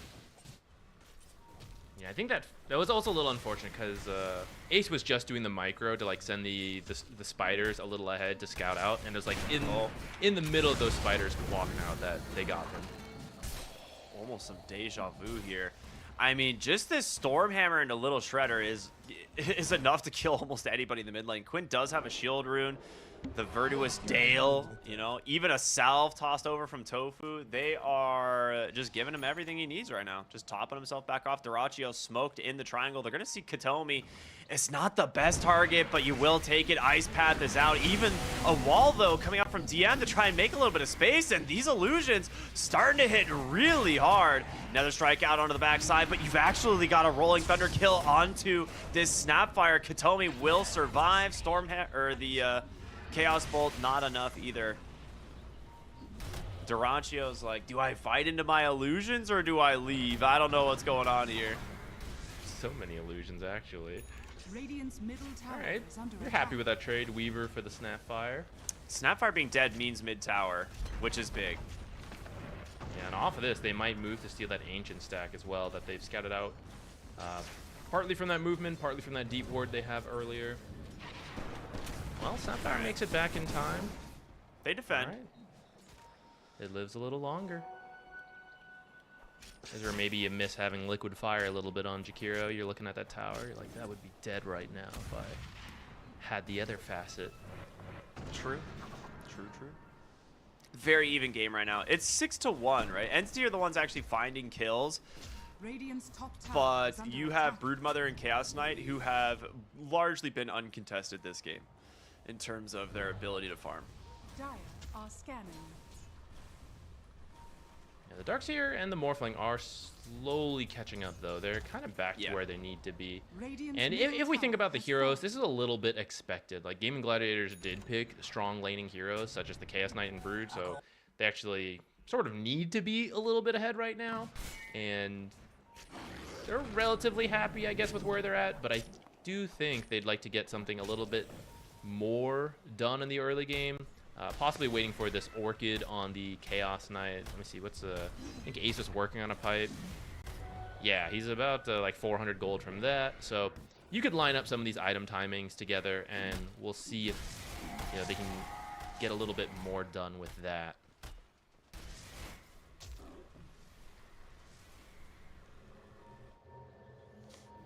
They see Ace. Tofu is in front of him. He's going to see the charge come through. He's kind of quick, but is it enough distance to get away? I don't think so. The team is there. Time lapse actually dodging out a decent amount of damage as well as another strike. It does finally connect, though, and DM will finish the job. I mean, there's 5 heroes into their own jungle to get this Weaver, but a good TP, smart rotation from Snapfire to protect their Wisdom Rune. I think you don't mind too much on Tofu for dying there. It means Ace got out alive because they were looking for Ace. Yeah, and, absolutely. The fact that your Weaver died instead. Okay, they do end up getting the D ward, so maybe that's the part you're a little sad about, that you lost your ward and you placed in the enemy jungle. It's going to make it harder to play in there. I have to imagine Gaming Gladiators know that there's a ward there, or else the charge wouldn't have been able to connect, so they'll probably try to make a move in there into getting a D ward, but for now, I think largely just continuing to farm. Broodmother finishes the pipe quite good, actually. Fastest so far of the patch, so can't really complain there. And that's with even having that death in the mid lane, so you can see kind of just the specialty that is the Gaming Gladiators Broodmother. I was going to let Ace finish off this top tower on his own. Here's your Orchid. That's a big one. They're going to find Katomi. Orchid out immediately. The damage should be enough. He's got a decent amount of barrier from the Sven, but the Soul Burn does it as Watson now needs to be a little bit careful. Waveforms down to the low ground. It'll be okay. Good use of that first Orchid. Radiant's top tower has fallen. Yeah, looks like they're going to actually pressure the tier 2 pretty early, but there is a catapult here. You do have a Broodmother. I don't think they're expecting to take it right now, but they're just going to get some damage in, and they're just going to try to hold this area. They've now got all the tier 1 towers. This is where you want to start restricting the map away from Entity and start to build up a real lead. Like, yeah, 2k, but it's really not that big of a deal. But if you can hold this much of the map for like another 5 minutes, you'll see that grow to like 7k pretty easily. Oh, yeah. DM working on his pipe has the mech done. I actually don't know if the ward saw Duraccio there, but he needs to be careful because he doesn't know that he is walking into some very strong heroes. The Stormhammer is going to come out, but he's like, all right, later. I'm just going to go through the portal and farm top. See ya. Yeah, they're respecting it. He's pretty scary right now. The Orchid and the Armlet. We've seen this before. Mid lane pipe, though, coming out. Can he get the Rolling Thunder? Quinn, vacuum, the waveform, they got him. Big macro pyre out as the Mortimer Kisses now raining in. Tofu, he has no mana for the time lapse. Oh, he pops the Lotus. Blood Grenade, he's got to do it. The charge is coming. Time lapse back into the middle. He goes down in health. That's not what you want. Katomi gonna burn here to the Jakiro. Is on the other side of the fight. They find Duraccio. He's trying to armlet toggle, but he's 1 second to the Phantasm, and he can't get it. Big win here for Entity in the mid lane, as they're not done. Now looking for Ace on this Broodmother. They don't have the catch, but it will open up the mid lane if they want. Nah, they'll respect the Pango. We're talking about restricting the map, but I think they tried to split themselves up too much, because as part of playing aggressively on the enemy side, you're close to their tower, so they can TP in, which is sort of what we see here. Pango's roll got countered. That got interrupted like 3 separate times. I'm sure he's annoyed about that. But a really good play from Entity to make sure they get that Pango, and then once that Pango's out of the fight, they just chase whoever they can find, which, they got the Weaver, and then I think they got some damage in on the tier 1. They actually got pushed off of it in the end. But Yeah, Gaming Gladiators just splitting up a little bit too much there. Yeah, CK being the big kill there. And actually another Pango kill. Yeah, I think Quinn's having a very rough game, but he is playing with two very farm-heavy cores, right? So him being the lowest net worth core on his team isn't really the worst thing, but he needs to start tanking up so that he can be kind of this frontliner that gets saved and gets bailed out by this like pipe and this mech that comes out from the Brood. You might have to invest into an early roll-up, because I don't know how else he's going to be able to get his ult off unless he's, you know, just suddenly has like 6,000 more net worth. Yeah, Ace's Broodmother is usually, like, you can kind of think of it as a mid-hero, really, the way he plays and the way they, like, let him farm up. But he is building a lot of auras this game, which does make me a little bit concerned, like the fact that Pango and Chaos Knight, like Pango's doing a little bit more utility, but then Chaos Knight's getting killed, so he's not building a huge lead. Then, you know, I don't know, there might be a point where you just drop off in damage, especially like Darktier's building all the auras, you got this Warcry giving you extra armor, maybe you're copying a CK illusion too, charging through all of them, right?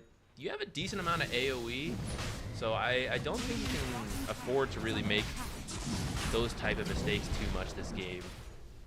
This is a really sick Roche. Roche for the Radiant tier 2 bottom, if they even finish off the tower, is fantastic here for Entity, because looking at Gaming Gladiators items, like they want to fight right now. They go for a really early Blink Dagger on the Chaos Knight. You don't typically see this, but this clearly indicates like Gaming Gladiators want to try and just run down the side of Entity with these heroes. So Age is going to make that a little bit more difficult. They'll put it on no one Snapfire, which I think is the best of their options just because of how good of a game he's already having, right? And if the Chaos Knight finds him, it is going to be a off the blink Phantasm, and that would just be an easy kill. Dire's top tower is under I agree with that. scanning. I also think Morphling's pretty survivable, right? Yeah, so exactly. He's gonna wait and choose the best time to go in. And actually Darktier's kind of going to do something similar because he wants a good vac wall.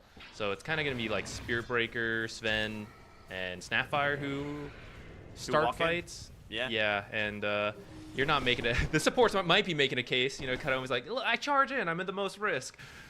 There's a sick smoke. They get the Aegis. The team needs to get here really fast. South Mount, the Ice Path is already down. They pull him back. Rolling Thunder in as well from Quinn. They've got no one.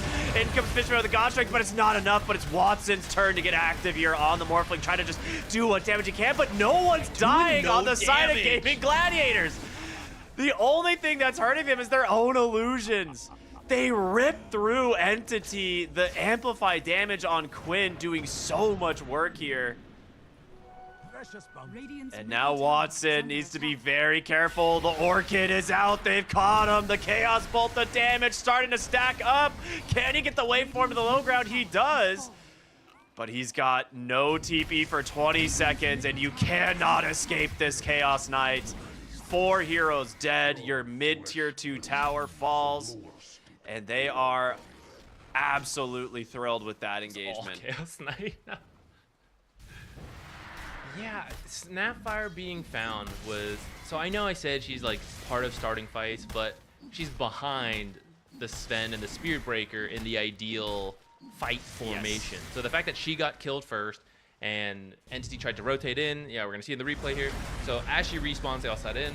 The wall and the Sven stun, it's all really good, but that's where the pipe and the Greaves come in. Pretty much you don't have enough damage without the Snapfire to get past those 2 items from Ace, and like while you're trying to do that, 3 of you have died, so now you're just in full retreat mode.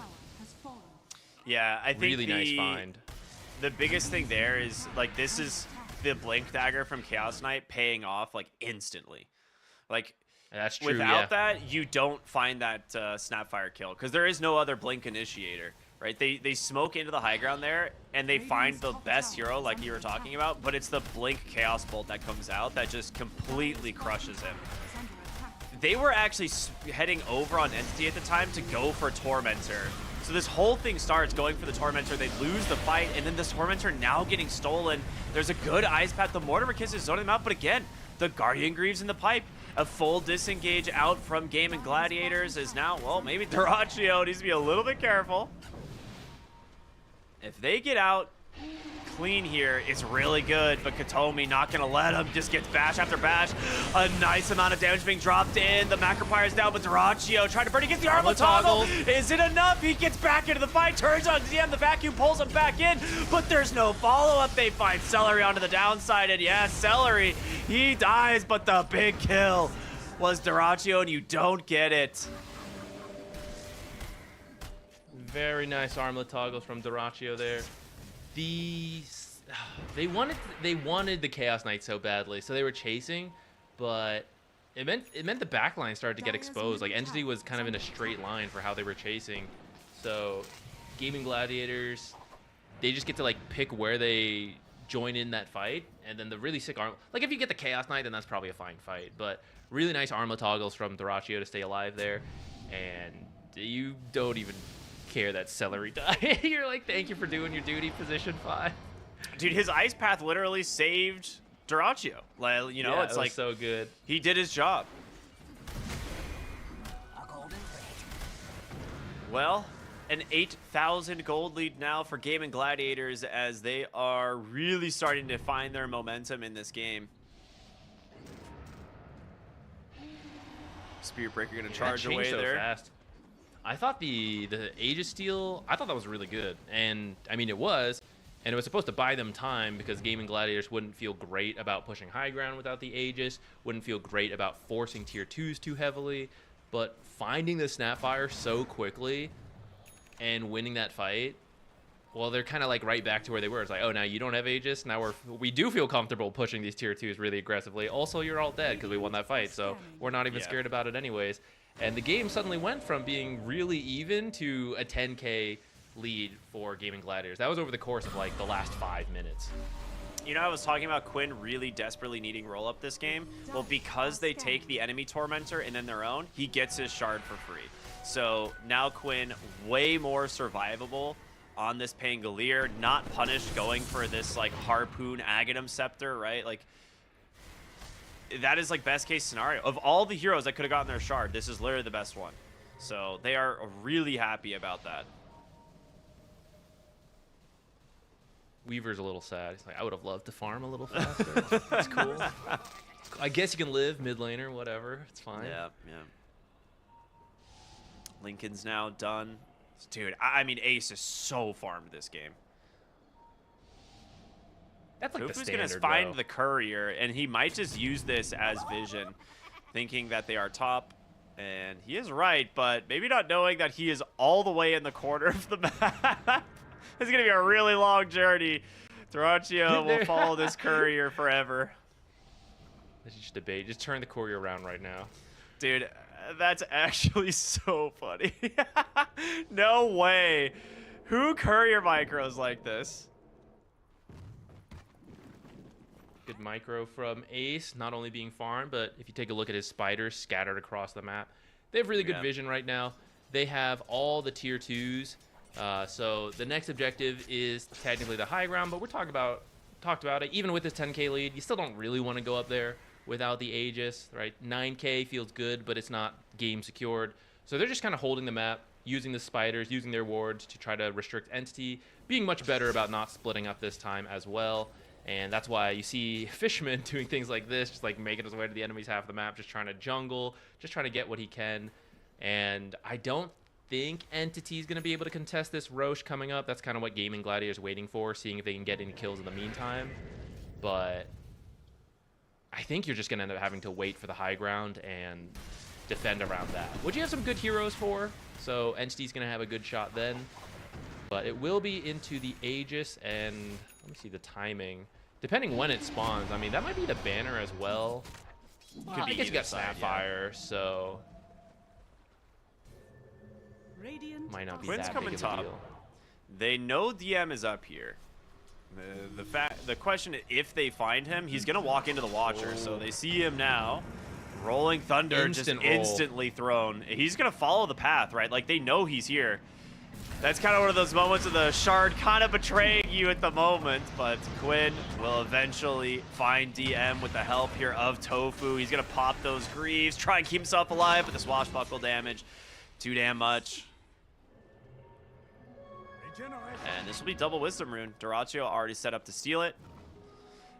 Dire's middle tower Making another difference here. They're going to find Watson on the bottom side of the map here. Swashbuckles on through Quinn. He's got some help, though, from the Weaver. He's starting to fall a little bit low as that Vessel is already committed. The charge, though, from Katomi onto this Weaver. Does he get the bash? He gets the time lapse off. In comes Ace. No one forced to BKB. He should make it out. No, the Yules! It comes through. Watson's got nowhere to go. The Ice Path is out. The Macropie there.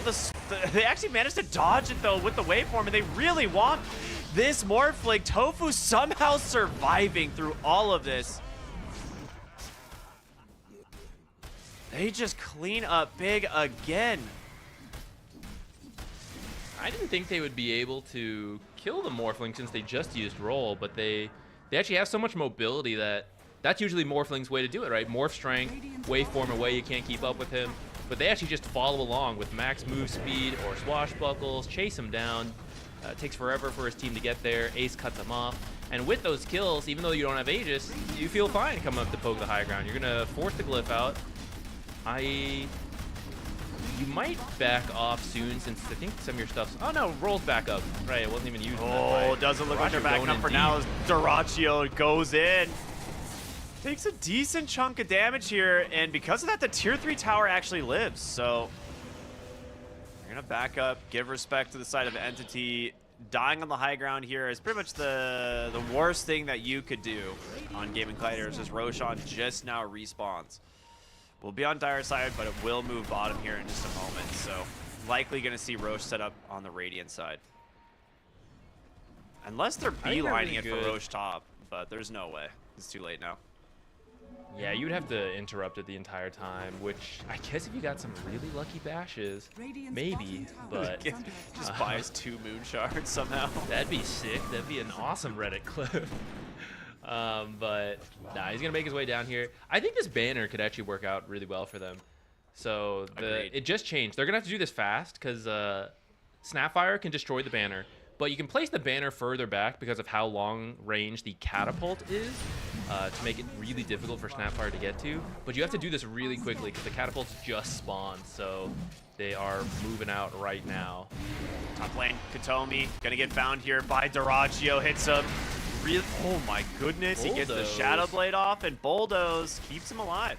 I mean, he tried to get the burst with that Soul Burn, it's just not enough. I think that was the tail end of Bulldoze. He popped Bulldoze to help clear out the wave, get that extra move speed for the bashes, but I think Dyrachyo just went like a moment too soon, and I think Bulldoze status resistance was still up.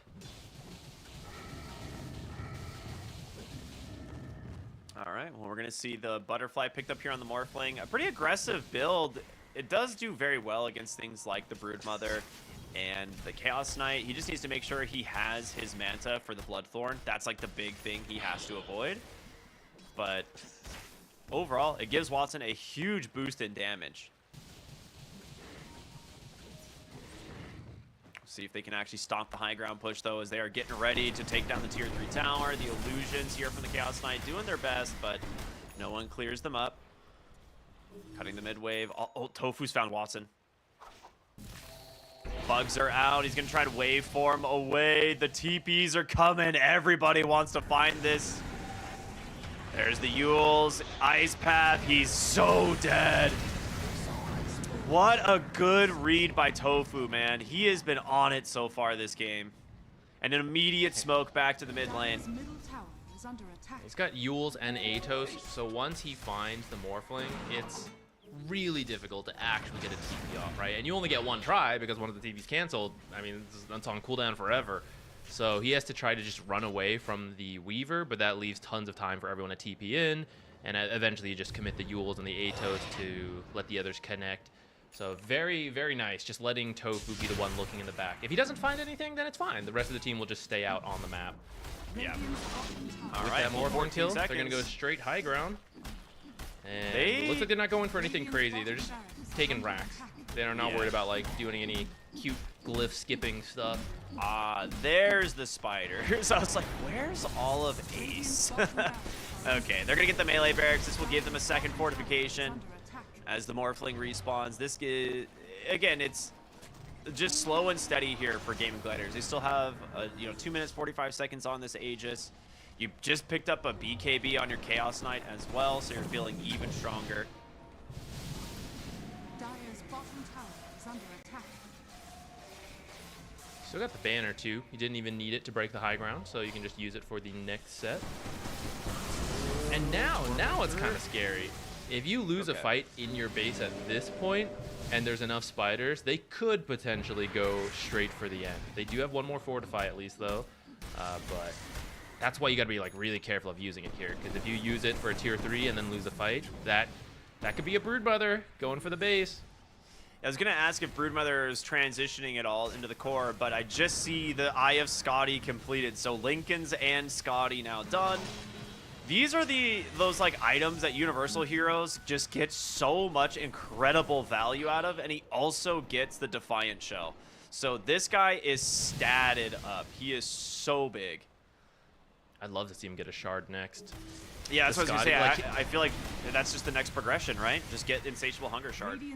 yeah, he can just directly fight the Morphling at that point. Like, that's why he got the Scotty this game, is because it's so good versus Morphling, as well as being a stat item. But there's other like stat items you could choose, so that's why he... But this particular game is choosing the Scotty. They found Watson. They also found Fishman. The thing is Watson, he can't really go anywhere. His TP's been canceled. Fishman can't leave. The Broodmother has just held him in place. Big Ice Path Macro Fire out from Celery. The 4 staffs are through. You've lost 2. The buybacks are ready. No one's forced to BKB. They're going to turn around here off the double buyback, but can they actually find anything? Charging from Katomi. Ice Path there to block him off as Duraccio. Now just going to get aggressive again on this CK. They'll just turn their attention onto the lanes of barracks. They lose nothing on Gaming Gladiators. You still have the Aegis, and you force a double buyback out of Entity. Such a big economic win. At this point, the carry difference is 10,000 gold. So much. They can take it slow here. They have 30 seconds left on Aegis. They can maybe try one more push while there's no vac wall, but at the same time, I think you're pretty happy with what you got out of this very...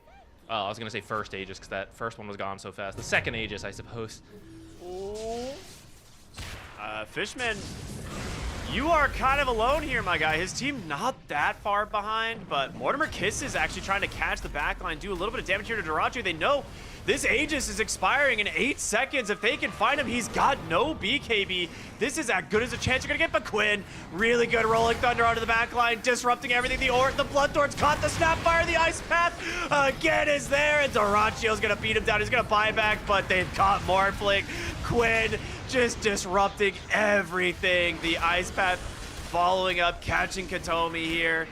There is just so much disable that you're fighting into on the side of Gaming Gladiators, and the GG comes out.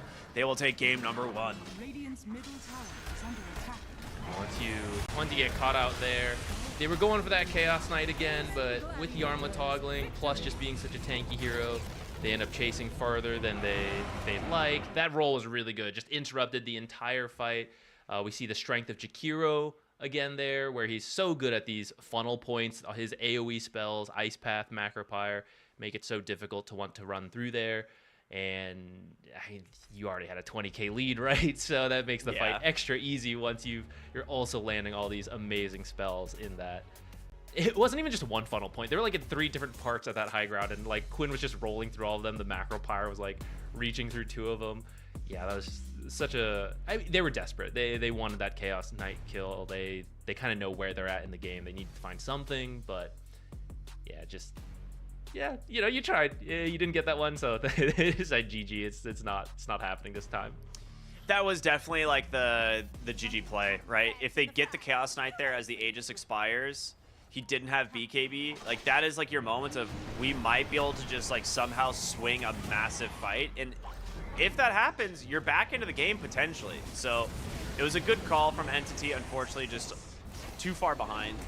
We saw them have some really good plays early on here off the back of the Snapfire and the Spirit Breaker, right? The two of them actually finding a lot of kills, specifically on the mid lane, right? Like anytime that Gaming Gladiators were making plays in mid, it was this like, you know, charge into Nether Strike, you know, with all of the little shredder damage, but ended up being just too strong of a Broodmother game.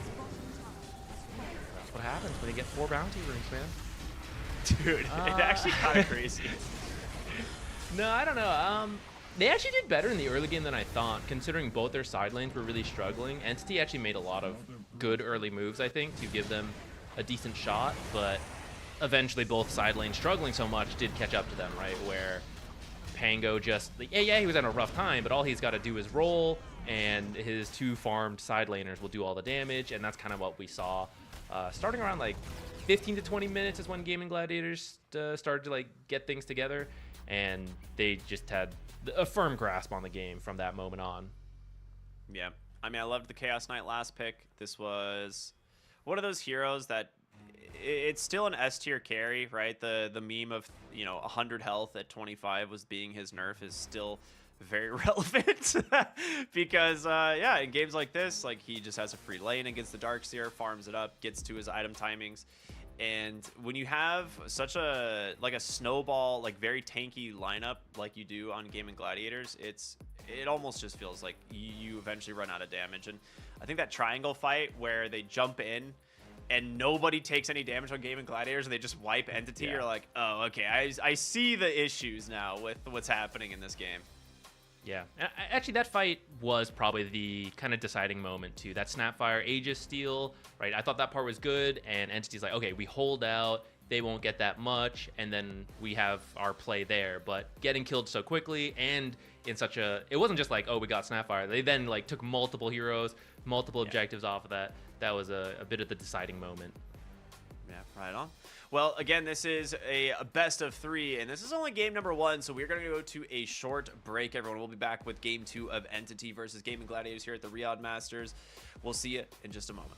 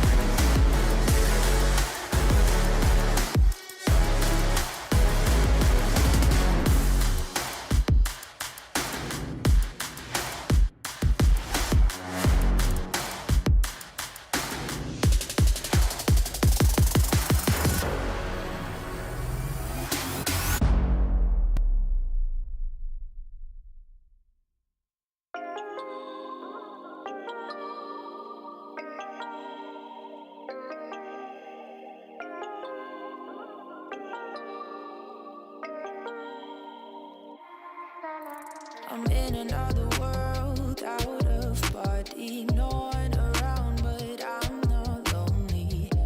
My heart's racing, I don't know how to feel calm. Life's a hard pill to swallow, but there's always tomorrow. It'll all make sense someday. This is what I gotta do, this is what I gotta do to feel alive. Even if I don't understand it all the time, I gotta let myself feel everything, even if it hurts. Sweep it underneath the rug, will only make it worse. This is what I gotta do, this is what I gotta do to feel alive. Ignorance is bliss, I live like this, oh what a mistake. I guess it was better to feel numb than to be wide awake. Wide awake. Life's a hard pill to swallow, but there's always tomorrow. It'll all make sense someday. This is what I gotta do, this is what I gotta do to feel alive.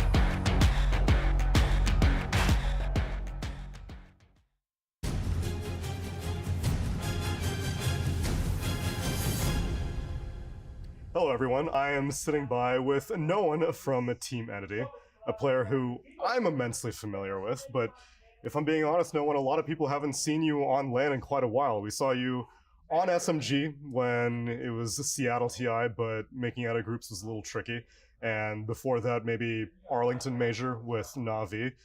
But for maybe any of our many newcomers, because we're getting so many people who constantly tuning into Dota, they might not know too much about you, so I was hoping I could spend some time talking about your origins into our game. Sure. All right. At what point did you start watching competitive Dota then? I would say I started to play Dota because of competitive Dota, because I saw Na'Vi and like my goal was to become a pro cybersport player. Did you start watching around the same time around TI2, TI3? Yeah, we won ESL. Okay. Yeah, 2015. So like we got qualified second place to go to wildcard at 2015 TI, and then immediately we lost it completely. But we lost it to second and top 6 of TI. Yeah, because that was when CDEC. Yes, and like, and we all like we had the chances to win them. Like we felt it, and like we keep our roster, and then right away, like in a month or two, we won ESL. Yeah. So you weren't at all, I guess, intimidated by the prospect of like, oh, this is a tier 1 team, expectations are high, they recruited me to make the roster. No. I mean, like when you're 17, you doesn't think of these things, you know. You just go and play. It's like adult things to think for you. That seems to be your attitude in general, though. I've never really known you to be a player that gets stressed out by outside factors, really. I mean, sometimes I do, but I'm trying not to. Not even like I'm trying not to show it. It's just like, yeah, my nature, I would say. I'm kind of calm, but like if it gets to me, I'm really like, you know, like impulsive. How about describing your time on VP? Most of your VP days you remember as being like, well, maybe I was younger at the time, I had different expectations, but now you yourself seem to look at yourself as a veteran player. I heard your interview after you won TI Quals where you're kind of the guiding force for a lot of your younger teammates, but they already have a lot of the pieces necessary that you don't have to do that much. What's it like being one of the more veteran players on a roster now? Sounds terrible, of course, veteran player, but I tried to use very good words where it's saying like, oh, you're not old, you're very seasoned, experienced competitive player. Yeah, I mean, it feels great to me. I don't know, with all my experience, like with all my like mind-changing stuff by the years, I feel great to play Dota right now. Much better. I know that like I became like Dota player that I wanted to be actually right now, always. Thank you so much for taking the time to speak to me, share your history with the people, and now it's no more looking back, but seeing what you can do in the future. Thank you. Thank you very much.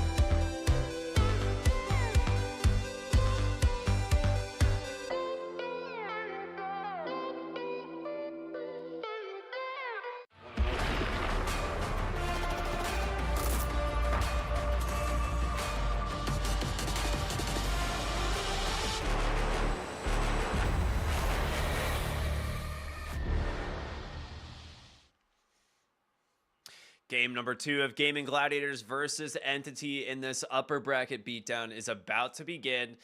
And I'll be honest, game 1 was looking really good for a while, and then suddenly Broodmother takes over your map, and boy oh boy, do things get complicated from there. So talk to me, Zach. We were hyping up Broodmother before the series, saying like this is a Gaming Gladiators hero, and it makes it through the draft. You know, how big is that for their game plan? Yeah, so like Broodmother, we really thought it would be banned out. Although we did say like if you're gonna try it game 1, then you know maybe that was that, right?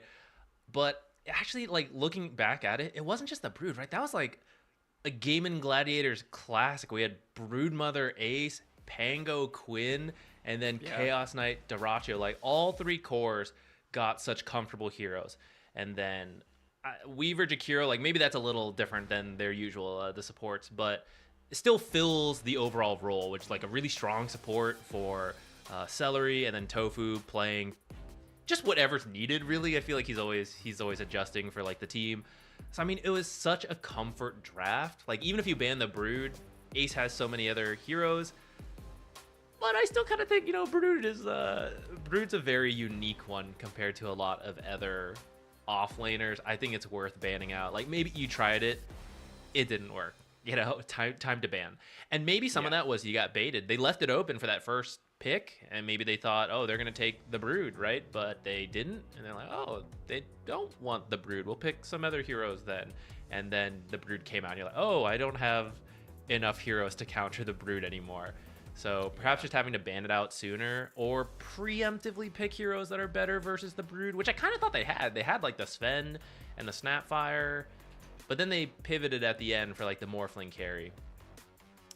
Yeah, and the Morphling carry, it does better in the lane typically against the Broodmother, but we saw, right, what was going on in this lane at like the 6-minute mark, and the Brood was like twice the amount of last hits with like almost as many denies as the Morphling had actual last hits himself. Like the lane ended up being a massive disaster for Entity, and I think that's maybe a pretty heavy impact on what actually ended up happening in this game, right? But let's go ahead and jump into the draft here for game number 2, as I think things are going to change quite a bit in terms of what these teams are going to be able to get away with.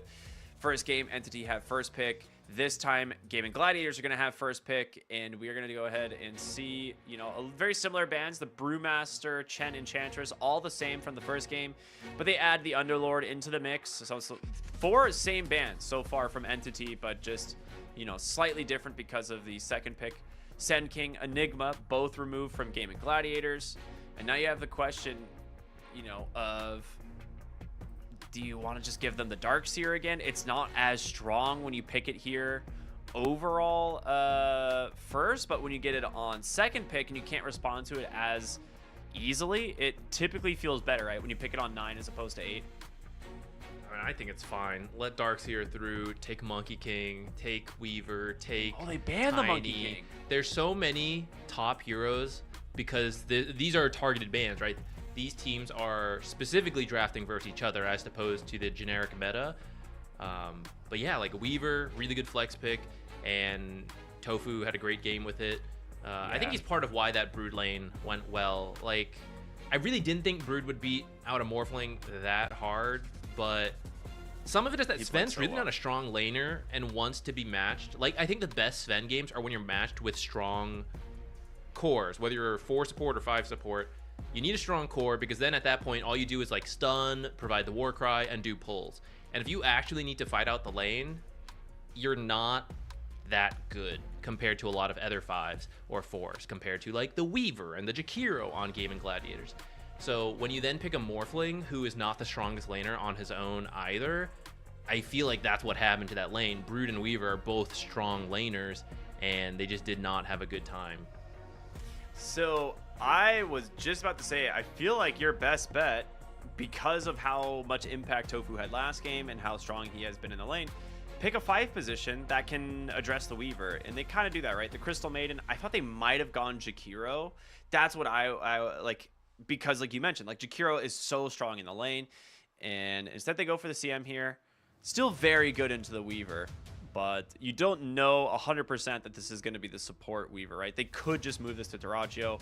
He plays it in the 1 position, and then suddenly your Crystal Maiden's, you know, not as impactful in the lane. But she does block a few other things like Beastmasters, so I like it.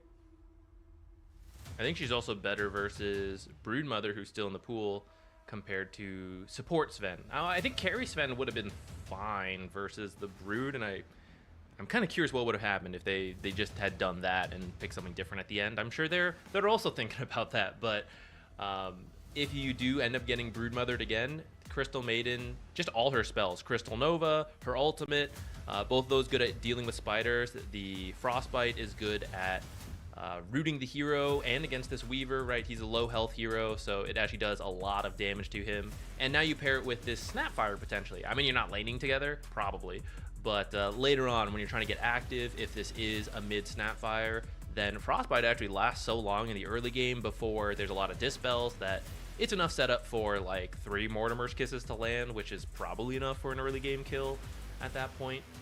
So I like that duo. This could be your support duo right here, 4 and 5, but you'll see what comes out. Well, I'll be damned. That's looking very similar to last game. I feel like Rubik's good. He was Yeah, good last game. Yes. So you have Weaver and Jakiro, which we talked about last time, like some of the best steals in the game for Rubik. Fate Bolt reduces the base damage on Chaos Knight, like in his illusions, and then stealing Chaos Bolt is actually pretty good too. They're gonna go for the Phoenix, which is also very good versus the Chaos Knight. And then this time square taking Faceless Void, I'm sure. I don't know. So it's an all-in hero. They are playing around team fight. Like that's what this is. Like their idea is we're gonna farm, and then every time Chronosphere is up, we're gonna just like group for Chronosphere, and then we're gonna go back to farming. Like that's the only way that this works when you're playing into a Chaos Knight, because Chaos Knight just wants to tempo you. He wants to get to his few items. Chances are Dyrachyo goes a similar build as last game, like the Armlet, Orchid into like Orchid and then Blink, because I think those 3 items this game again are really scary.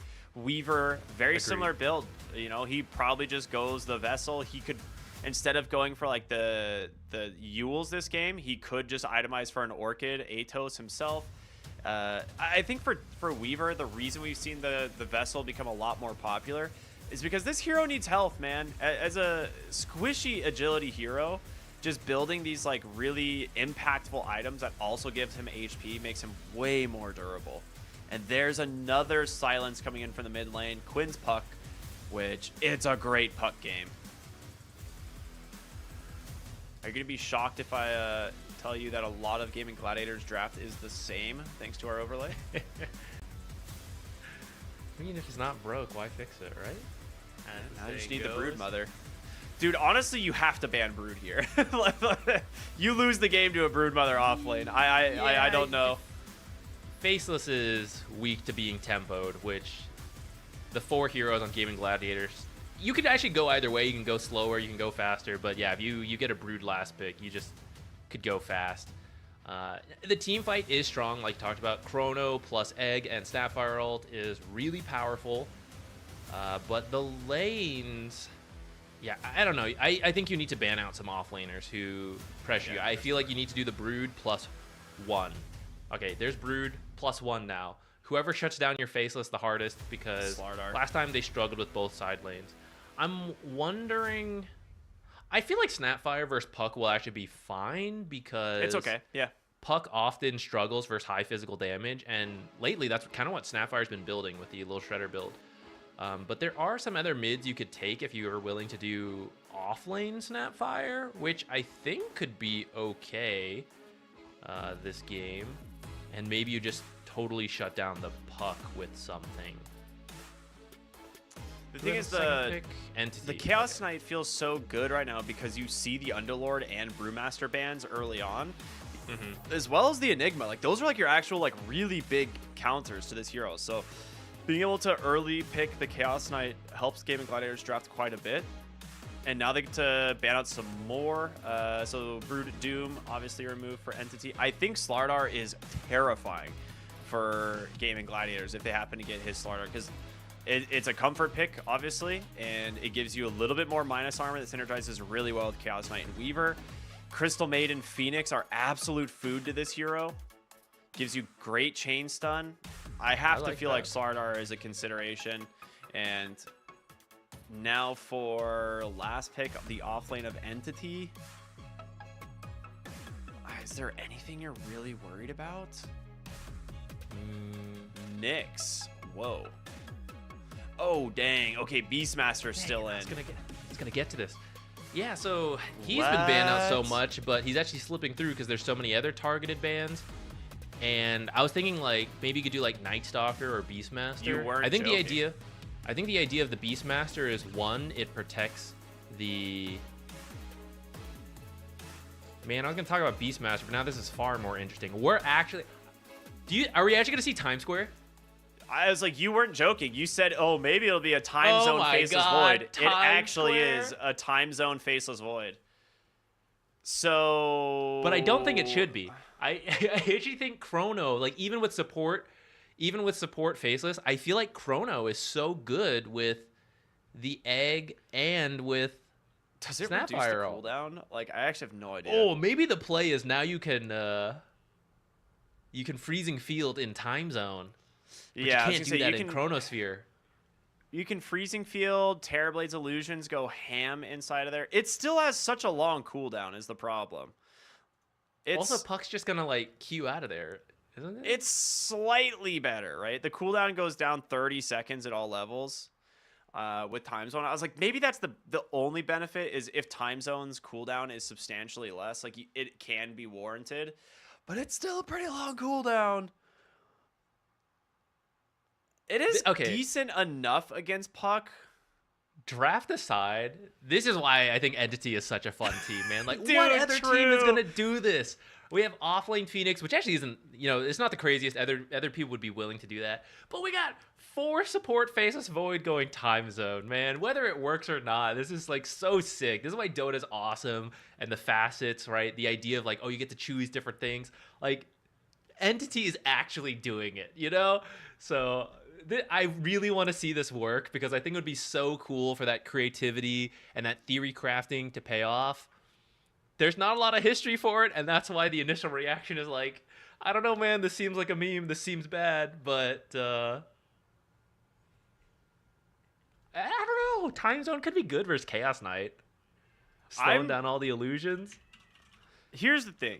As a general enjoyer of Dota 2, I guess you could say, I want all the facets to be viable. And I think that's the long-term goal, of course, of adding these, similar to what talents were back in the day. So I am all for Entity experimenting with this facet and seeing if there is a scenario where it is better than Chronosphere. We're going to find out. I think most people have ruled this facet as unpickable. But here we are. It is Entity in game number 2 of these upper brackets. And they've got a 4-position Faceless Void with the time zone. And I'm excited, man. Like, that's all I care about. Like, this is cool. I'm so excited for it. I'm ready. I will say for this. offlane Phoenix is gonna slap. This is yeah, interesting. I think it's really. I think it could actually be really good versus the Chaos Knight. Famous last words, but I think it could be really good. The first couple Zero levels armor might be hero rough. Chaos Knight. It could be rough to start, especially the Faceless Void, right? That's the big question mark.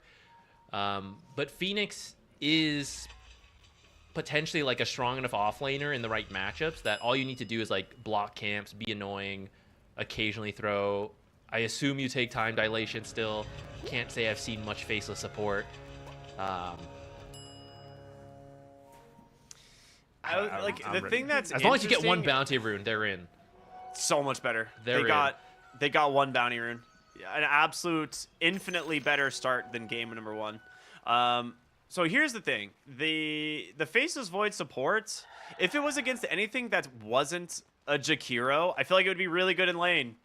Because he actually has pretty damn good base stats. But a Jakiro is like considered probably one of the worst matchups you could have as a 4 Faceless Void. Yeah, it is pretty. The damage over time is annoying.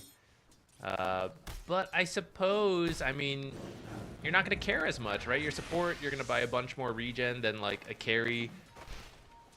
And, you know, maybe you'll stand in Sunray if that ever gets used by Phoenix. You know, you get a little bit of healing.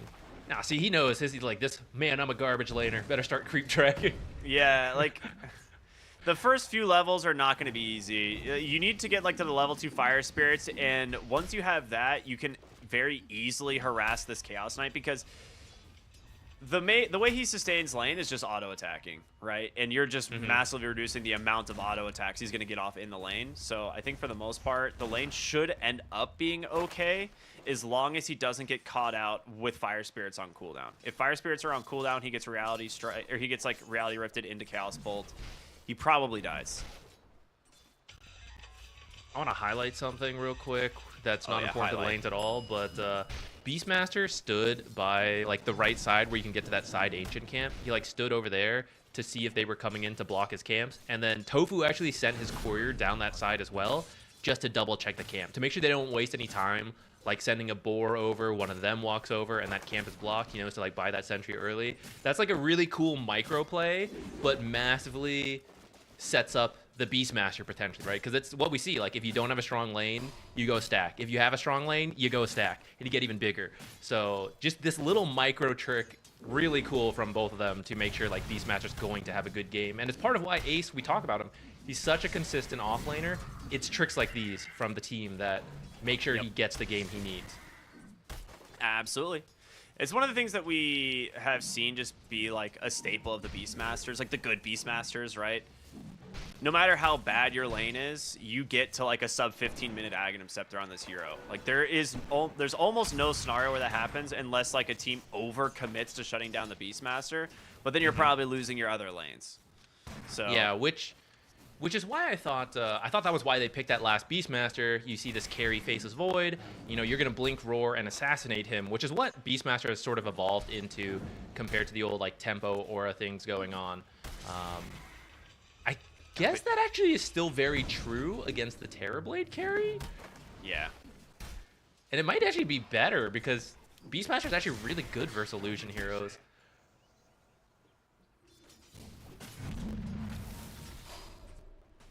Man, I just I am intrigued with what Entity are going to be able to get done in the mid game here, because Game and Gladiators draft is... Ooh, they get the stun. Faces Void. Already.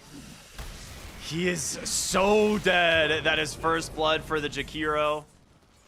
And just like, I mean, that's just the timing on the level 3. And bottom lane, Fishman's just going to get dove by Ace. The turnaround from Watson onto Tofu. No Sakuchi, but he gets saved.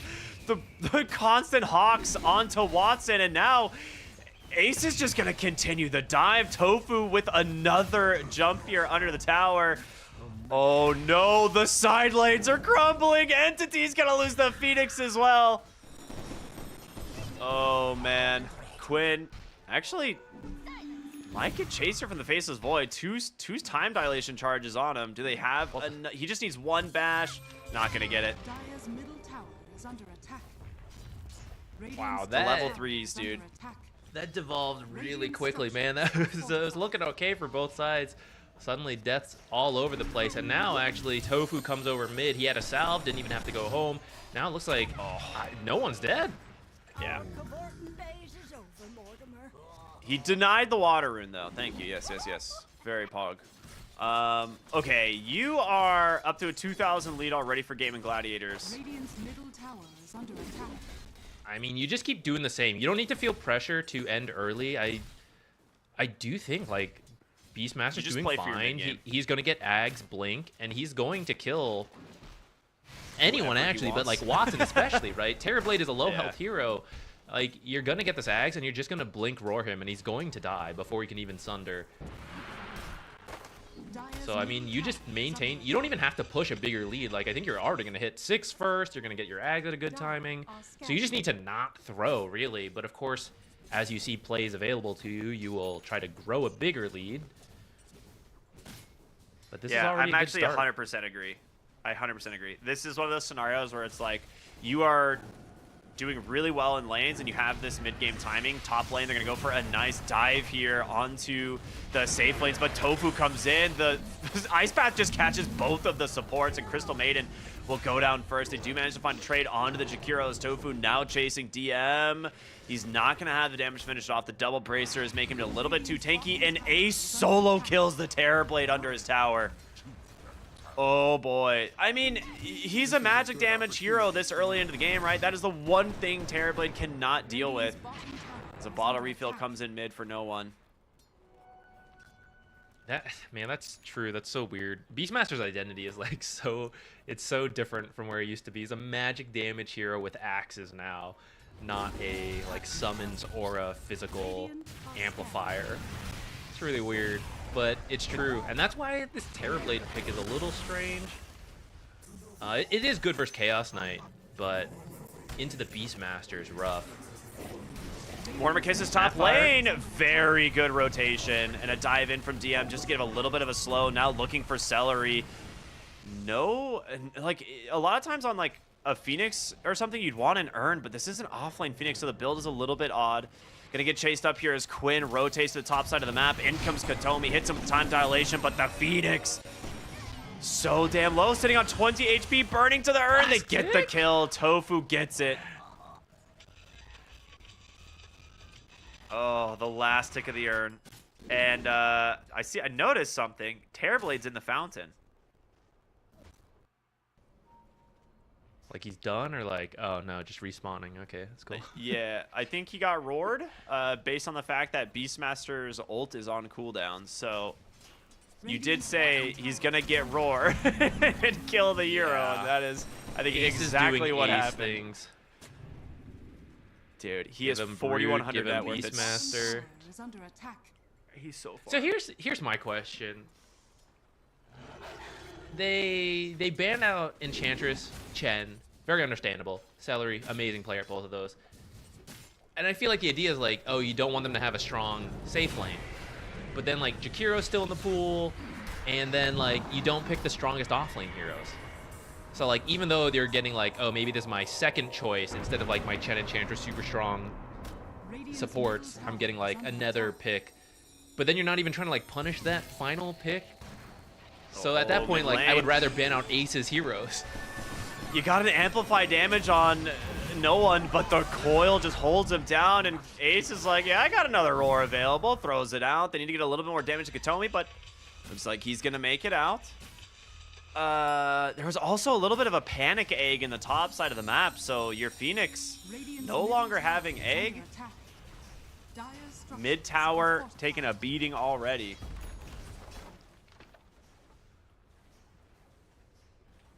Getting these kills on no one is really good too, because he was the one laner who was doing pretty well, which he's still kind of close to the puck, but now he's lost his mid tower, and now all three cores are at the top for Gaming Gladiators.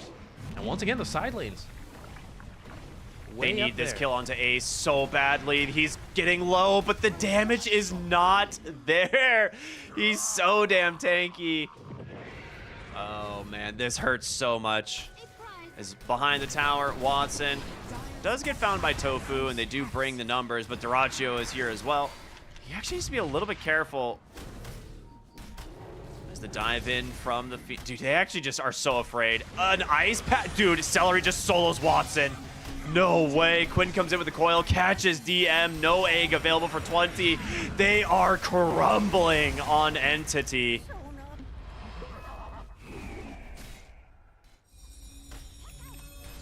Man, I don't even know what to say. They're playing so well. They're rotating. They got the spells, and like they've already got the lead, right? So like, let's say Terrorblade has level 6, then he's got Sunder. Maybe he's swapping, getting a kill, but he's behind from the laning stage. They're pushing the tempo. Still doesn't have it. So Celery gets to just Ice Path Macro Pyre. Or actually, it wasn't even the Macro Pyre at that point. Ice Path Dual Breath got the kill, getting him Macro Pyre to then use for another kill after that. Gaming Gladiators. This is when they look good, right? They just come out of the lanes well, and they just start playing as a team. And where's that Ags? It's 1,000 gold away, man. Yeah, he's gonna have it at like so scary. 12 minutes. He's already scary, but like he's gonna be even scarier. Yeah, I honestly am not sure what you can do at this point, right? Like, the teamfight wombo combo, which is normally like Faceless Voids, Chrono into like Egg and Mortimer Kisses, doesn't exist. Like, you have Time Zone. So, who on your team can take advantage of the Time Zone right now when all 3 of your lanes have been such a disaster? I forgot about Time Zone, dude. This is where I think you'd wish you had just Chronosphere, I think. Even on support. Like, I think if you're gonna take Time Zone, then it makes sense for support Faceless. But I really think you need to add a buff to Time Dilation in Time Zone. You can't add it to the base skill because then carry Faceless with Chrono just becomes too strong. But, like, the laning is too bad to even get to the point of Time Zone. Oh, DM gets a free pick here onto Celery. He's gonna burn down. Okay. A little bit of kills going their way. I mean, they're just... the thing is, they're farming so aggressively. And the only thing you're getting out of this is a support, you know, Jakiro. Yeah. He is working on the Veil into Shivas for DM, and that's actually going to be really good this game. So maybe... I mean, that's the next question mark, right? So the lanes aren't going well, but maybe all of us are going to get caught off guard by Core Phoenix and Time Zone Faceless Void, right? Like... I have to assume they practiced it, they tried it, so they're going to understand this more than I imagine any of us.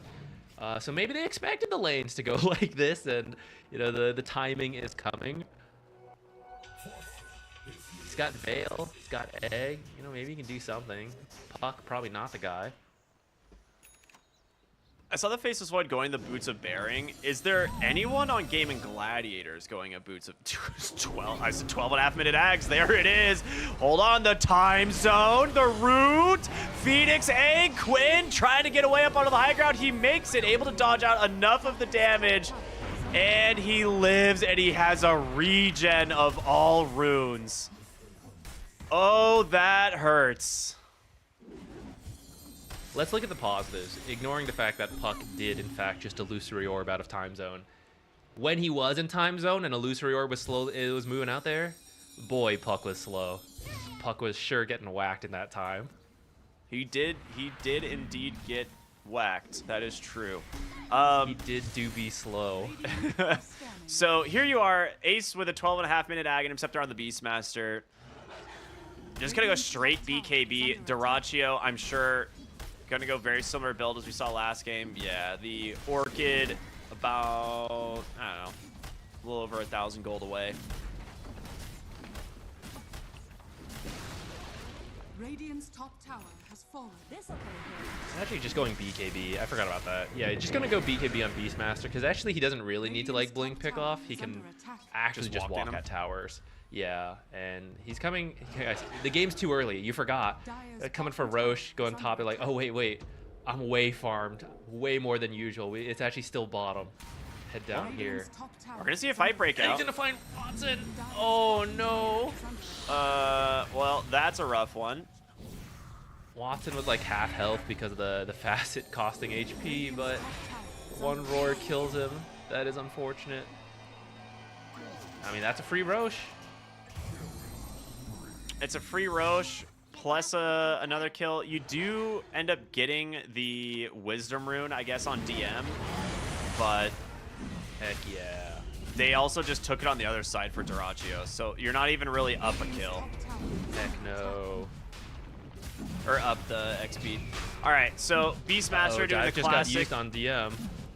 Wait, what? Oh, okay, never mind. He's quick TP out. He dove, I thought, coming from like the Lotus. They immediately looked for him, but TP'd out instantly. My bad, I baited everyone. So the classic Beastmaster basically soloing Roshan because of Aghanim Scepter. Yeah, a little bit of help from Jakir, obviously, but I got baited again. Ace is going back for Blink. Okay, well, he just does whatever he wants with Aegis now. He just feels like he can. That's true. You don't need BKB to stay alive if you got the second life. Also, I think he like roared Watson, insta-killed him, and he was like, man, that was hilarious. If I get a Blink, I can do that again a lot easier. Just gonna go grab one of those real quick. The thing with Entity's draft is, like, I can see the idea with the time zone here if you're on even footing. then Entity's draft actually works really well with it. But you are so far behind. Your lanes were an absolute disaster.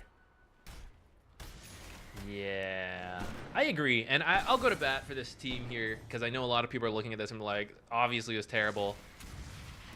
And, you know, we kind of thought it was like kind of questionable a little bit as well. But I like the creativity. And they got to this point playing their own unique style and their unique picks. And I really like that they lost game 1 and they didn't chicken out and they were like, oh, we gotta just pick meta things. We gotta copy what the other teams are doing. They're sticking to their guns. It's maybe not working right here, but, you know, you keep trying it. And that's how you reach the point where Falcons, right, top team, they're picking whatever they like and they're at the top. So it looks a little silly now that they're losing and getting like slapped around right now. But if they keep working on it and they reach a point where they start getting to win with like their unique style, then everyone's going to be copying them. And they'll be like, oh yeah, time zone faceless was broken, right? Right? You get to rewrite history once you win. It's the thing is, in a game in this patch, is it really only takes one big fight. And they do have the wombo combos on Entity. Like, if you actually find the openings, the time zone is there. The puck's gone. Oh, the root! Hold on! They actually managed to catch Quinn inside of it. The jump in from DM, they got him. Mortimer Kiss is out as well. Okay, you get a kill, but now you gotta get out. Oh no, the egg, is it enough? They just dive ace now with this. Age is still fairly taking time dilation, stacked up, doing a lot of work, but ends up being a 1-for-1 trade.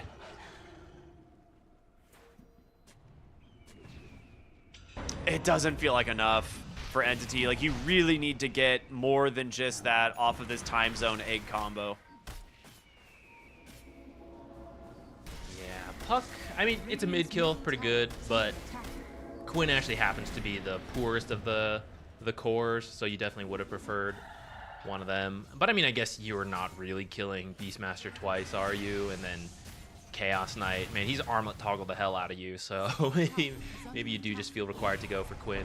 Yeah, we see the time dilation, go to the time zone, so actually Puck usually would have been able to get out of here with so the Illusory Orb route doesn't work, but he would have usually been able to W out of here. But yeah, time dilation just delaying that cooldown, so it does get the kill. Support faces Void, doing it right there. Meanwhile, on live, Dyrachyo finds a solo kill onto DM, which we knew as soon as that Orchid comes out, it was going to be scary. They are smoked up, and they're just going to try and take the fight. Finding Dyrachyo here would be massive. Well, let's see if they can. There's no Phantasm Freezing Field, but a really nice Ice Path and Macro Pyre. Dyrachyo picked off, though, as they've brought the numbers. That's a big gold bounty going to Watson, as the rest of them looks like they are just going to make it out. Well, I say that for now. They've got a ward actually scouting no one. There's going to be a Sunder out. Celery will take down no one. Finishes the job here on the Snapfire's Tofu, trying to chase it. Blink Roar. There it is, the Blink Roar. You called it. Oh my god. That's a lot of damage. Wait a minute. They're back in. Time zone. Here goes Terrorblade. Just going to get to work. Puck comes in. Can they actually finish the job? No. He's too afraid to fight. Ace stands his ground. He still has Aegis. Radiant's middle tower is under attack. Oh, no. Okay, when Valve looks at this game and buffs time zone, Entity's going to be awesome. They ran it first. They're going to be so ready for what time zone's good. I don't know, like, you're right. If they weren't 10k behind, this would look cool. Because you're going to buff up every single illusion. Everyone's going to be slowly running away. Time zone would also protect egg. It just doesn't work when you're behind. Like, you just get to run at heroes like this. They're going to force egg. But what a phase shift dodge. Yeah, both supports are actually really good versus egg. And then Puck actually builds a lot of attack speed nowadays. They find Snapfire onto the high ground, a great dive. Watson is here, does get caught from the Orchid. Oh, Manta dodges the coil snap even. Very fancy. But, yeah, continue your point. Sorry. You gotta be ahead to make this stuff look good. End point. All right, I think you're right. We're gonna... This game... That was your point. I stole it. No, it's all right. I think you're right, whereas, like, time zone has just been getting slowly buffed, and as with everything in Dota, there is a tipping point, right? Where you're going to be like, this ability is kind of bad. And then just one final thing, and then Time Zone Faceless Void is going to be like every game. So yeah, it's like Sand King, right? Sand King literally didn't change from the start of this tournament to the end, and suddenly Sand King's in like the top contested. That's just how Dota goes, and people who have like way too strong of opinions on Dota are just missing out. You have to stay open-minded because no one can explore this game completely, but sometimes you think you've got something and it's just not quite good enough. It comes into something you hadn't considered, such as Ace's Beastmaster and Brood just slapping the lanes around. They commit Mortimer Kisses, the dive in. Dyrachio manages to get on top of DM. There's no egg, but he's got nothing. They need to actually protect the Chaos Knight here. Time Zone is down. Great Macro Pyre as well as the Freezing Field, though, to turn it around, but in comes Tofu. They need to get more here. DM barely TPs out as the Roar will take down Katomi. I mean, both supports for the Chaos Knight is not bad. If you had the egg, that would have been a very different fight. Quinn goes in, threatens here onto the Snapfire. Gleipnir just barely off the mark. I mean, you definitely take that. At the same time, Gaming Gladiator isn't going to feel too worried. Right now, they're just holding the map. They're slowly working on like the towers, especially this tier 2. Aegis is about a minute from possibly respawning. You're just going to wait for that, grab that, and then you can look to take another big fight and the game. With the vision they have, I'm sure they'll just wait for a pickoff rather than forcing a huge fight into like the egg, Mortimer's Kisses, Time Zone, you know, all that. They'll find a pick first before going up. I wonder if like one of the buffs that they could do to Time Zone is make it so that your movement speed is a fixed number. Because I think there are a lot of ways to kind of drum boots. Yeah, like, for instance, like, you get bongo boots, and your whole team is just hasted, and you walk out of Time Zone, right? Which seems like kind of insane that that's just something you can do. But if it sets you to a fixed movement speed and applies that kind of leash, I think we could see something like that end up being a like viable support option. Maybe the ability is much better than we're giving it credit. It's just, you know, with how bad the lanes went, it's really hard to judge. Bottom lane, DM's gonna get found by Quinn and Tofu. He really can't afford to pop the egg, so they'll just give the life there. That is a Parasma puck at 23 minutes. Roar top lane again from Ace. This guy is beyond godlike now, 10-0. There is no stopping this guy. Radiant's bottom tower is under attack. I mean, hot take, I think Time Zone as a support skill is actually fine where it's at. The issue is like getting to that point and not being super behind. When you compare it to the other really meta supports, they're all strong laners who can get active early. Jakiro, Weaver, Clockwork. We saw them ban Enchantress, Chen. Who of these heroes is Faceless Void not getting absolutely dumpstered in the lane by? That is the bigger issue, in my opinion. And the problem is, like, if you buff Faceless Void to try to address that, then everyone's just going to play carry Faceless Void and go Chronosphere. So that's why it needs to be a buff to the facet itself, and I think they're going to need to add something to it. I mean, you could just keep buffing Time Zone like crazy, but at that point, you're going to get carry Faceless Void with Time Zone instead of support Faceless. So I think they need to make it either make time dilation, because that's why Faceless was a good support in the past, is time dilation was good. So you could either buff that, you could... I don't know if we want to make it where facets like give you better stats and stuff. That feels like cheap, but I mean it would work. But like your lane just sucks. It sucks, and that's what needs to change for Time Zone to be a thing.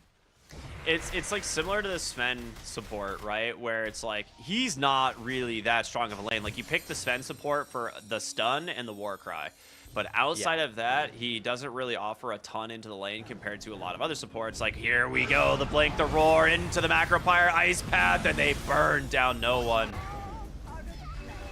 Radiant's bottom tower is under attack. Pick off. They could push a little. They have a creep wave here. Roche did spawn if they want to just head over. Looks like that's their plan. They're not really... Doesn't really look like you're pushing while Snapfire's dead.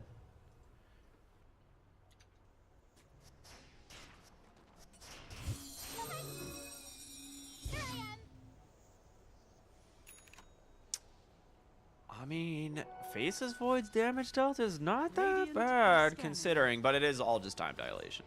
Time dilation is good. You know, once it's maxed out, it's good. The But issue like is they you nerfed said- it so that at level 1 it's not that good. Yeah, I was gonna say, like you said, it used to be like a 1-point wonder. It was absurdly strong for carries to even just pick up time dilation early. And so it's been nerfed to scale better with levels, but worse early on, and that's been very difficult for the Faceless Void support. Aegis and Cheese now gonna be picked up. Chaos Knight with the Aegis. Cheese for the Beastmaster. As it's only a matter of time before Gaming Gladiators decide to end this one. Honestly, it kind of comes down to Quinn just like going in with like a Blink Coil, finding a hero. He doesn't have the Aegis, but he's still very survivable, and he has a ton of damage.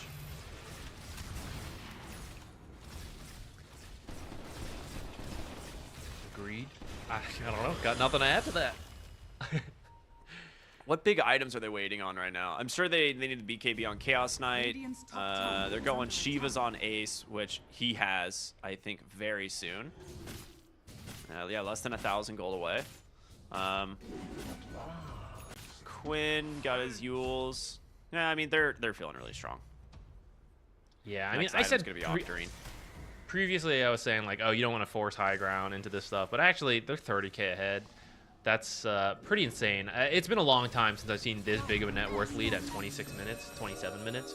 So maybe you can just force it and just not care about the fact that, you know, in a closer game, this is a pretty scary combo. Time dilation, time zone, I guess. You know, Egg, Mortimer's Kisses, Freezing Field, and then Terrorblade. This is usually where he excels. Like, as you try to come up his high ground, he's just standing there whacking away, but money solves all. Dota's like the real world in that case. Like, I mean, you're just rich enough to just stand there and go into it. So I think you could still just wait, hold, and look for a pickoff, which kind of seems like what they're doing since they're literally in 5 different parts of the map. They just do not care. They're not worried about being picked off. There's no vision from the side of Entity to like even try to make a play around this. They have no idea that game is just like all over the place. Daracho just jumps up here to look for this Wisdom Rune, and the thing is, they have no idea where the rest of Gaming Gladiators Yes, is. you They're can't do it. They're like, is he alone? Like, can he get away with doing this? And the answer is yes. So they will just take the Wisdom Rune.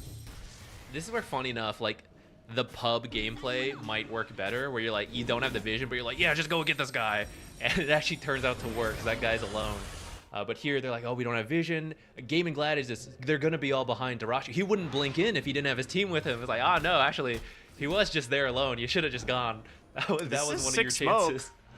Question is, will you find anything? The roar comes out. Ace just gets right on top of the Faceless Void, and he's dead. He does have a buyback. They've caught Quinn onto the backside. A nice dive in. There's going to be the egg, but where's your time zone? The team's already gone.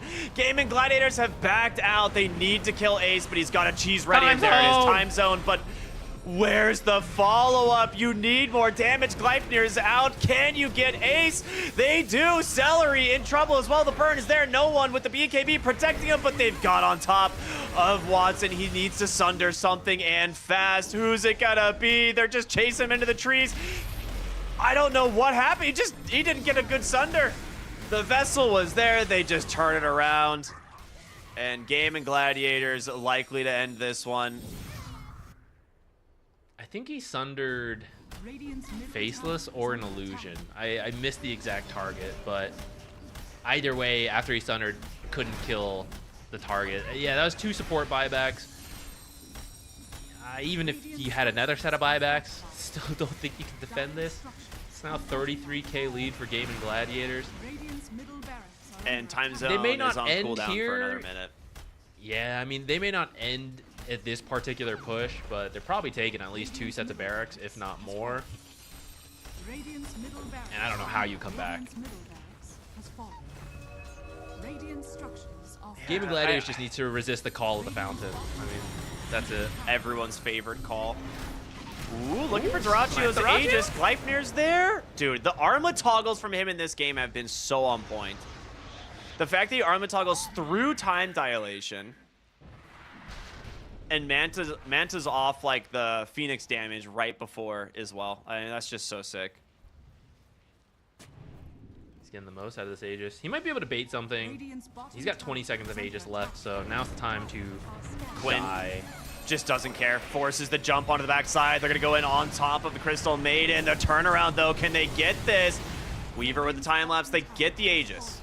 Ace looking for his opportunity to enter the fight. They have... Ooh, he just baits the BKB. Oh, man, and Quinn gets a 3-hero silence onto the backside. They've got to do something. The time walk into the silence. No! The egg is down. Can they kill it? They can. Freezing Field is there, but a Macro Fire right on top of it all. The GG is out, and Gaming Gladiators grab the 2-0. A very convincing performance from Gaming Gladiators. Game 1 was, much closer, but this game 2, man, they had it down. Game 1 was a warm-up, I guess. Yeah. Came in ready to play here, and I feel like they just got so many of the heroes they wanted. At the same time, like, I don't remember all of them off the top of my head, but if I went back and looked at the bans, it's kind of like, yeah, you did ban out a lot of Gaming Gladiator heroes, right? They do just have... They don't have like the widest hero pool, but they have enough of a hero pool that you can't ban everything out, and something you leave in is going to be like, oh, that's a comfort hero, so ban that one out. But it's like, oh, but now we're giving Chen to Seller. Oh, ban that one out. Oh, now there's Pango on Quinn, right? They have so many really strong heroes that it's tough to ban. You have to have a very clean plan. Like, this is what we're going to let through, and this is how we're going to address those heroes. And I think that's the part that was a little lacking for Entity this time. Or maybe they had an idea, but it just didn't pan out. Like, I'm sure it's that one. Yeah, I can kind of see the idea of what they're going for in this draft. Like, they do have a lot of answers to the Chaos Knight this time around in terms of just general spell damage, but the lanes were such a disaster that it's hard to judge. Like, there's an asterisk on this game, right? Because of that. Like, if the lanes went better, I could see this actually being a pretty decent attempt here from Entity to try and actually shut down these heroes. Like, the time zone against the Puck was actually pretty smart. It actually holds him down long enough. Like, it's like one of those things, like, is Chrono just the better of the two options? Maybe, but then you have, the potential follow-up, into these heroes. It was just, you fall too far behind, and then does the rest of the game really matter, Yeah, I think Time Zone with Terrorblade sounds really cool, and like with the Phoenix, like you said, the ideas are there. I'm so glad we get to see them, right? I think it's really cool. That's the part about Dota that's awesome. Yeah. It just didn't quite work out here. I think, like you said, back to the lanes, Gaming Gladiators is a strong laning team, and sometimes they try other things, but if you look at the heroes this game, like the Beastmaster, Chaos Knight, Puck maybe not as strong of a laner as it's been in the past, but that wasn't Quinn's job this game. The side lanes were where it was happening, and Puck or whatever hero he's playing mid, right? It's like, hey, you just gotta like rotate, do a little like ult, set us up, stuff like that, right? And our super farmed Brood will do the work. Our Beastmaster will do the work, right? That was kind of his job this game. Yeah, absolutely. It's really fun just to see Gaming Gladiators still performing with almost the exact same game plans, but drafts obviously have just changed a lot over the years. But the fact that they are still just one of the most punishing teams in lanes, and then the fact that they transition their tempo is still so cool to see. Like, this team is incredibly terrifying to give an early lead to. As let's take a look at the MVP here for this series, and to be honest, there's so many good choices. Looks like it's gonna be Ace though for Gaming Gladiators. Hard to really argue with that. An incredible performance on Broodmother, followed by a 12-1-14 Beastmaster. Yeah, that's pretty good. Couldn't really ask more from him there, right? That's such a strong performance, and we saw it. Like, we saw it happening from the little tricks they did to make sure he was gonna have a good lane no matter what. But then he didn't even have a bad lane, right? He got I think 2 kills, right? He got that level advantage. They started leaving him alone because they know it's like, you're gonna be fine. I know you're not gonna feed. I know you're gonna hit 6 faster this way. You're gonna find a solo kill off of that. I think he found the solo kill before he hit 6. Yeah. Hit 6 off that solo kill, got a second kill with his ult, right? So I mean, you can't ask for more than that. Yeah, it really was. It was such a sick performance overall. I have to say, like giving Ace a hero that he obviously is very comfortable with, but that he can punish like matchups. Like, this is exactly what he does better than almost anybody in the offlane. Like, it's so obvious. Like, every time, you know, he has these performances, you're like, yeah, you need to focus on not allowing him to have these types of matchups that he can snowball, because game 1 and with the Broodmother, it happens exactly the same way in game 2 with the Beastmaster. Yeah, and there's so many other heroes. Like, I think they banned Brewmaster that game, right? I'm sure if you take that, like, you swap it, Brood for the Brewmaster, then he'd have a great Brewmaster performance. You swap a different one, like, who are some other offlaners? They took out Underlord, right? He would have had a great Underlord performance. So, yeah, that's why Ace is often, we talk about him just being, like, such a stable offlaner for Game and Gladiators, and a little more farm than other offlaners, right? Quinn sometimes ends up being more like utility playmaker mid, but it's because, you know, he's putting his faith in his offlaner, and it often pays off. Yep. Speaking of their offlaner, we've got Ace for an interview, so let's go ahead and bring him on in, talk to him, see what he has to say about this series, because I'm very interested. Ace, hello, congratulations hello. on a thank you. very convincing upper bracket win. How you feeling? Pretty good. With some good games, so I'm very happy. Yep. Okay, so we gotta kind of talk about the elephant in the room here. Game 2, this Faceless Void time zone.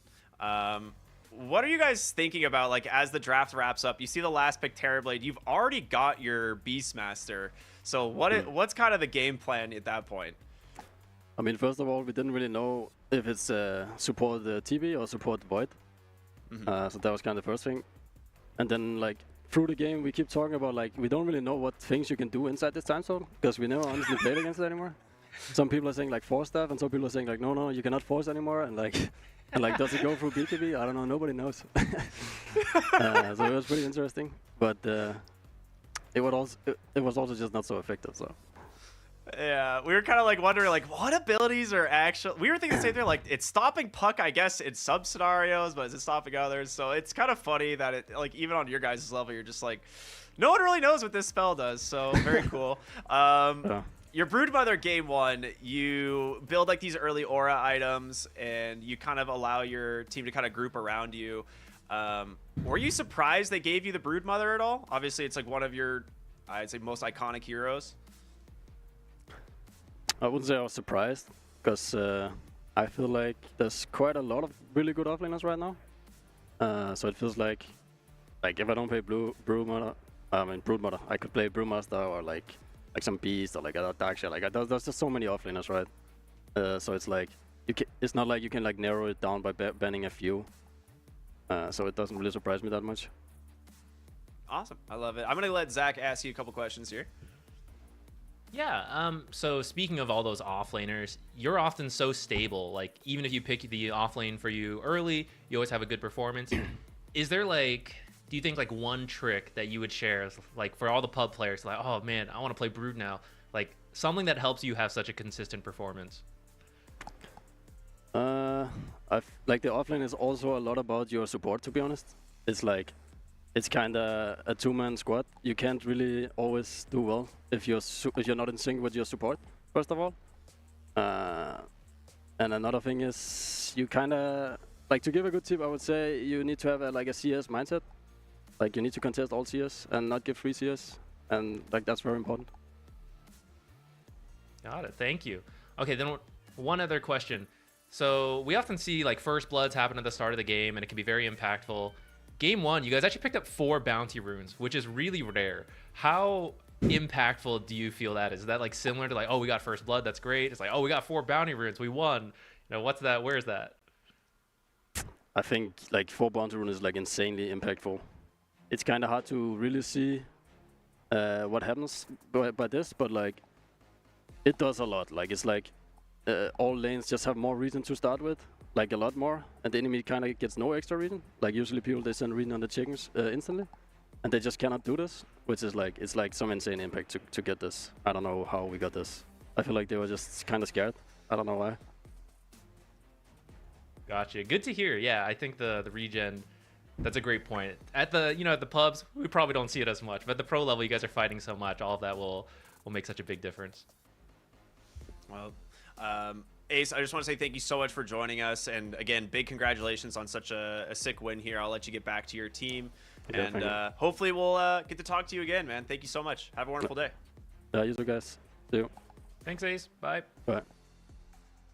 All right, a very convincing 2-0 from Gaming Gladiators to the start of their playoffs, which they've got to be very happy about, right? Like, they're going to be going up against the winners of Falcon and Extreme, which I believe might still be happening on mainstream right now. So if you guys are looking for more Dota action, head on over to the mainstream and watch that series, because it's a big one. Those teams have a pretty cool rivalry for over the last year. But is this surprising to you, seeing Gaming Gladiators looking this slick? Not too surprising, because we know Gaming Gladiators can perform this well. They have been having a bit of a rough year, so it's good to see it.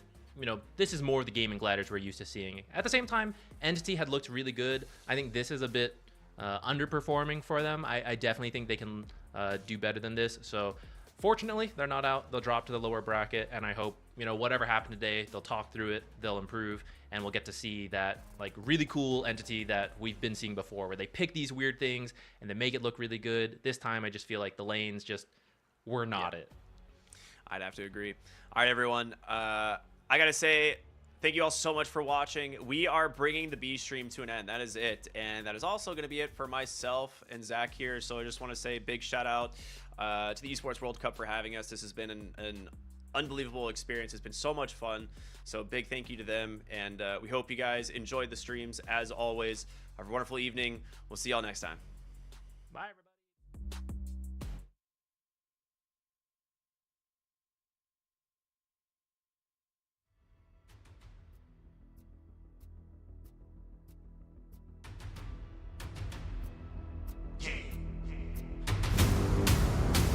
Whatever I want, I can have it. I'm exceptional, way above average. Obstacles don't stand a chance. You against me, better make up the plan.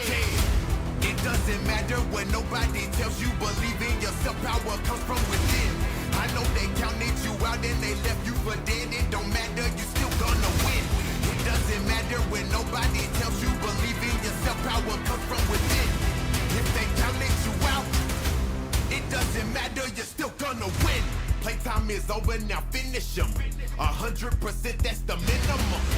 I don't listen to them, they some liars. Before you beat the odds, you gotta be put through the fire. Yeah, so I take on every challenge. Life is full of ups and downs, you gotta find a balance. When you're down and out, you find out who really got your back.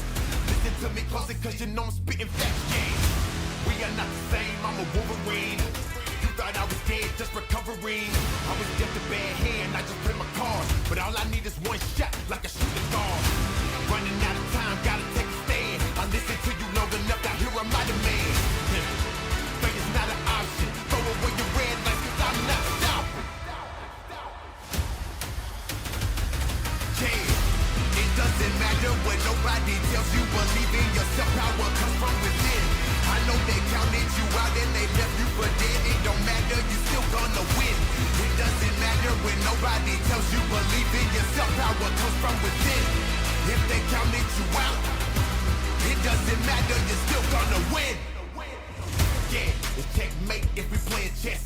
If you got a problem, better say it with your chest. I'm the #1 contender, ain't no #2. Cause even if I fall back, I'm still ahead of you. Yeah, cause we the winners, now we can't lose. Ain't no mission impossible, now we can't lose. Even though we outside, still get it in. You want the crown, get in line, there's been many men. Stop me, can't nobody stop me. Lately I've been on my own, can't nobody stop me. All that tough talking for the birds, now I'm furious. This will never end, so I'll never need a period. Yeah, so we gotta fly high. If you ever had a dream, put your hands in the sky. Yeah, cause we never going down. When it's all said and done, we gon' still be around.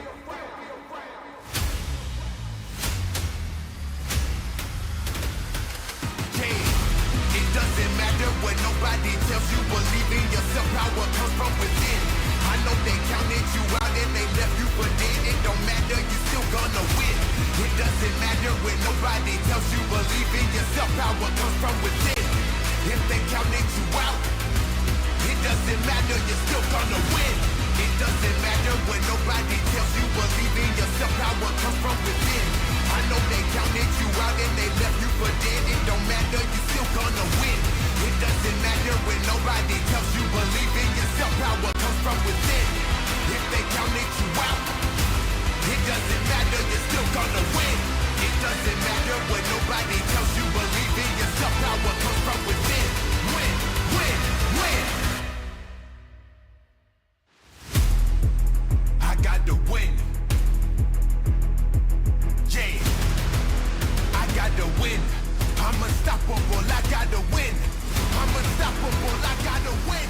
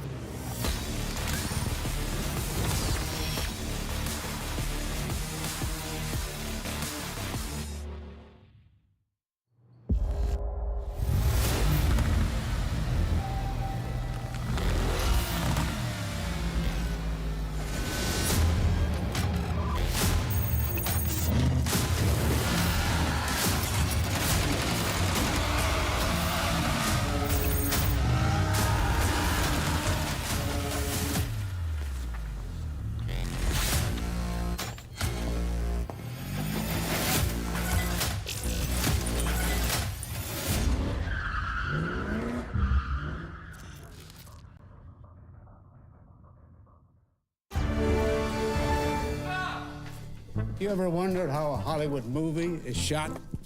On a Sony. You review it on a Sony. And how do you make that sound epic? You recorded on a Sony. Lunch break on a Sony.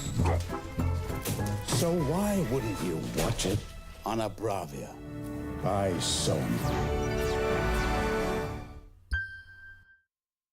Have you got what it takes to get to the top? It doesn't matter how high you climb. To reach the top, even the biggest champ needs a break. So you can recharge, dive back in, and dominate.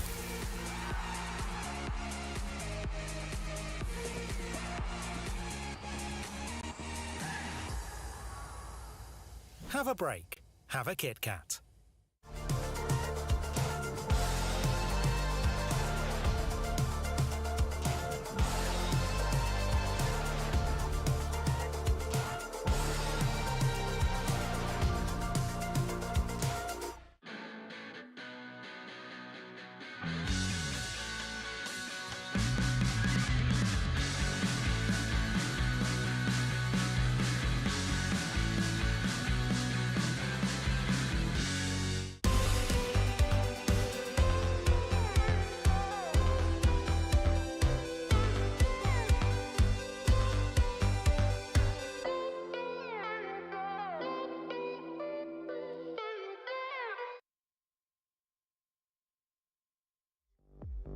Focused on your light kicks.